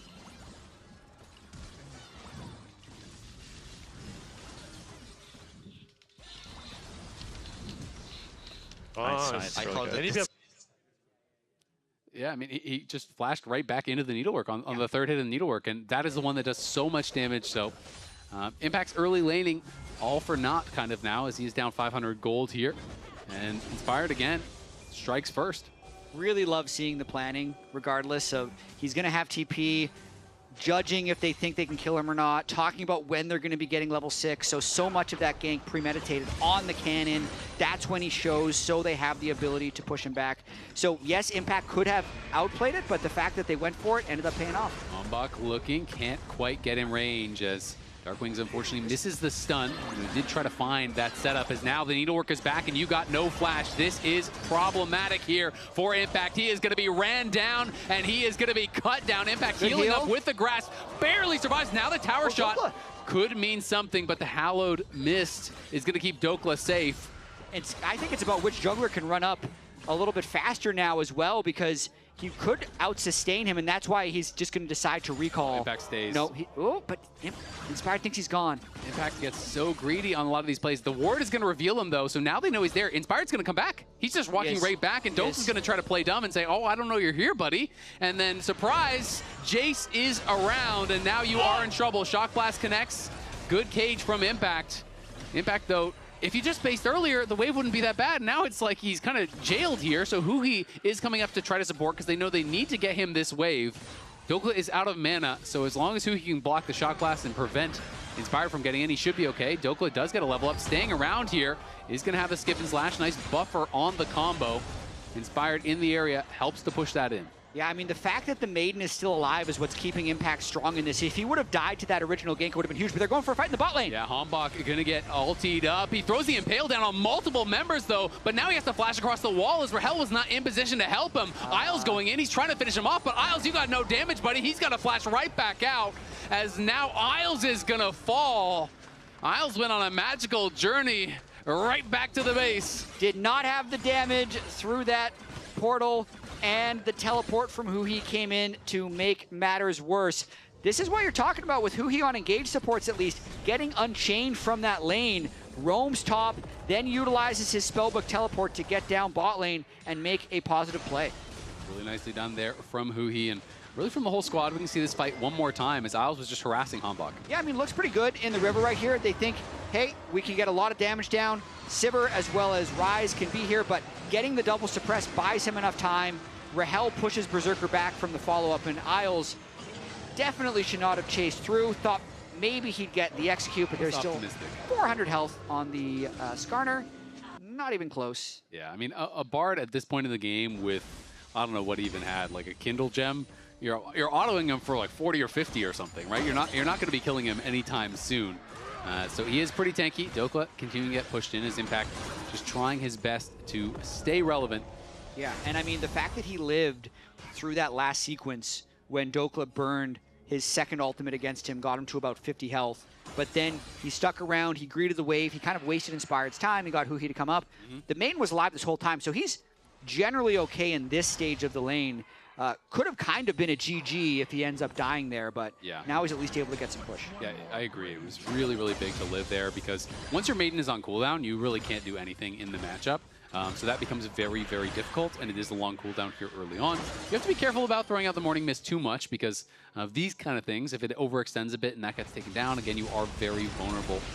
But Impact will always have massive threat on the towers, so if Dokla ever takes a bad roam time or moves to a fight and Impact gets alone time on the towers, you destroy towers as Yorick because all of your ghouls are tanking up tower shots, and the shovel damage is no joke. You can be farming plates very, very quickly as Dokla now going to be popping the Hallowed Mist, and Inspired is up here once again. The Needlework is back. The Shock Blast connect. Impact's on the roam. Flashes early, but this time it doesn't even matter. Double flash in. Inspired and Dokla, this duo, man, they are a nightmare for Impact. Really, they're playing the entire game around topside. That's now going to be that 140-second full cooldown on the next charge of the Maiden, so the disaster scenario has struck, but we've went through a whole lock-in tournament of no one spending time top lane, and suddenly Inspired can't leave top lane. So yes, they've given up a Drake, but it hasn't really costed them elsewhere. No plates have been really dropped. Mid lane, bot lane has been completely fine, and Inspired's even dropped camps to Hombok, so really investing in this Dokla Gwen, and it looks like it's paying off. They're going to look for a Saint here. Each doll's Impact will get popped, but Saint was aware of where they were, so he just hugged the other side of the map and is not going to get caught. He will be interrupted on the recall, so some vision going to get cleared out. But yeah, I agree. I mean, it's just been all about the top lane, and I think it's made sense in a lot of these matchups here. And Bessa, very snowbally. Same can be said for Gwen, and now the Dusk and Dawn is done. You are very far from Triforce's Impact. You have no ult. You can't fight at all. And the problem is Needlework is a much shorter cooldown than the Maiden. So this is how the matchup gets worse and worse and worse, is if you ever die once, well, guess what? Needlework comes up, you're getting all in. And you're not going to have that ultimate back. So you kind of just have to try to push and back up. but York has very little fallback patterns because you suck at team fighting. Yeah, absolutely love the observers. You can see in the bottom left, 15 seconds until Needlework comes back off cooldown. They were toggling to York as well. He's still got another minute left on his, so he has to just completely concede this lane. And this is kind of the stage in this season where it's often best to just leave the top laner alone. They've already killed Impact twice. If they invest more in ganking, a lot of times the juice isn't worth the squeeze in terms of how much gold you're getting on repeat kills. Let him live with that Dusk and Dawn and extend the lead, and now Impact needs to move, or rather Inspire needs to move bot lane to try and get the advantage there. Nice little spellbook cleanse there from Isles. We'll get him out to safety. Remember, Sentinels are the ones with a lot more go buttons this game. They do have a lot of hard engage. You have, both the Varus ultimate, you have the engages from the Alistar, you have the Anivia who can wall people off, you have Hombok who can set things up with the Impale. So there's always that to look out for. But again, Lyon having these big advantages in the side lanes. And because of how they played over the last couple of days, I am just getting so much faith in their ability to play out these situations, right? They don't need to just show up to a Dragon and teamfight to win a game. They know how to win through side lanes and through, slowly bleeding you out. And they've shown that time and time again. I'd say this is the most committed they've been, though. This is 2 Drakes given over to an early game Skarner here. Free farming to Heartsteel. They have the attack speed Varus as well.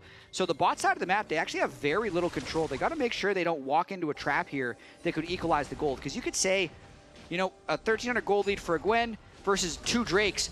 A lot of teams will take the 2 Drakes, but it depends on how well they're able to leverage this Gwen as the game extends. Will this be a 5,000 gold lead by Drake 3? Because those 2 Drakes are quite early and quite potent.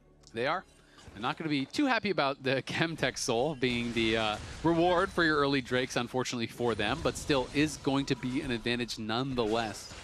And how Impact will be able to compete in this game is a big question, but a big CC chain coming in onto Isles. He tries to flash back, gets stunned again. Nice binding against the wall, and the Tempered Fate is going to be able to get out to safety, I think, here. Great sidestep. Rahel comes in and knocks him down with the Ghost. Nice moves from Isles to almost get out of there, but at the end of the day, it is the flash, it is the heal, it is the ult, and it is his death going over to the Varus. And that's because they'd spent so much time around topside. Sentinels had so much control set up bot, he was trying to retake, and that's the danger that you run.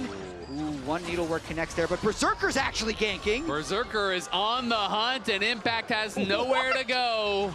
Ganked by the Sivir, that's one you don't see every day.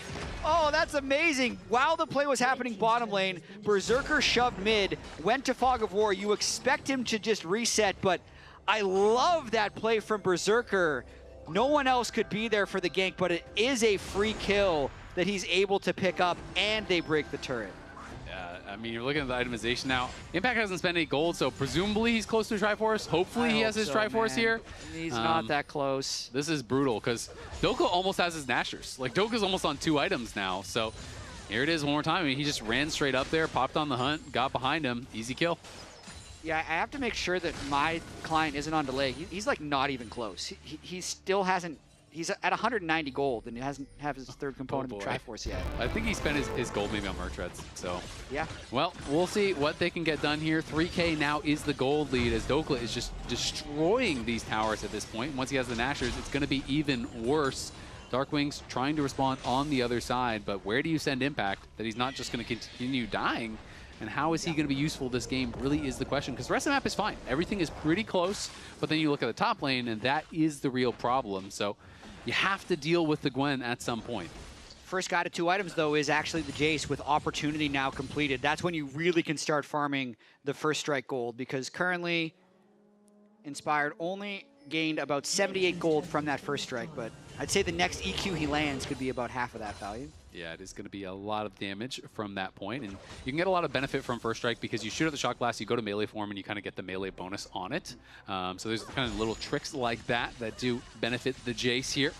And on those 2 lethality items, the poke is going to be pretty nasty. Impact, just trying to hold the wave. What else can you do? You just don't want to summon your ghouls at this point because you want to keep it by your tower, but eventually you have to think it will push out as Hombok lying in wait here, but unbeknownst to him, he is on that ward, so Lyon had full information of what he was looking for. So Lyon has looked really good these last 2 days, especially in the macro game. The way they've been able to play 1-3-1 and play through leads. If we're trying to be picky, right? If we're trying to be picky, I'd say the one thing they haven't been super clean at is their actual team fighting. They spend so much time accumulating gold, but they haven't had the cleanest execution in team fights. That's where this game could go wrong, because they have the 3,000 gold lead, but if they end up giving a Dragon Soul, the team fighting in the front line of the Sentinels team still looks strong. So that's where Sentinels needs to try and find a way to set up for this next Drake. But especially with the Gwen moving to the bottom lane, it's just more macro masterclass by Lyon. They're getting deep push. You can already see a bunch of wards on the bot side of the jungle as well. So just going to be a very tough game for Sentinels to play out. But team fighting is the way out. It really is, and compositionally, they still are set up for success here. And you can see it is going to be the Liandry's second for Dark Wings, which I like.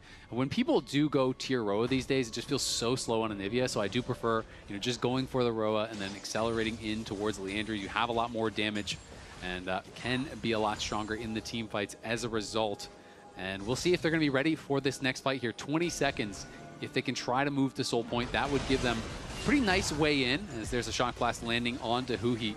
And Huhi is just pushing forward, trying to clear out vision, trying to set them up for success in this Dragon.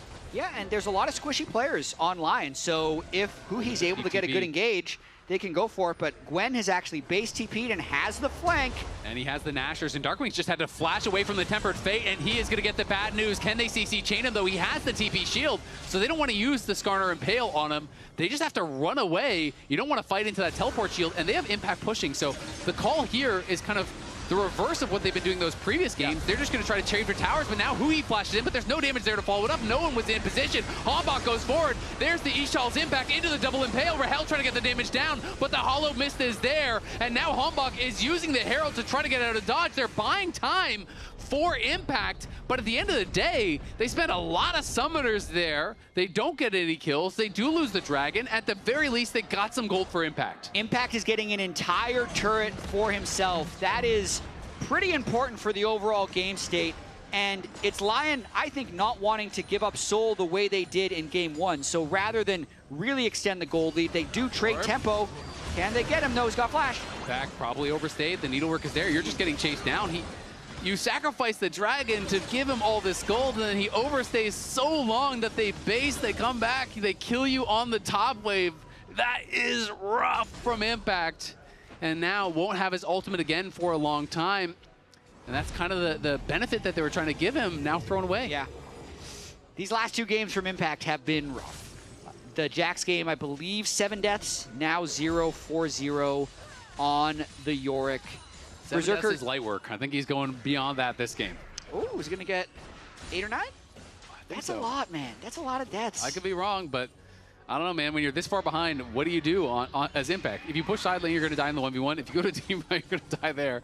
Well, 0-8-0 was the LCS record. Griffin set that earlier against Lyon. Don't want to start that curse. I think that's hard to do. Because the specific Griffin one, like they literally just kept running into them because they thought it was the only way back in the game. This game is still close. Like, this game is still very winnable. Yeah, I mean, the funny thing is your deaths become worth less and less, right? So I do think if you don't want to die, you're not going to die 8 times, right? If you want to play it safe, you can sit back and not die. But I feel like at this point, you're worth no gold. You may as well just push down lanes and try to threaten towers, because any fight where you are not there and someone from their team is not there is a better fight for your team, right? The 4v4 will always be better. So you can kind of almost just work as a super minion and you're just running down the side lane, forcing someone to answer that wave, and then hoping that you can buy time and run away, kind of kite it out. Because that's kind of the job I think you're a little bit relegated to here as Impact. Yeah, you don't really want a team fight, because if you get a kill accidentally, you're worth gold again.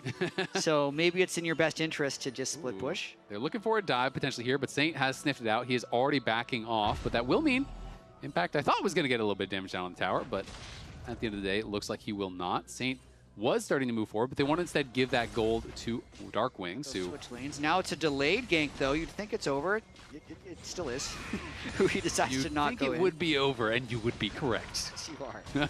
I mean, that awareness from Saint's really impressive. He did not have that awareness at the start of the split. No, he was dying in a lot of silly situations, as Dokla has been pushing up on that top wave. They're going to TP in. They're going to try to look for Dokla here. A lot of members from Sentinels are already coming up, but Impact may have gone a little bit too early. Let's find out. The needlework coming out. He's trying to finish him off, but he can't do it. Rahel over the wall, nails the chains of corruption, saves his top laner's life, and gets a kill.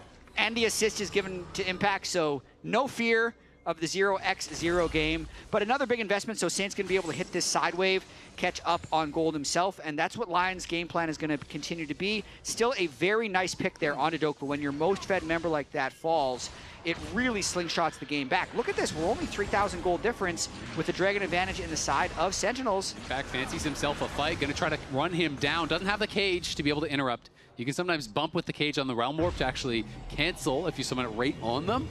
But that is tough to do, and he already used the cage. At the very least, though, he pushed him back and got that Realm Warp down. So Impact going to be continuing to push on this bot side. Maybe get access to that tower and could finish it off. Sentinel's doing a good job, honestly, problem solving around this top lane that has been very tough for Impact. And they're getting him at least to a point where, you know, he can threaten maybe non-Gwen players. I mean, it's a better problem solved than they had the last game when it was 3 items to 1.5. This game, they're managing to bring everyone to support him. And then even that 1v1 he had against Ryze, because of the backup that was going to be arriving, he did a significant amount of damage. So like when Yorick gets melee against anyone, he's still going to do a lot of damage. He is. And one of the big differences from the last 2 games is that, you know, if Sentinels overloaded one side to try to help out Impact, Inspired was starting a fight because it was Jarvan and Malphite. Now you're playing Jace. Not that you can't, you know, look for poke and look for fights and whatever, but it's very different. They don't really have that snap engage besides the Bard. True. And because they have not been fighting nonstop, Tempered Fate can be easily flashed and disengaged from. So that is kind of the difference, I think, and it's making Lion have more of a difficult time punishing. And I think this is a very playable Drake fight here from Sentinels. They already have control of the river. They have a few control wards put down. Lion trying to move into the Anivia Skarner Yorick is very difficult. There's not like a super deep lane push or flank that Lion currently have set up. So this is Sentinels definitely going to contest this sole point. Dokla, double large rod, and that shock blast hurts. I mean, look at the gold difference on that top side. 1k there for Inspired. Rahel will be able to lifesteal up somewhat off of this dragon. He's trying to do that now, but they want to push back in before he can heal back up. Huhi and Darkwing's trying to control space on the side, but another shock blast does land there onto Darkwings. But they got the dragon, and now you don't need to force. You can just back it out with some of this damage already being thrown down onto Darkwings and Rahel. The carries are split now from that front line. I think Sentinels do kind of need to just back up and answer this wave. They are going to lose the Maiden, unfortunately, though, for Impact. Yeah, but this is super winnable for Sentinels. With the way that they could just control that space, get themselves to soul point, very impressive stuff. So trying to force this game for still have to deal with a very fed Gwen when Gwen is able to enter team fights. But the Skarner, the Yorick, the Anivia Wall, the Vera CC, the Alistair, there's a lot of things to help heal. There really are. It's going to be very, very difficult to get past that Anivia. But if you ever get a moment where you can get past the Anivia, there's so much damage. And Isles now is out of the right spot, man. He's going to be able to flash over the wall. Looks like he can just walk out for now. Does throw down the Temper Fate, but the Chains of Corruption does connect as well onto Isles. And Isles will be going down, and it's Darkwings that claims it. Tries to use some fancy footwork to get out. At the end of the day, does lose the flash and does die for it. And he's the target that they've been picking on. He's trying to control vision, oftentimes on the weak side of the map, and Sentinels has been able to pick him off 3 times now. Rahel with a nice collapse. Another, like, Isles is trying to put in these big mechanical outplays, but he's just in spots where he can't escape. Yeah, it's pretty tough. Dokla going to be closing in on the death cap, though, is level 16, and that is terrifying. If he gets in the middle of the fight, you know, with the level 3 ultimate here and that death cap, he is going to shred your carries. And Rahel obviously paying respect to the fact that it is double AP soul lanes, already has the Wit's End, so itemizing towards some MR. Darkwings as well has that Seekers after Leandry's was completed. You can see a lot of MR really across the board. There's a Ma in the top lane for Impact, so they are trying to deal with that. Exhaust is ready, though, for Huhi, thanks to his spellbook, which is going to be really big for one fight. And the Sivir scaling is going to be a problem when Berserker is able to get to IE as well, but it does feel like a game where Chem Soul is pretty likely for Sentinels. Dokla with Death Cap, but all the carries having flashes across the board for Sentinels means I think they kind of have a fight where they're able to kind of disengage the Gwen. Huhi did teleport up towards that top side, and Isles going to have to take the magical journey back to safety as a result. They're going to be realm warping in onto Impact. Impact in some trouble, takes the shock blast. Saint going to try to run him down, but Impact just cages him up and is backing off. Keep running, and he should be okay, but the Ghost is closing the gap. Sentinels are going to try to start Baron on the other side. Now the Rune Prison comes back up, but the Maw Shield will keep him safe. Dokla has used the Hallowed Mist, now going to get walled off there. Has to use a Skip and Slash, but he's hit down to half HP. The Tempered Fate will buy some time. but Inspired is still pretty far away. He is running for it, though. Impact's going to teleport in to join. He has the ultimate back up. It is getting low. It looks like they're going to commit to it. Inspired is pretty low. They're going to try to finish. They do secure the Baron, but can they win the fight? The Unbreakable Will has been popped by Huhi as Isles is trying to go for it. Hit by the Chains of Corruption. The Hallowed Mist comes back up, and Sage is on a flank. Surprise from the bush there. Darkwings gets put low. Berserker is trying to hit, but he is knocked down. He's slowed up. Impact and Hombach are running him down. The Sivir is flashing for safety here, trying to survive. Inspired wants to stay around because they are so low on health, but all of Sentinel survives, and they get away with the Baron. It's an absolute heist. And it's the team fighting organization that Sentinels have. Even if they're getting run around the map in the early game, they are coming together in the team fights. And this one starts with Lyon, I feel like not really having great plays to make around Varus and Nivea. They start by trying to go for the Orc. That extends them. That makes them late to this fight. And then look at this. Like, they just all kind of stick together. They're waiting for Dokla to commit. If Dokla commits, that's when Skarner's going to slap him into the wall. Isles actually barely gets away. Did he die in this fight? He did die in this fight as well. Revenge of the Ghouls. Impact sends his regards. Oh my God. Impact 142 now. And Sentinels is back. The Golden Glue cams are always great, man. I'm telling you, just ignore the meta, pick Huhi and engage champ. Darkwing is going to get Tempered Fate, but the damage onto Isles is massive. Isles will fall to Darkwings. Dokla's into the backline, though. Rahel could be in some trouble. The CC thrown down onto Dokla. Dokla's going to run. Hombach CCing them up on the other side. Satan is incredibly low, and Satan has fallen, but Dokla is going crazy. It's Dokla versus Impact. It's Hombach really low, and it's going to be Darkwings egged up, and Dokla falling. Impact gets his revenge. Lyon lose the fight, and Sentinels are running away with it. I mean, they still have 4 people alive and a Baron buff. They're going to potentially try and get some turrets. They couldn't quite finish off Berserker, but this is very, very likely to be the Chem Soul if they fall back to this Drake. Darkwings with teleport up will likely base TP and secure this Soul. Darkwings is playing these fights out so well. You know, he really is controlling space.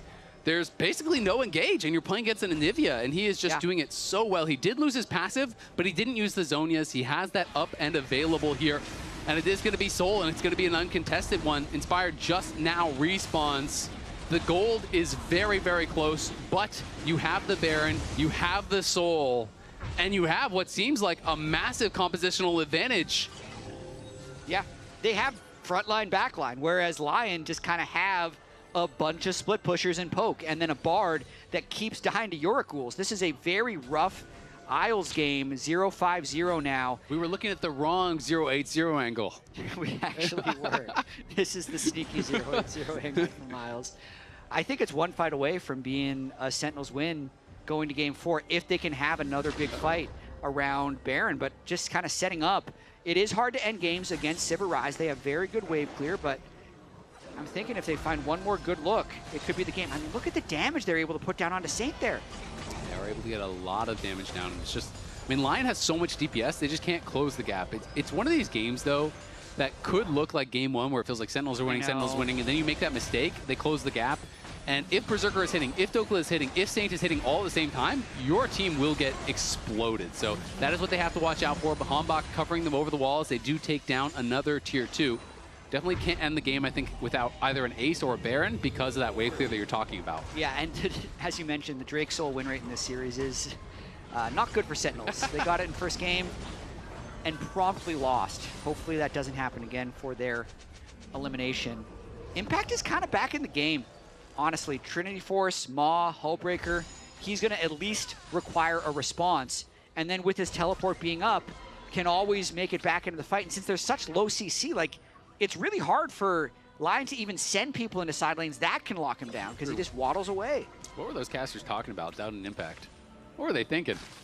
Killing Impact 4 times in a row is often a bad decision. You've activated his trap card. Yeah. Impact is online now, has the Hullbreaker, so going to be dealing even more damage in those side lanes as Lyon were moving down towards that bot side, trying to see, hey, will Impact overextend? Can you actually take him out? Comically, Impact is actually ahead in experience now over Dokla. Dokla's still obviously up in gold, and again, the damage is there, but Dokla skipping slash forward. Hombach is behind him. Are they going to try to look for a play? Looks like not just yet. They are being very patient, and I feel like Sentinels should continue playing patient. Just play towards objectives. It just feels like right now, Lyon have had no answer around those objectives, trying to get through these tight corridors against this comp that just controls space so well. Yeah, play it slow, get Baron, see if you can get a few turrets, don't overcommit, and then play for Elder. Maybe this is even a 3 Baron game, because it is very hard to finish against a Sivir like that, but the Varus will scale quite well, the Anivia scales quite well. Berserker's the scary one, for sure, for them right now, with the Infinity Edge being completed. Thinking about the 7-item Sivir makes you go, well, you know, Chemsoul's not going to do much to that if they have to wait for Baron, Elder. The desyncing of Baron and Elder is not great for Sentinels right now, because the Baron itself will only give them a small amount of gold. It's not really going to help them with any item power spikes. And then Sivir's still kind of clearing the waves unless they full send it into an engage. You can see Rahel getting pretty tanky now, as he does have his Jack show completed. Already had the Wit's End from earlier, so has a lot of MR now. Not going to be as easy to take down, but of course Ryze has completed the Actualizer, which is a terrifying item. The amount of burst that you can put down if you get that angle is very, very big. Inspired has completed his 4th item as well here. And so his Shock Blasts are going to hurt, and it's going to be Sentinels just ripping the Baron right on spawn. I don't even think Lion's going to contest this. I think they're, well, okay, they're teleporting in. So they're going to try to look for it here. Can they get past Darkwing? Saint already taking some damage to start the fight off. He just throws down the wall early. They're trying to rush this, but the Tempered Fate will buy a little bit of time. Ghost pop there by Saint. Inspired can't find an angle. He is very far away from this. They're going to look to finish, but if Darkwing's in trouble, he has to go into the stasis. I don't know if he has his passive back. Dokla's trying to finish off for Hell. Dokla's getting into the back line. Darkwing's is incredibly low, and he's put into the egg. Berserker is DPSing, and look at Inspired. He's behind Rahel. He knocks him back. Isles is going forward, but he is falling. Dokla is cutting through the team. Impact flashes out. He's still alive. Hombok, Huhi, and Impact make it happen. It's a quadra for the Skarner. Captain Flowers is popping off at home, and Sentinels may have finally secured a game. Out of nowhere, the Skarner quadra kill. Unbelievable there by Sentinels, and you can see how hard the fights are for Lion. Even when they chunk out the Anivia and egg him early and Berserker flashes through to kill Rahel, it's still not enough. Big death timers there for Inspired and Saint still, and it looks like Sentinels is sending us to game 4. Yeah, the Yorick is going to crush through these towers. Isles is back, but it's 10 seconds until anyone else is respawning. They're just going to ignore him, focusing down these towers. Sentinels will not get swept. They battle back here with such an impressive game in game number 3. A resilient Impact ends up coming out on top, and Sentinels breathe some life into the series. Just when it looked like Dokla was putting Impact into the grave, he came right back up and started smacking him around. But really, this was a game won with team fighting for Sentinels. Darkwing's Control Mage, the 508 Skarner Lounge. Unreal. Oh, it's real. Yeah, it actually happened. Yeah. We're back. I definitely thought they were going to get run over. Not the case at all. Sentinels team fighting is what got them to the position they were in playoffs, and they're showing it again. We were all ready to congratulate you, Raz, and say you're perfect. You've gotten every prediction correct, including this 3-0. Wait a second, Emily. How can it be a 3-0 if Sentinels won a game? If Sentinels took a game, well. You and I were right, Kobe. Oh, well, we might not be right. Maybe Sentinels comes back. Yeah, who knows? I did want to quickly go over a really small play that I wasn't sure if it was going to get punished or not, but it's basically a decision Sentinels make to soft contest this Drake here while also funneling some very much needed gold into Impact, because look at our itemization between this Gwen and this poor Yorick here. So basically what's going to happen is Dokla is going to push out this wave up on top side, and Impact is going to be sent to just catch it, right? And now they can Sentinels make the decision, we're going to keep Impact up here, even with this Drake fight down here. So Dokla TPs into this fight as we play it out.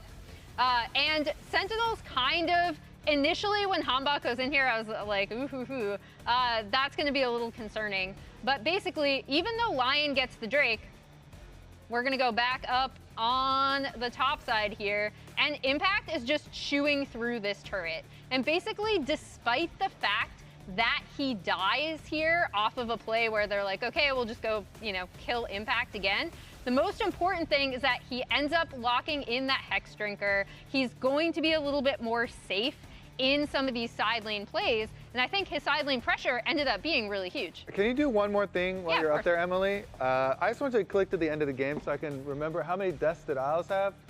At the 5, I'm pretty, maybe 6. At the end of this game, because he was getting picked off a lot, He was getting Raz. picked off alive. I feel like this Bard, every time it was going... 6. Yeah, it was 6. Every time it was going anywhere, it felt like it was a really rough spot.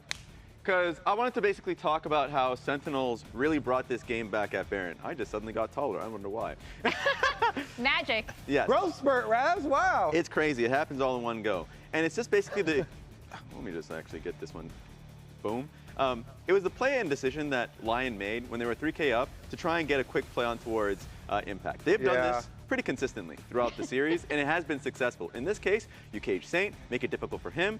Impact runs all the way back, and in the meantime, as you can see, we're on Baron immediately from Sentinels. And so the greatest thing about all of this is that Impact does not care. He has teleport. He's in a really good spot to be able to join his team, and it's going to be Inspired and the squad running all the way to basically support this. Even with the Bard ulti coming through, I think MVP for me is Impact. Wastes a lot of time, pulls 2 people bot, gets in time here for a TP, and then cages Inspired out here to stop him from being able to enter the pit, pick off Baron. And then I feel like the decisiveness from this team during this fight to be able to pull the trigger. Yes, Saint's coming in, who he is already walking towards him, so he flashes away. And then Dokla walks straight through, and so immediately flash from Hambach and then pins him to the wall.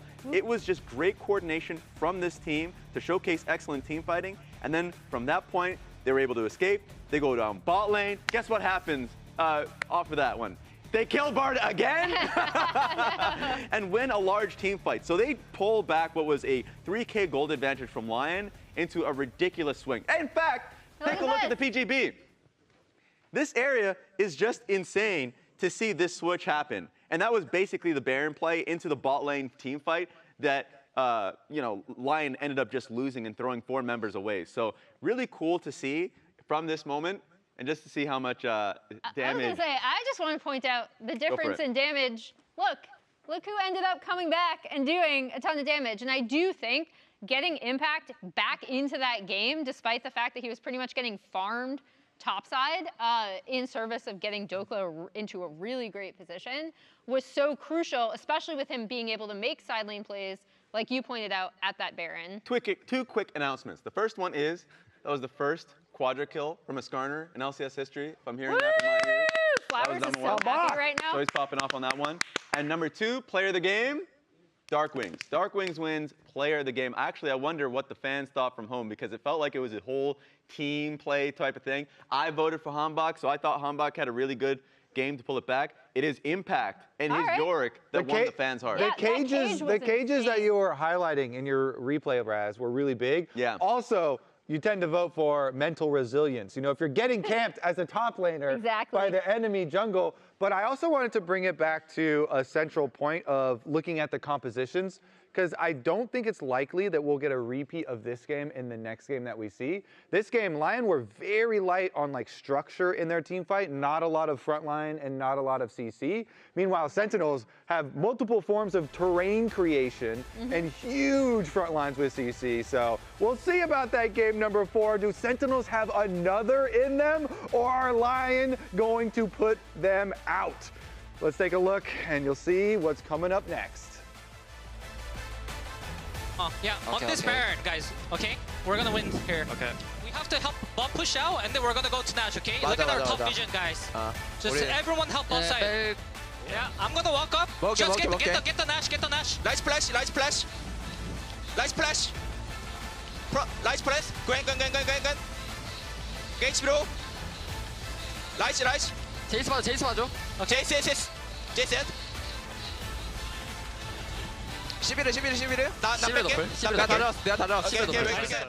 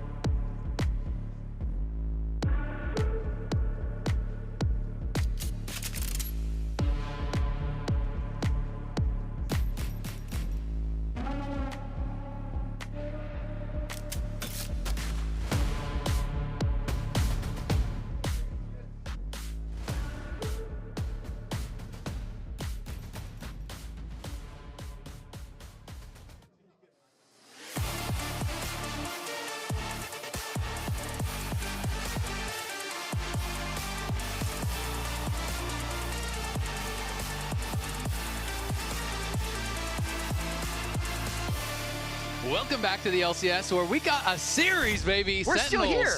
Back into the series. They are still here, definitely. They won the last game after what seemed like a horrible start. Impact was so far behind. You're thinking, all right, it's over. It's a sweep. And we were talking about how, isn't this strange? We never see junglers play around top lane. Look at how Lion's playing around top lane. You know why they don't do that? Because you lose the game. They stacked early Drakes, 2 Drakes for free, while Dokla got a 2,000 gold lead.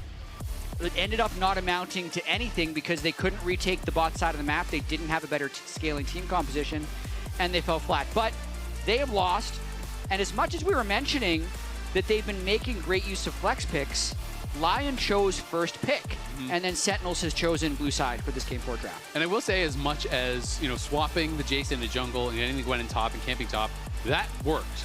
Compositionally, though, as a whole, obviously, it was very difficult to play out. I think Darkwings played a really good Anivia game. Him on Anivia, Huhi on the Alistar, Humbok on the Skarner. They controlled space so well. So it was very difficult to actually walk in. I always like the edits. Yeah, the edits I appreciate on the signs. it. I mean, he's just updating his prediction based off new data. So I can never fault that. You can always change your mind. Exactly. All right, Vi going to be banned out once again here. Nocturne getting banned. Expecting a Pantheon ban as well. Impact Mental Diff, true.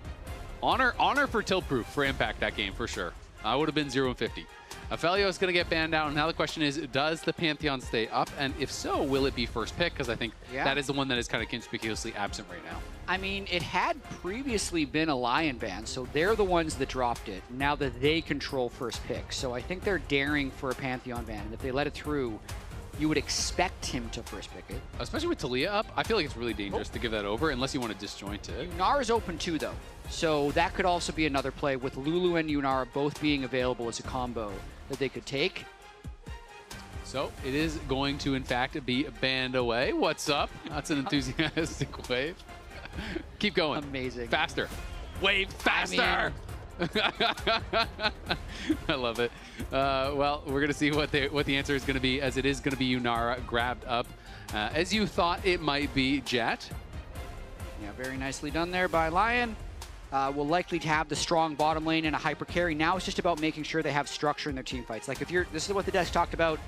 They're expecting a little bit more team fight structure to come out from Lyon because they still have been able to play the map very well in all 3 of their games. That one fell apart a little bit because they couldn't find good ways into team fights. Yep, and it is going to be Darkwings on another control mage here, and one that controls space quite well. The mid lane pool is getting thinned up quite a bit, you have to say.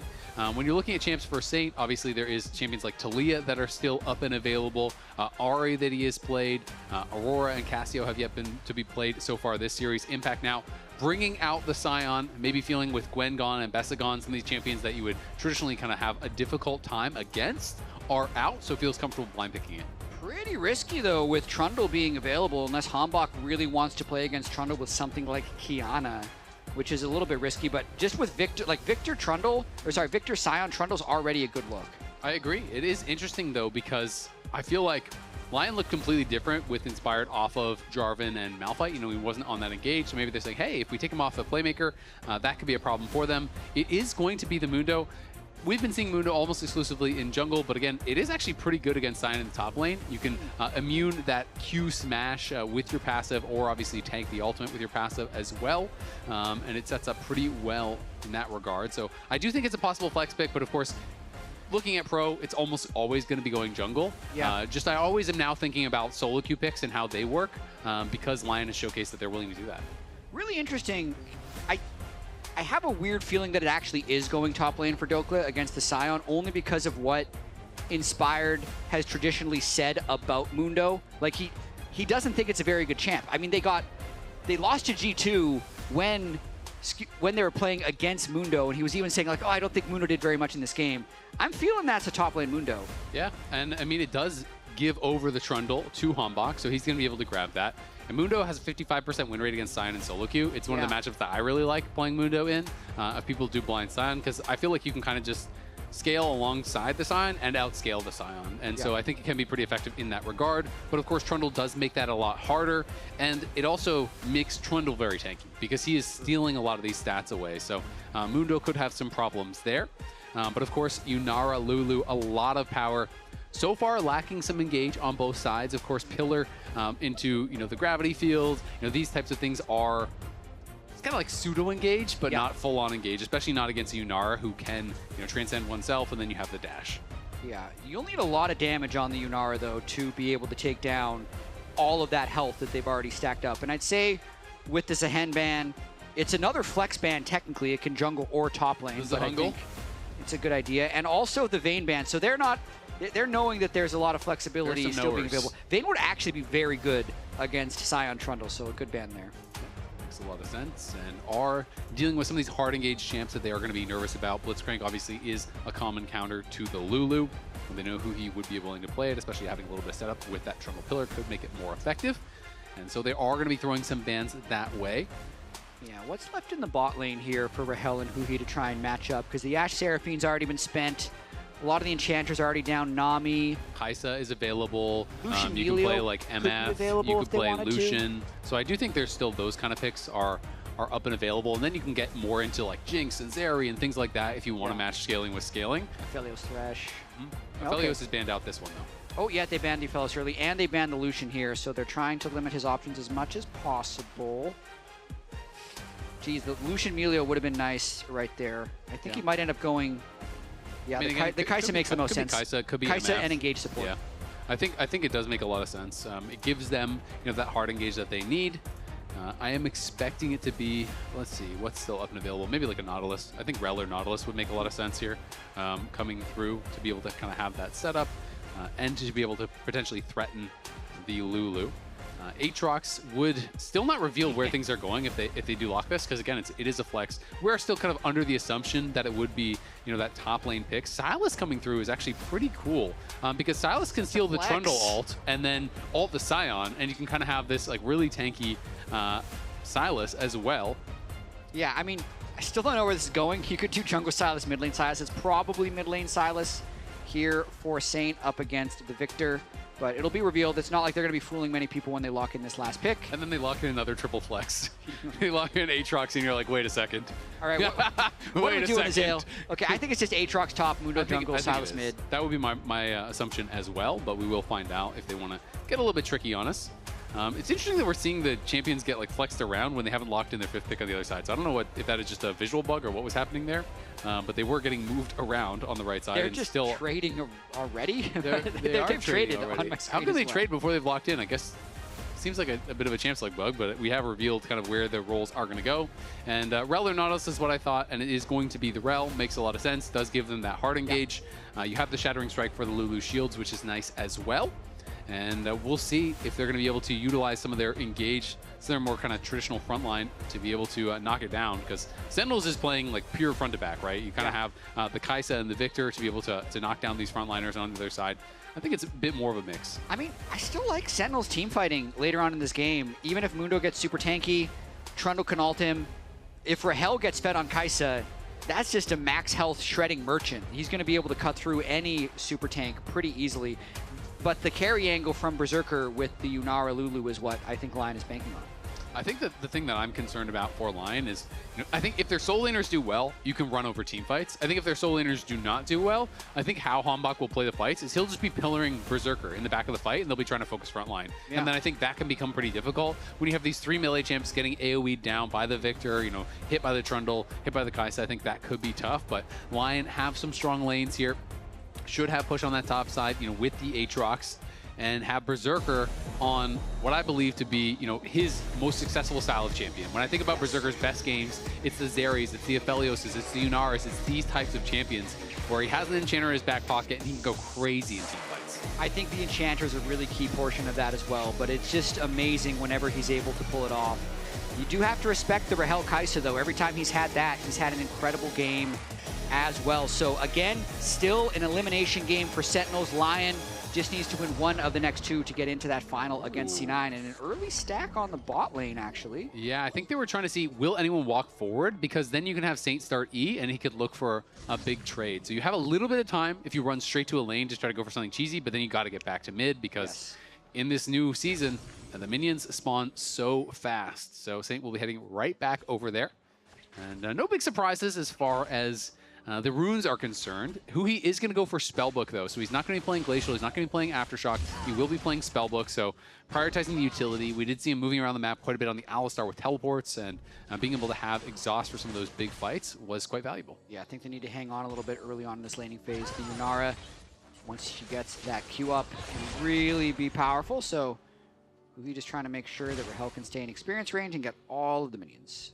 And these mid lane matchups, when you are playing a melee into the range, it's just about survival. It's about keeping your health high, not overcommitting for minions that are going to cost you too much HP. So sidestep to the laser, and we'll be able to go forward and pick up a minion or two there. Darkwings is just basically trying to really punish heavily early to get Saint to a point where he can't threaten all ins. Yeah, Mundo's not exactly a very threatening jungler early on either, but it is teleport on Darkwings, not the Ghost, so a little bit harder to dodge the Mundo ganks. Also important to note, first Mundo game of Inspired's career.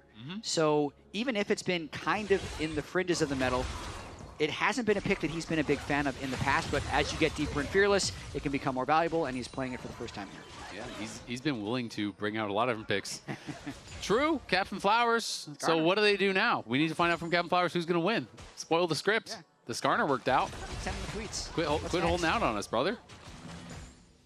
Well, we'll see how much they can get here in the early game. Looks like that plate almost about to go down, but we'll be able to defend it at least on this wave. But of course, when you are playing this double range bot lane, you are expected to have push. You are expected to be able to get the harass down, and Rahel is going to have to take a very early base. As Saint, maybe overextending, is going to go in with the Absconded Duck. Uses that level up timing really well. Hits level 4 there and goes in immediately on it, gets a good chunk, gets that wave pushed out. So Saint is going to be pretty happy about things in this 1v1. You have to be so confident to pull out that play, know exactly when you're going to be hitting your level up timings, but he does it great, manages to last hit all the minions before Darkwings is able to burst him, and just effectively trades the first few waves. Now he's got his health crystal with his quick base, and he's forced the TP out of Darkwings as well. So the early lane phase actually very well survived by Saint there with that last little play. Yep, it's dead even. I mean, Darkwings is up a couple CS, but it doesn't matter because they got the same buy, right? Yep. 400 gold buy plus a refillable. So they are dead even as far as that is concerned. In fact, just trying to hold that wave as much as he can. In these matchups, you want that near your tower. Saint goes in for a very nice trade with the Conqueror stacked. When's the last time we saw an Aatrox actually snowball onto a Scion? It feels like almost every time Scion can get an early Bramble and just kind of wait out the lane.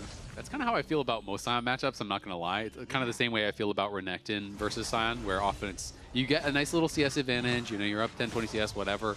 But it's pretty hard to make things happen. Dokla going to be dashing back, but he's going to be pillared in. Does flash out to safety, so will survive, but that is flash down. Nice little lane gank there from Hambach, who, let's be honest, has been getting outpaced by Inspired in these early games. Inspired has been getting a lot more done, so nice to see Hambach getting involved. Absolutely. Pillar, pretty strong early gank. Early Sheen as well, probably going towards the Trinity Force for a little bit of damage in these team fights. But this is, you know, this series felt so one-sided after Game 2 was it. And then even portions of Game 3, when they had the Gwen flex pick, we're thinking they're just going to walk their way to finals.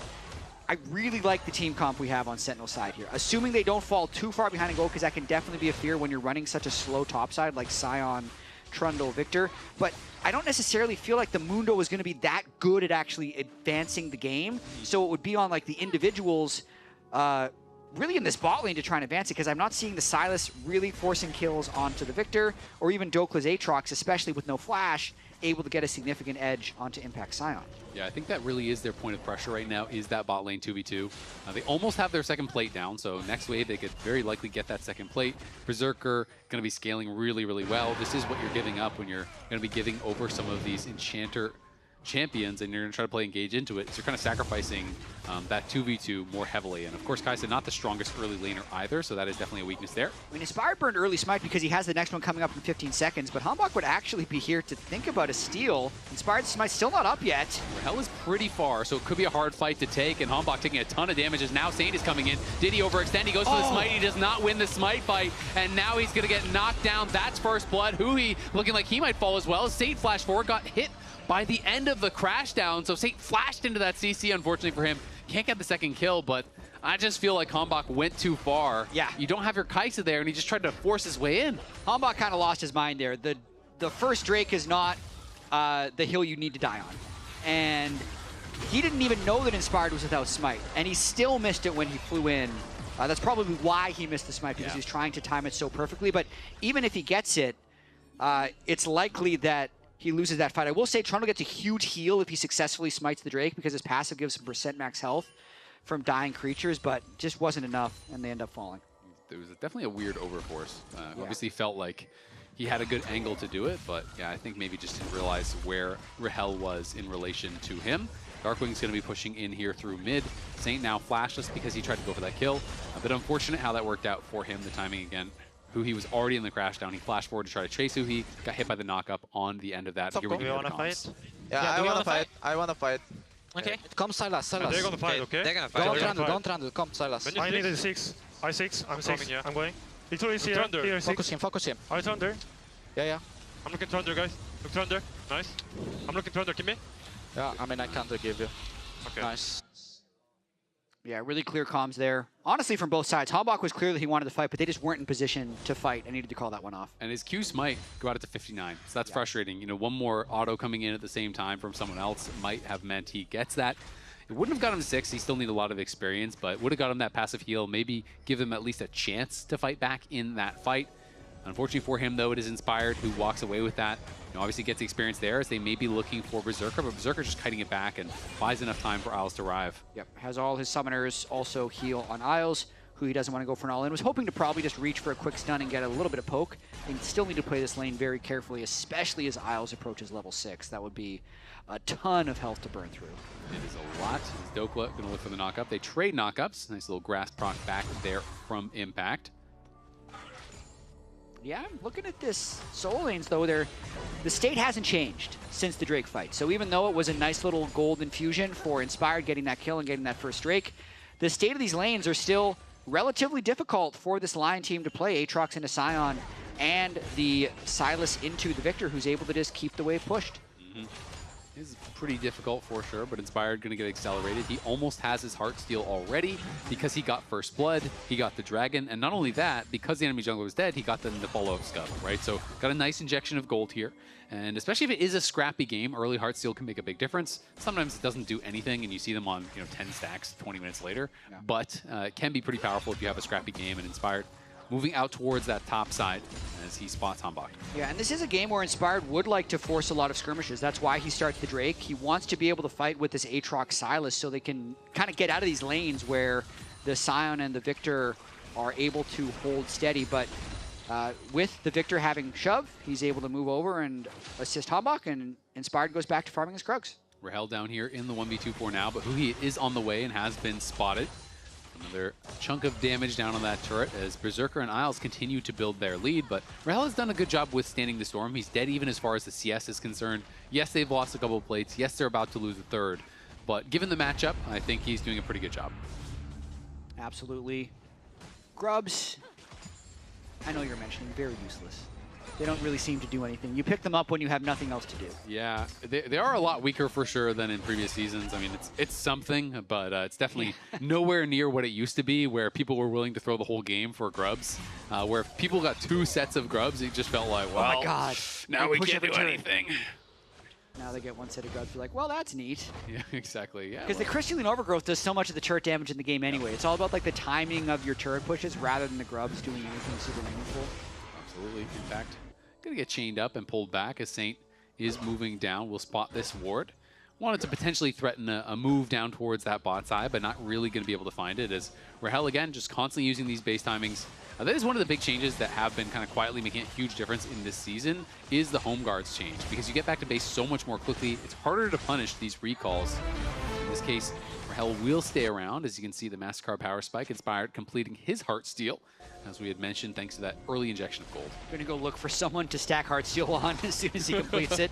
Runs into the enemy jungle. Please find a Trundle. The amount of dopamine that you get from a Heartsteel stack, you cannot place a value on that, you know? Doesn't matter. It's not to be. It's not about the gold or the damage. It's about the dopamine. Exactly. And they are going to be able to grab this dragon here. So 2 dragons early on to Lion. And that is going to feel really good as they're going to be stacking up pretty early. But 2 of the powerful souls are going to be kind of off the table because Hextech is gone and Ocean is going to be gone. So we'll see what it is going to be. I will say Chemtech is a lot better this game, though, for Lion. And it is going to be Chemtech. So generally, you're pretty unhappy about that. But when you have Lulu, when you have Mundo, when you have the healing from Aatrox and from Silas and everything, it is more powerful than normal. Yeah, not bad, absolutely. So a bit of an early swap by Sentinels as well before the lane quest had completed. Double Arcane Storm coming out there as they trade the ultis as Saint goes in with the hijack, steals that away, but Darkwing's able to answer these trades pretty effectively. Huhi, though, flash forward with the Shattering Strike. In comes the damage from Hambach. The Ignite grabs the kill. Huhi, it's these kind of angles that make you want him on the engaged champs. And that's what happens with the early lane swap. So even if last season you're very used to these bot lanes roaming through the jungle, you're just not used to having a support jungle have a chance of being there this early in the game. Just a bit of a mental lapse there by Saint. I think he was so focused on that trade he had with Darkwings where they both spent their ultimate, had forgotten that Sentinels had swapped early. So mid lane, as you can see, the only role quest is completed. So they're slowing down their role quests by pulling off that play. They didn't actually get anything top lane directly off of it, but now I feel like that kill mid was a direct consequence of swapping early. It's nicely done. You can see Isles moved in, got a little bit of vision down, a couple of wards in the enemy jungle, as he was able to use that Spellbook Ignite to great effect on that bot side. And it's just kind of a slow move forward here towards this next dragon where Sentinels are going to have to see, have they scaled up enough? Doka going to pop the World Ender just to try to run away. Looks like he has the move speed and the health to do just that. Inspired is here behind him, so no chance of a chase down kill here on Dokla. But still making it so Doka won't be able to play aggressive elsewhere. Burning the World Ender for the Scion ultimate is a happy trade for Scion. He's just going to reset anyway, get a Sunfire Cape, and then move back into the top lane. So just re-swapping back into that lane, keeping this thing mobile. Hambach? Stolen away on that ultimate, but obviously no chance of actually chasing down and killing off Saint. So just wanted to defend the tower and is able to do that. Impact arrives back from base here with the Sunfire completed. Berserker going to transcend oneself. He's going forward onto Darkwings, getting some good damage down, but the Arcane Storm traded back, and Darkwings kind of comes out on top despite the 1v2. Handles that really well and is going to push Berserker back to base. Darkwings is really good on his picks. The Anivia was super solid. I'd say the Syndra would have been fine, except for the Malphite being on his screen the entire game. Pesky Malphite. But now, at this state in Fearless, when the enemy team doesn't have really great ways of closing the gap onto his Victor. Mundo engaged, not as impactful. Everyone just kind of has to run face first into him. Yeah. You get the move speed from your Victor Q. You can throw down the gravity field, send lasers without interrupting your running animation at all. Darkwings is looking to have another good game. Rui pushing forward here. Of course, no damage there with him to threaten Saint, so Saint will just back it up.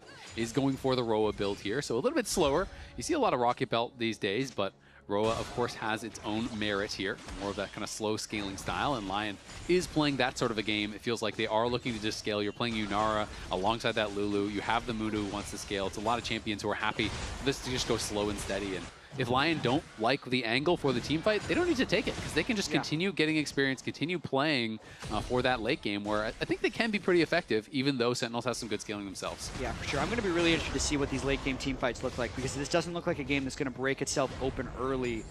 More attention being sent towards Doka. He does have Flash, and he's got a lot of backup behind him. Yeah, they're all coming in here. I think Sentinels have got to get out of there. Hambach has got to run. Flashes early, but is going to get knocked up, and the Wild Growth there as well. Subjugate comes out. In goes Inspired, flashing over the wall. He gets pulled back. Hambach is going to fall. Sentinels bit off more than they can chew, and they pay for it as Lyon does come in, but now in goes Darkwing. He just blast coned way too far. Immediately has to flash out to safety. The Arcane Storm was thrown down.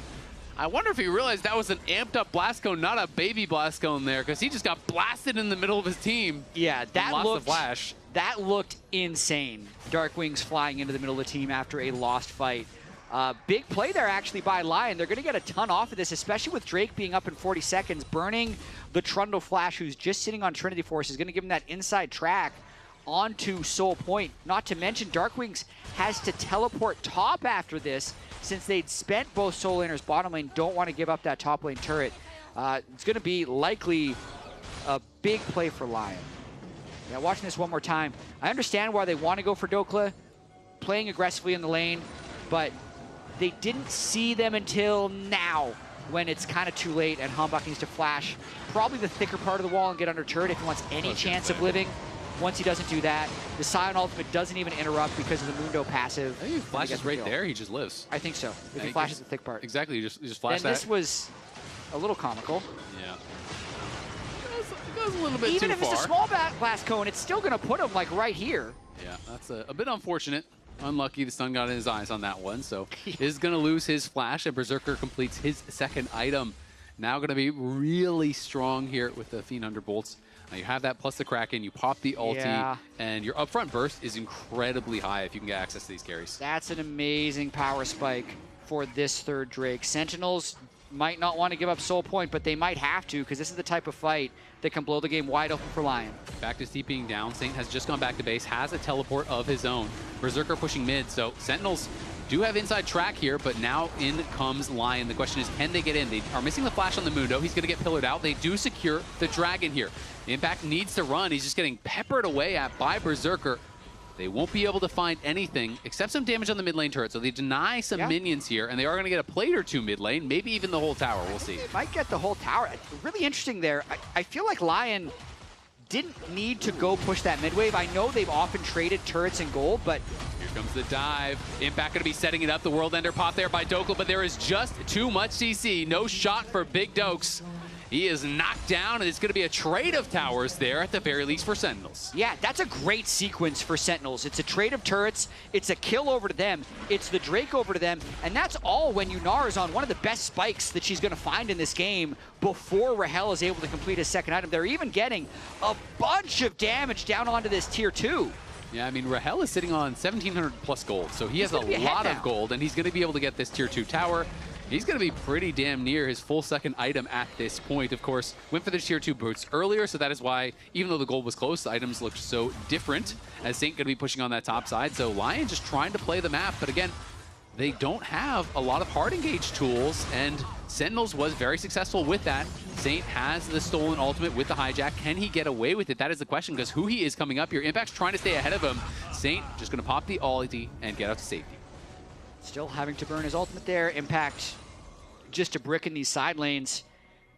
There's a chance we're going to see the game 5 here with the reverse sweep angle when it was looking like Lyon was going to run away with this one.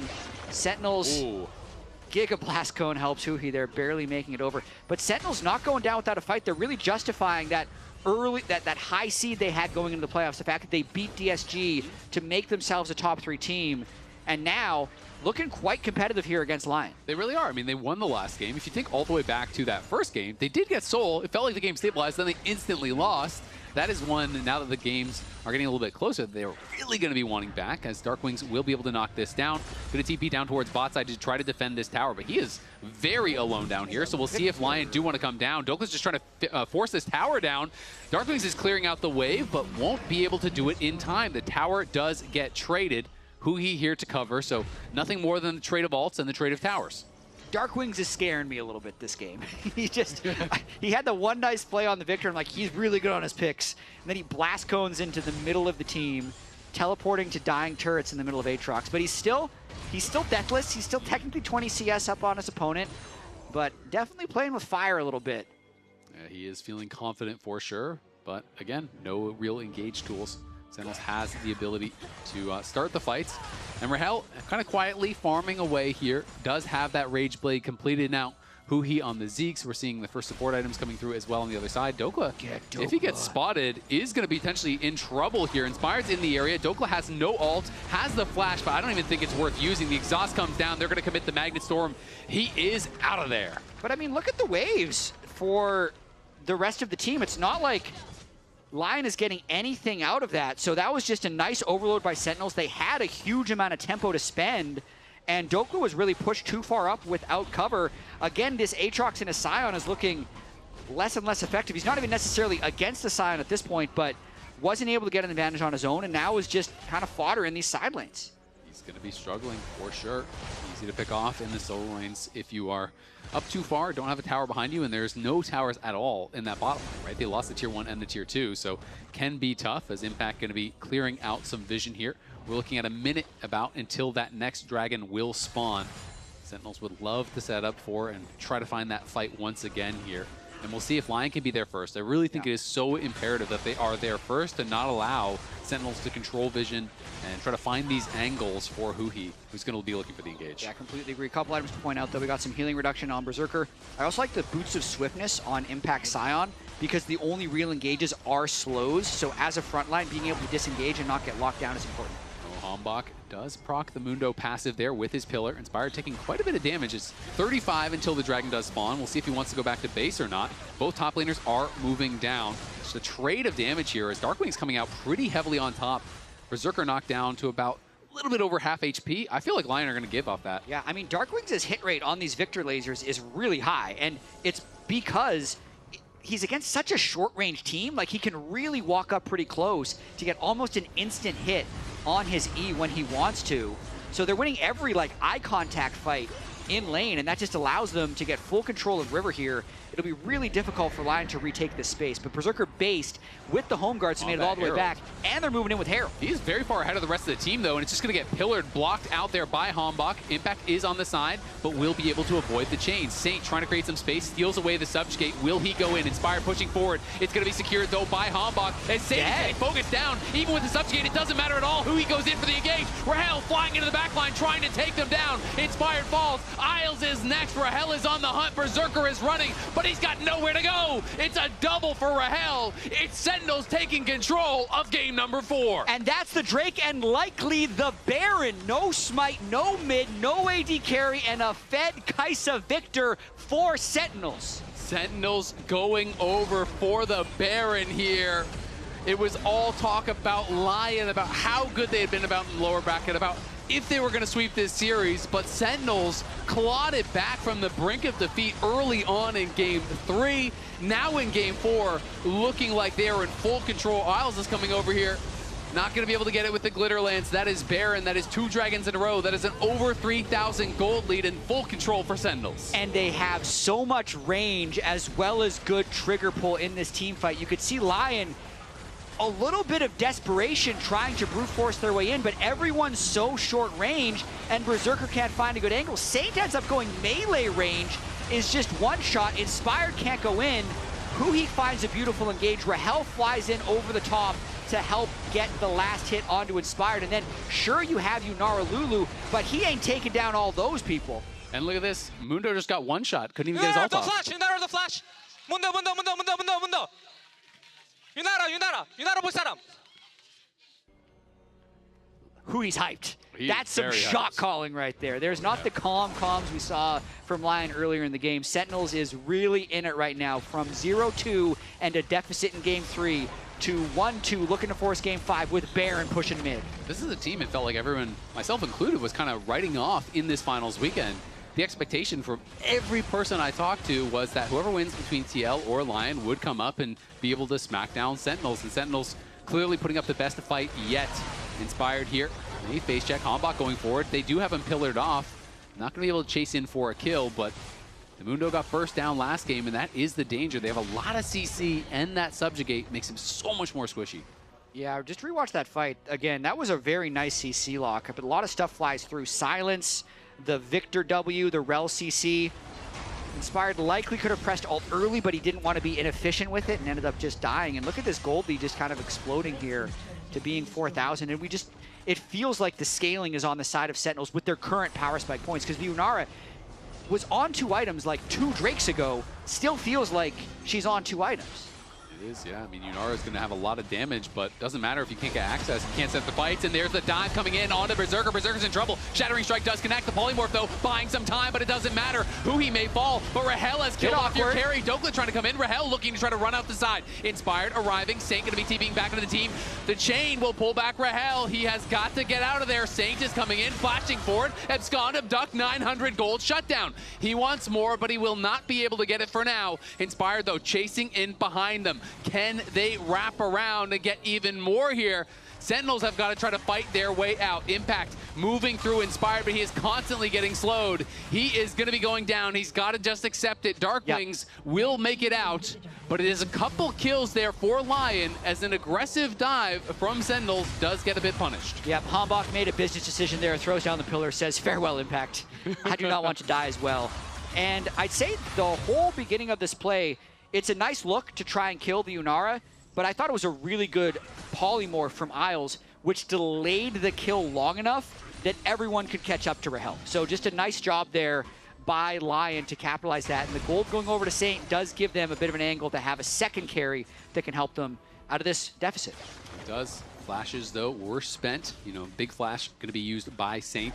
And you can see now the Seeker's there on Rahel, so he's going to be that much more difficult to take down. Will have his flash available here in about 45 when that dragon spawns. It would be their third in a row if they're going to be able to get it. And Dark Wings is closing in on his third item. You know, third item's been complete for Rahel for a while. They are scaling up a lot, but Berserker does still have 3 items, even though it is a cheaper build. He's down in gold. Yeah. His damage cannot be ignored. Definitely not, but I gotta say, Dusk and Dawn on Kai'Sa here, really important. Just the ability to proc that passive over and over again onto Inspired, who's gonna be hitting level 16 on Mundo. You're gonna need a lot of damage to kill him if he's able to get a good ult off in team fights. And they're going to have a lot of damage with Subjugate, with that damage coming through from him, from the Victor. They don't have any consistent heal cut, really, so yeah, there's a Bramble, but Mundo's not going to be autoing the Scion, so you are kind of reliant on the Ignite spellbook that they do have right now for Huhi, so that is big for one fight. Yeah. And they're just going to give this one up. Lyon not going to be looking to fight it, going to look to try to maybe get towards Infinity Edge for Berserker, hope that they can do that in the next 5-6 minutes, and maybe look to fight another day. Berserker has carried many games like this, from even gold. If he's the one that's fed, he can make it happen. But Rahel's Kai'Sa just has more gold, right? There's going to be a lot of fights here, potentially, where if any CC reaches Berserker, Rahel's going to try and fly in for an execute onto Berserker specifically, and then they'd worry about the super tanks later. Going to be really interesting to see how these last few minutes of this game play out. There's just so much threat on Berserker. It's really hard for him to get a fight where he's not threatened by, you know, some sort of CC or pillared out or having a big tank in his face, where Rahel is going to get to be able to hit carries. And Impact is looking like a brick wall over there on the side. Yeah. Tanking that damage from Berserker like it is nothing. Even just the Victor poke has been hitting Berserker. Like those E's smacked him, then the Kai'Sa W, that was through the Lulu shield. He has a lot of lifesteal now that he's going to be able to get it off the wave. But if you're in the river and that happens, it's going to make you not want to walk in deeper into the river for the fight. And look at top. This is what they were waiting for here as the supers were coming through. They are going to take a reset, though, so not going to be able to really do anything with that pressure from those super minions. But they have controlled vision on that bot side jungle. Now they're going to start setting up around the Baron here. That's spawning in 30, and that will be the target that Sentinels are looking for here. Taking away the jungle, you know, farming up as much as they possibly can, and looking to put the finishing touches on this one. Yeah, as much as we said that the Chemdrake is good for Lyon, I don't know if the Quadra Chemdrake is that good for Sentinels, so they're getting a little unlucky with this roll, but let's see if they can make something happen. Huhi actually just blast goes to safety, and they're still setting up vision, probably waiting for this Baron to spawn. Yeah, definitely not the one they would have wanted, but every soul does something, you know, and you have a lot of tanky members, so the durability is always going to be somewhat useful, but Sentinels fully controlling vision on the top side, and are going to be able to take away that red buff there for Hambach and Rahel. And now the Baron has spawned, so now it's time to try to close off those lights, clear out the vision, and threaten these engages from Huhi, and they're just going to start the Baron immediately. It's on vision. They're going to clear that out soon, you'd think. Hambach, yeah, just clicks the ward, forcing Lyon to come in.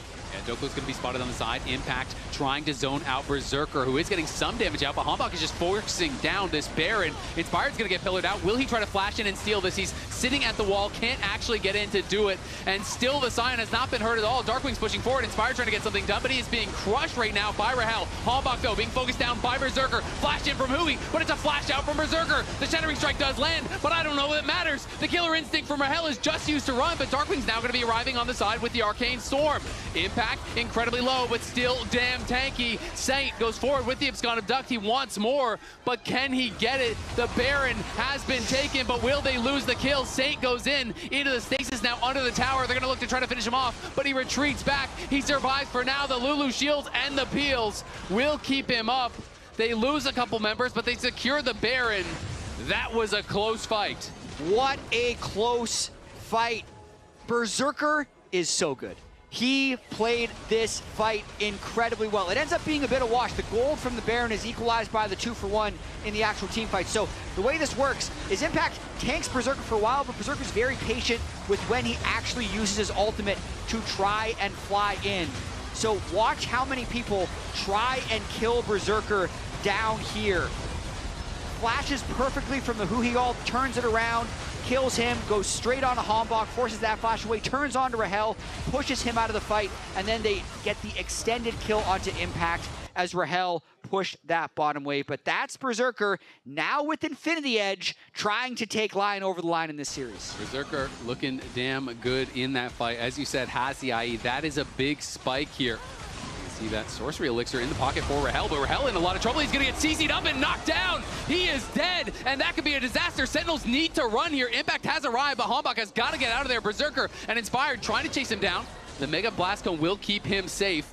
A minute on this Dragon Spawn. Darkwings is going to TP out, but I don't think Huhi is going to be so lucky. And if Huhi dies, they can just delay the death. They can just stop him from recalling. Just delay the death, make it so he's not going to be there, and I think that's exactly what they're going to do. Don't burst him down.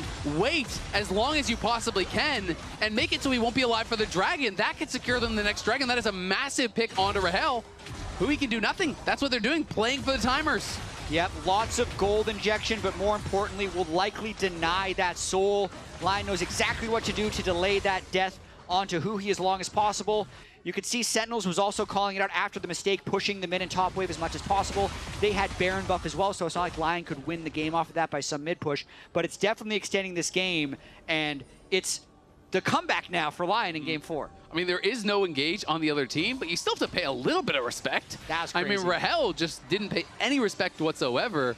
And you let the Mundo get melee range on you and then knocked up by the Wild Growth. The CC was enough to be able to burst him down. He couldn't get the Killer Instinct off, didn't use the flash. Yeah, as much as Yunara Lulu is good, don't sleep on Lulu Mundo.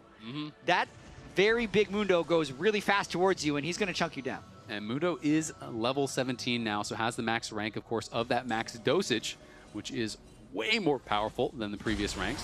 And Sentinel's going to be pushing up both top and mid, looking to put pressure onto this tower, but do still have to be a little bit careful as Huhi isn't with them quite yet.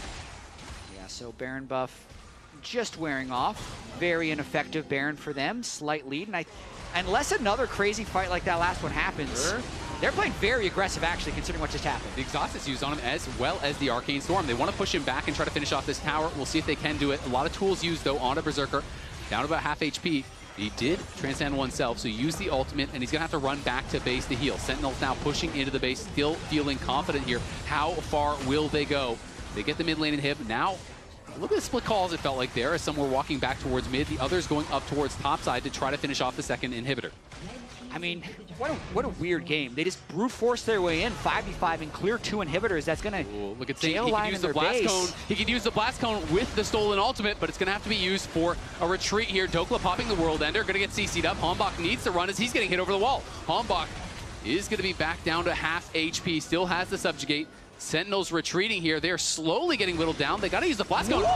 Someone hit it by accident, I think. They're going to try to turn on to Inspire, but they're in a lot of trouble. Saint's in the middle of the whole team. Rahel trying to survive. Into the stasis goes Saint. Saint, though, going to be knocked down. Darkwing does kill him off. Impact flashes out. Huhi flashes forward, but he's going to be knocked down by Berserker. Berserker is untouched, and Lyon is going to want more here. Sentinels will not give it to him.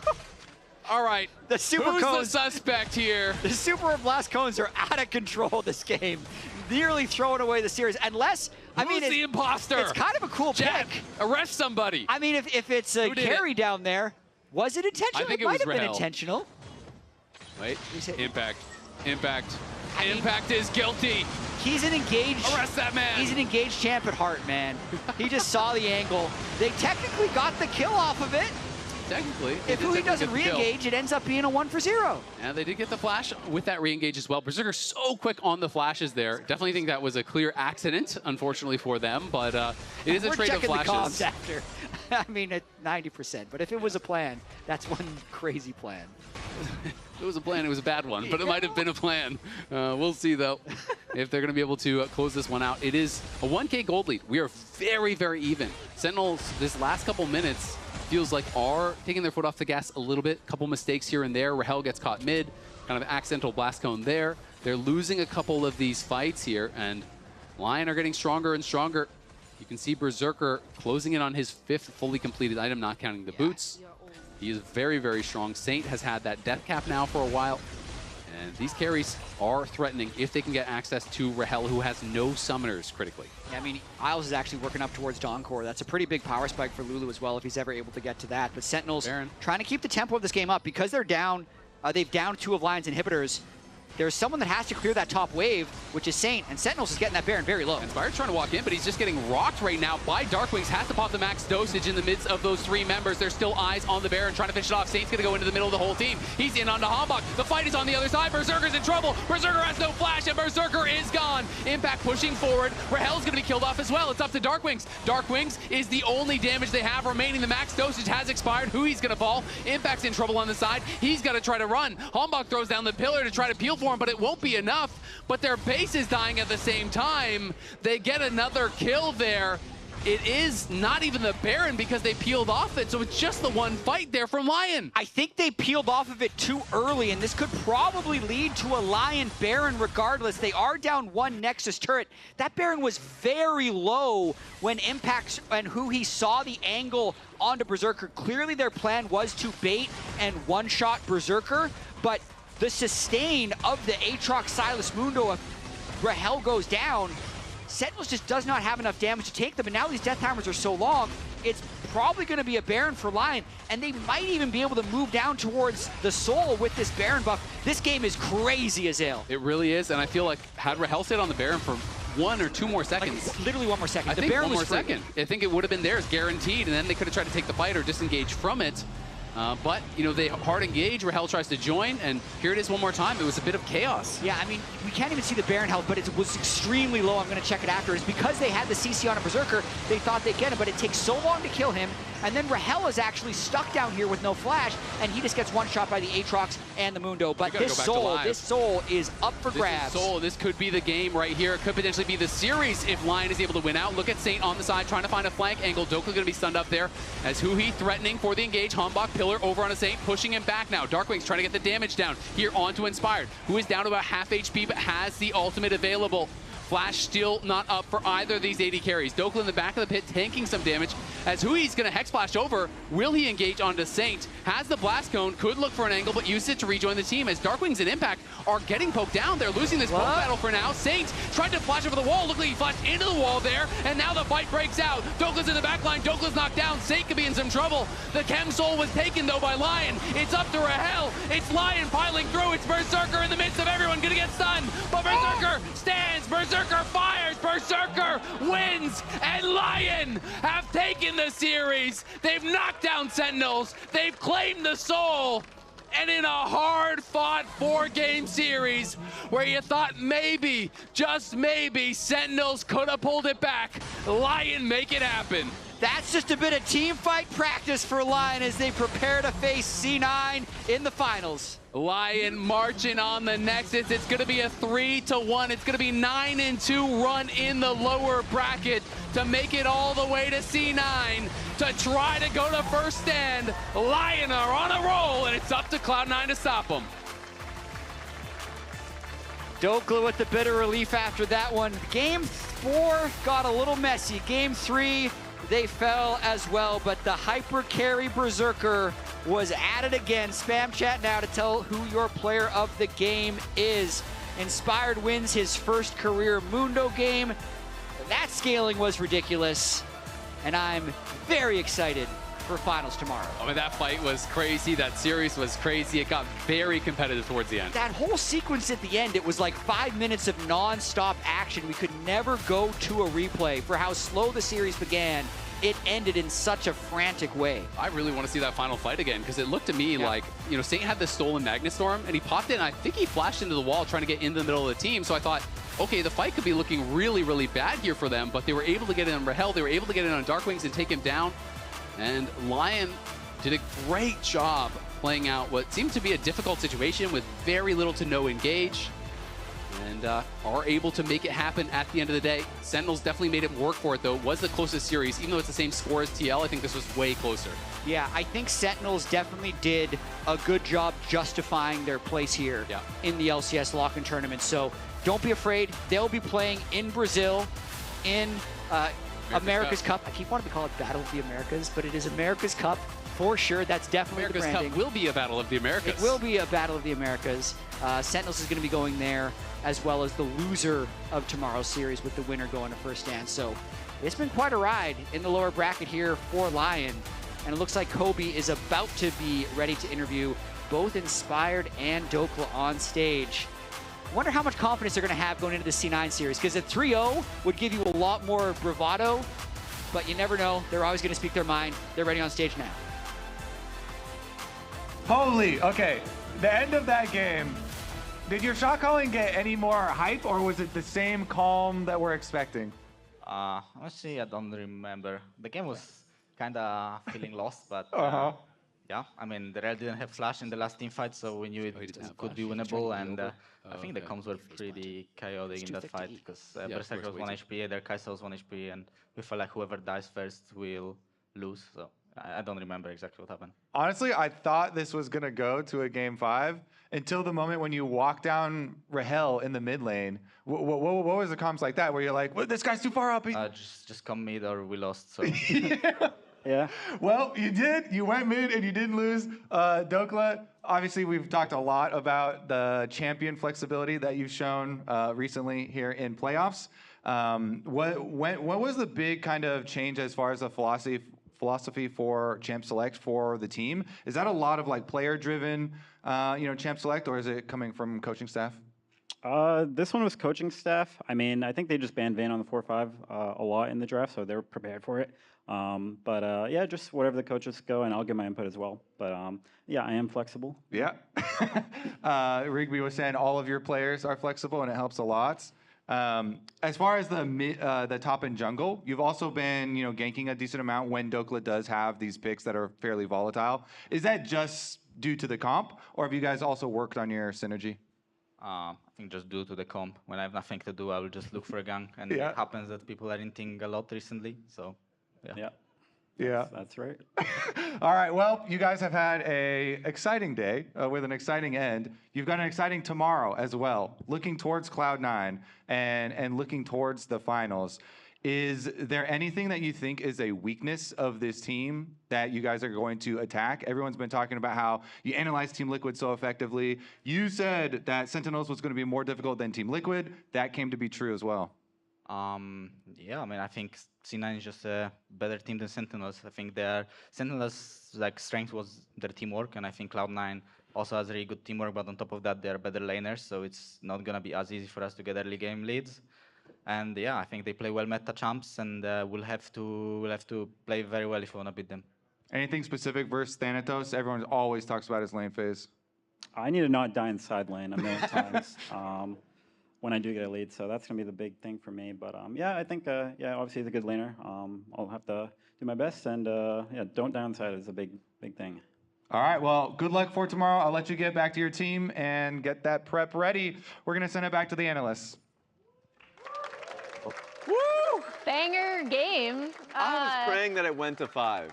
Yeah, I was same. praying that it would go to 5. I also think, taking into consideration today's series versus yesterday's series, it felt like the prevailing opinion, I'll call myself out, but kind of all of us, right? We're like, oh, whoever comes out of TL Lion, they're going to come, they're going to roll over Sentinels. Raz picked 3-0. Lion to win 3-0. Yeah, that was And wrong. I think Sentinels really, really proved, because a lot of people have been saying oh, they're just lucky, they got into this position because of, their strength of schedule isn't as good, etc. I think they really showed up today, despite the loss, right? And this could have easily gone to 5 games. And we are now on the precipice, the horizon towards finals. It's tomorrow. The fact that this team, Line, made the lower bracket run that they did, at the first 3 weeks, we're like, okay, throw out all of the expectations that we had for this team being really good. The fans, the community, we're talking about this team's going to boom at any moment. They don't have strong mentality. And then here they are, probably showcasing a really strong mental resilience, basically being able to get through everything, go through the lower bracket run. They're now, Q-Bert's down, much like Sentinels. So that is huge for them. We've talked about Inspired success. Yep. We talked about Dokla's success. There's one player that we have to talk about today, Emily. And that is Berserker. Player of the series. Player of the series goes straight to him. Not only player of the game for this specific game, but also player of the series as a whole. Also, I'll say a point in Berserker's mental resilience, right? He was on a very bad LCK team last year. Yeah. But despite performing well individually, especially in the beginning part of the year, it's been great to see him come back. We talked going into the Lyon TL game about how almost underrated this Berserker Isles lane is. Now, I know Isles didn't have the best game 3. However, I think him and Berserker have been really good in this 2v2. And I thought Berserker's team fighting today, especially in this final game, I know they pointed out in cast a few times, was really, really excellent. Yeah, I was peeping the Twitch chat, the LCS Discord, a lot of that, because the road to get here was paved with extremely strong bottom lanes. You got Yon and Core JJ that was in front of him. You had Rahel and Huhi that was also in front of them. And in both cases, they were able to stomp them out. And even though you could see, based off of what the fans in Twitch chat were voting, 25% going to Dokla, 17% to Inspired, like, it was pretty well even. I thought it would be a little bit more towards Saint because he had some heroic plays in that last game. But you have to give Berserker and Isles, especially like as a combination, the respect that they deserve in lane. And then Berserker throughout the rest of the game as a team fighter, he is just such a valuable asset to have. Yeah, and one thing I think that is both Lyon and C9 have in common is that their jungler can play through any of their lanes, right? So that makes it a super interesting matchup. With one team being thrown out, we got to see the look of the bracket and who is left in, and it's Cloud9 and Lyon in our grand finals for lock-in tomorrow. Tomorrow, be here. I cannot wait for this one. You know what's here before that starts, though? What? We have a tailgate party. That's true. So people should also show up for that as well. Early predictions. For tomorrow? Yeah. I mean, I have it for C9. But, like, obviously, like, after yesterday and the day before that, I was feeling a little bit iffy. I was going to flip-flop, and then I saw it today, and I was like, maybe there's a... No, I still think C9 at the moment. But what about you? I am also right now leaning C9. We'll see after my VOD review if I change my mind. Who knows? But you can find out tomorrow, because that's it for us today. We'll be back tomorrow at 4 p.m. Eastern, 1 p.m. Pacific for C9 versus Lyon. If you're online, be there at 1 or 4 or at whatever time zone across the world. And if you're in person, be Come here to the tailgate. early. Be at the tailgate. We'll be there. We'll be taking pictures, signing autographs, taking names. Same with Lyon. Be here. Will Lyon continue their lower bracket dominance, or can Sentinels stop them in their tracks? LCS starts right now. I'm looking here. Yeah. Wait, we're coming. We don't have ult yet. Yeah, we're gonna go, guys. We're gonna go. Nami has flash now, I think. Look here. I'm zoning the other guy. Okay. Go Baron. Come, help. Coming. Oriana, no flash. In the range, no flash. Come. I'll combo. Oriana, no flash. I can flash combo her in 4 seconds. She is on it. Okay, I will go if she gives me range. Keep clicking. Go. Has on it. It's fine. Get the mid-wave now? Yeah, I go. Nice. Can we end? Yeah, we can. 31 minutes in, the Nexus will fall. Lyon take game number 1. Flip the Drake. Yunara, hit the Drake. They don't know me. Rose flashes up. I'm looking thunder. Rel has flash now, Berserker. Thunder. We got the soul. We can look. Kaisa. Stop watch. I'm zoned to Kaisa. She can't hit anyone. His ulti. Sun passive. Mid. One base. And Lyon have taken the series. They've knocked down Sentinels. They've claimed the soul.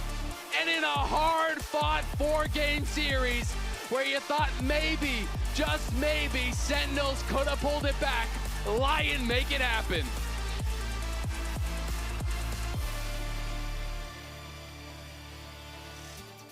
Yeah, I think so too. I want to engage. Okay, flip the Drake. Yunara, hit the Drake. They don't know me. Rose flashes up. I'm looking thunder. Rel has flash now, Berserker. Thunder. We got the soul. We can look. Kaisa. Stop watch. I'm zoned to Kaisa. She can't hit anyone. His ulti. Sun passive. Mid. One base. Sure. Nice, guys. Actually, we don't need base. 40 seconds. No, base. Hey, you need to ult. Comment. I made the minions in my life. Yeah. So I saw the flag. It would be a bit shame if I lost to minions right now.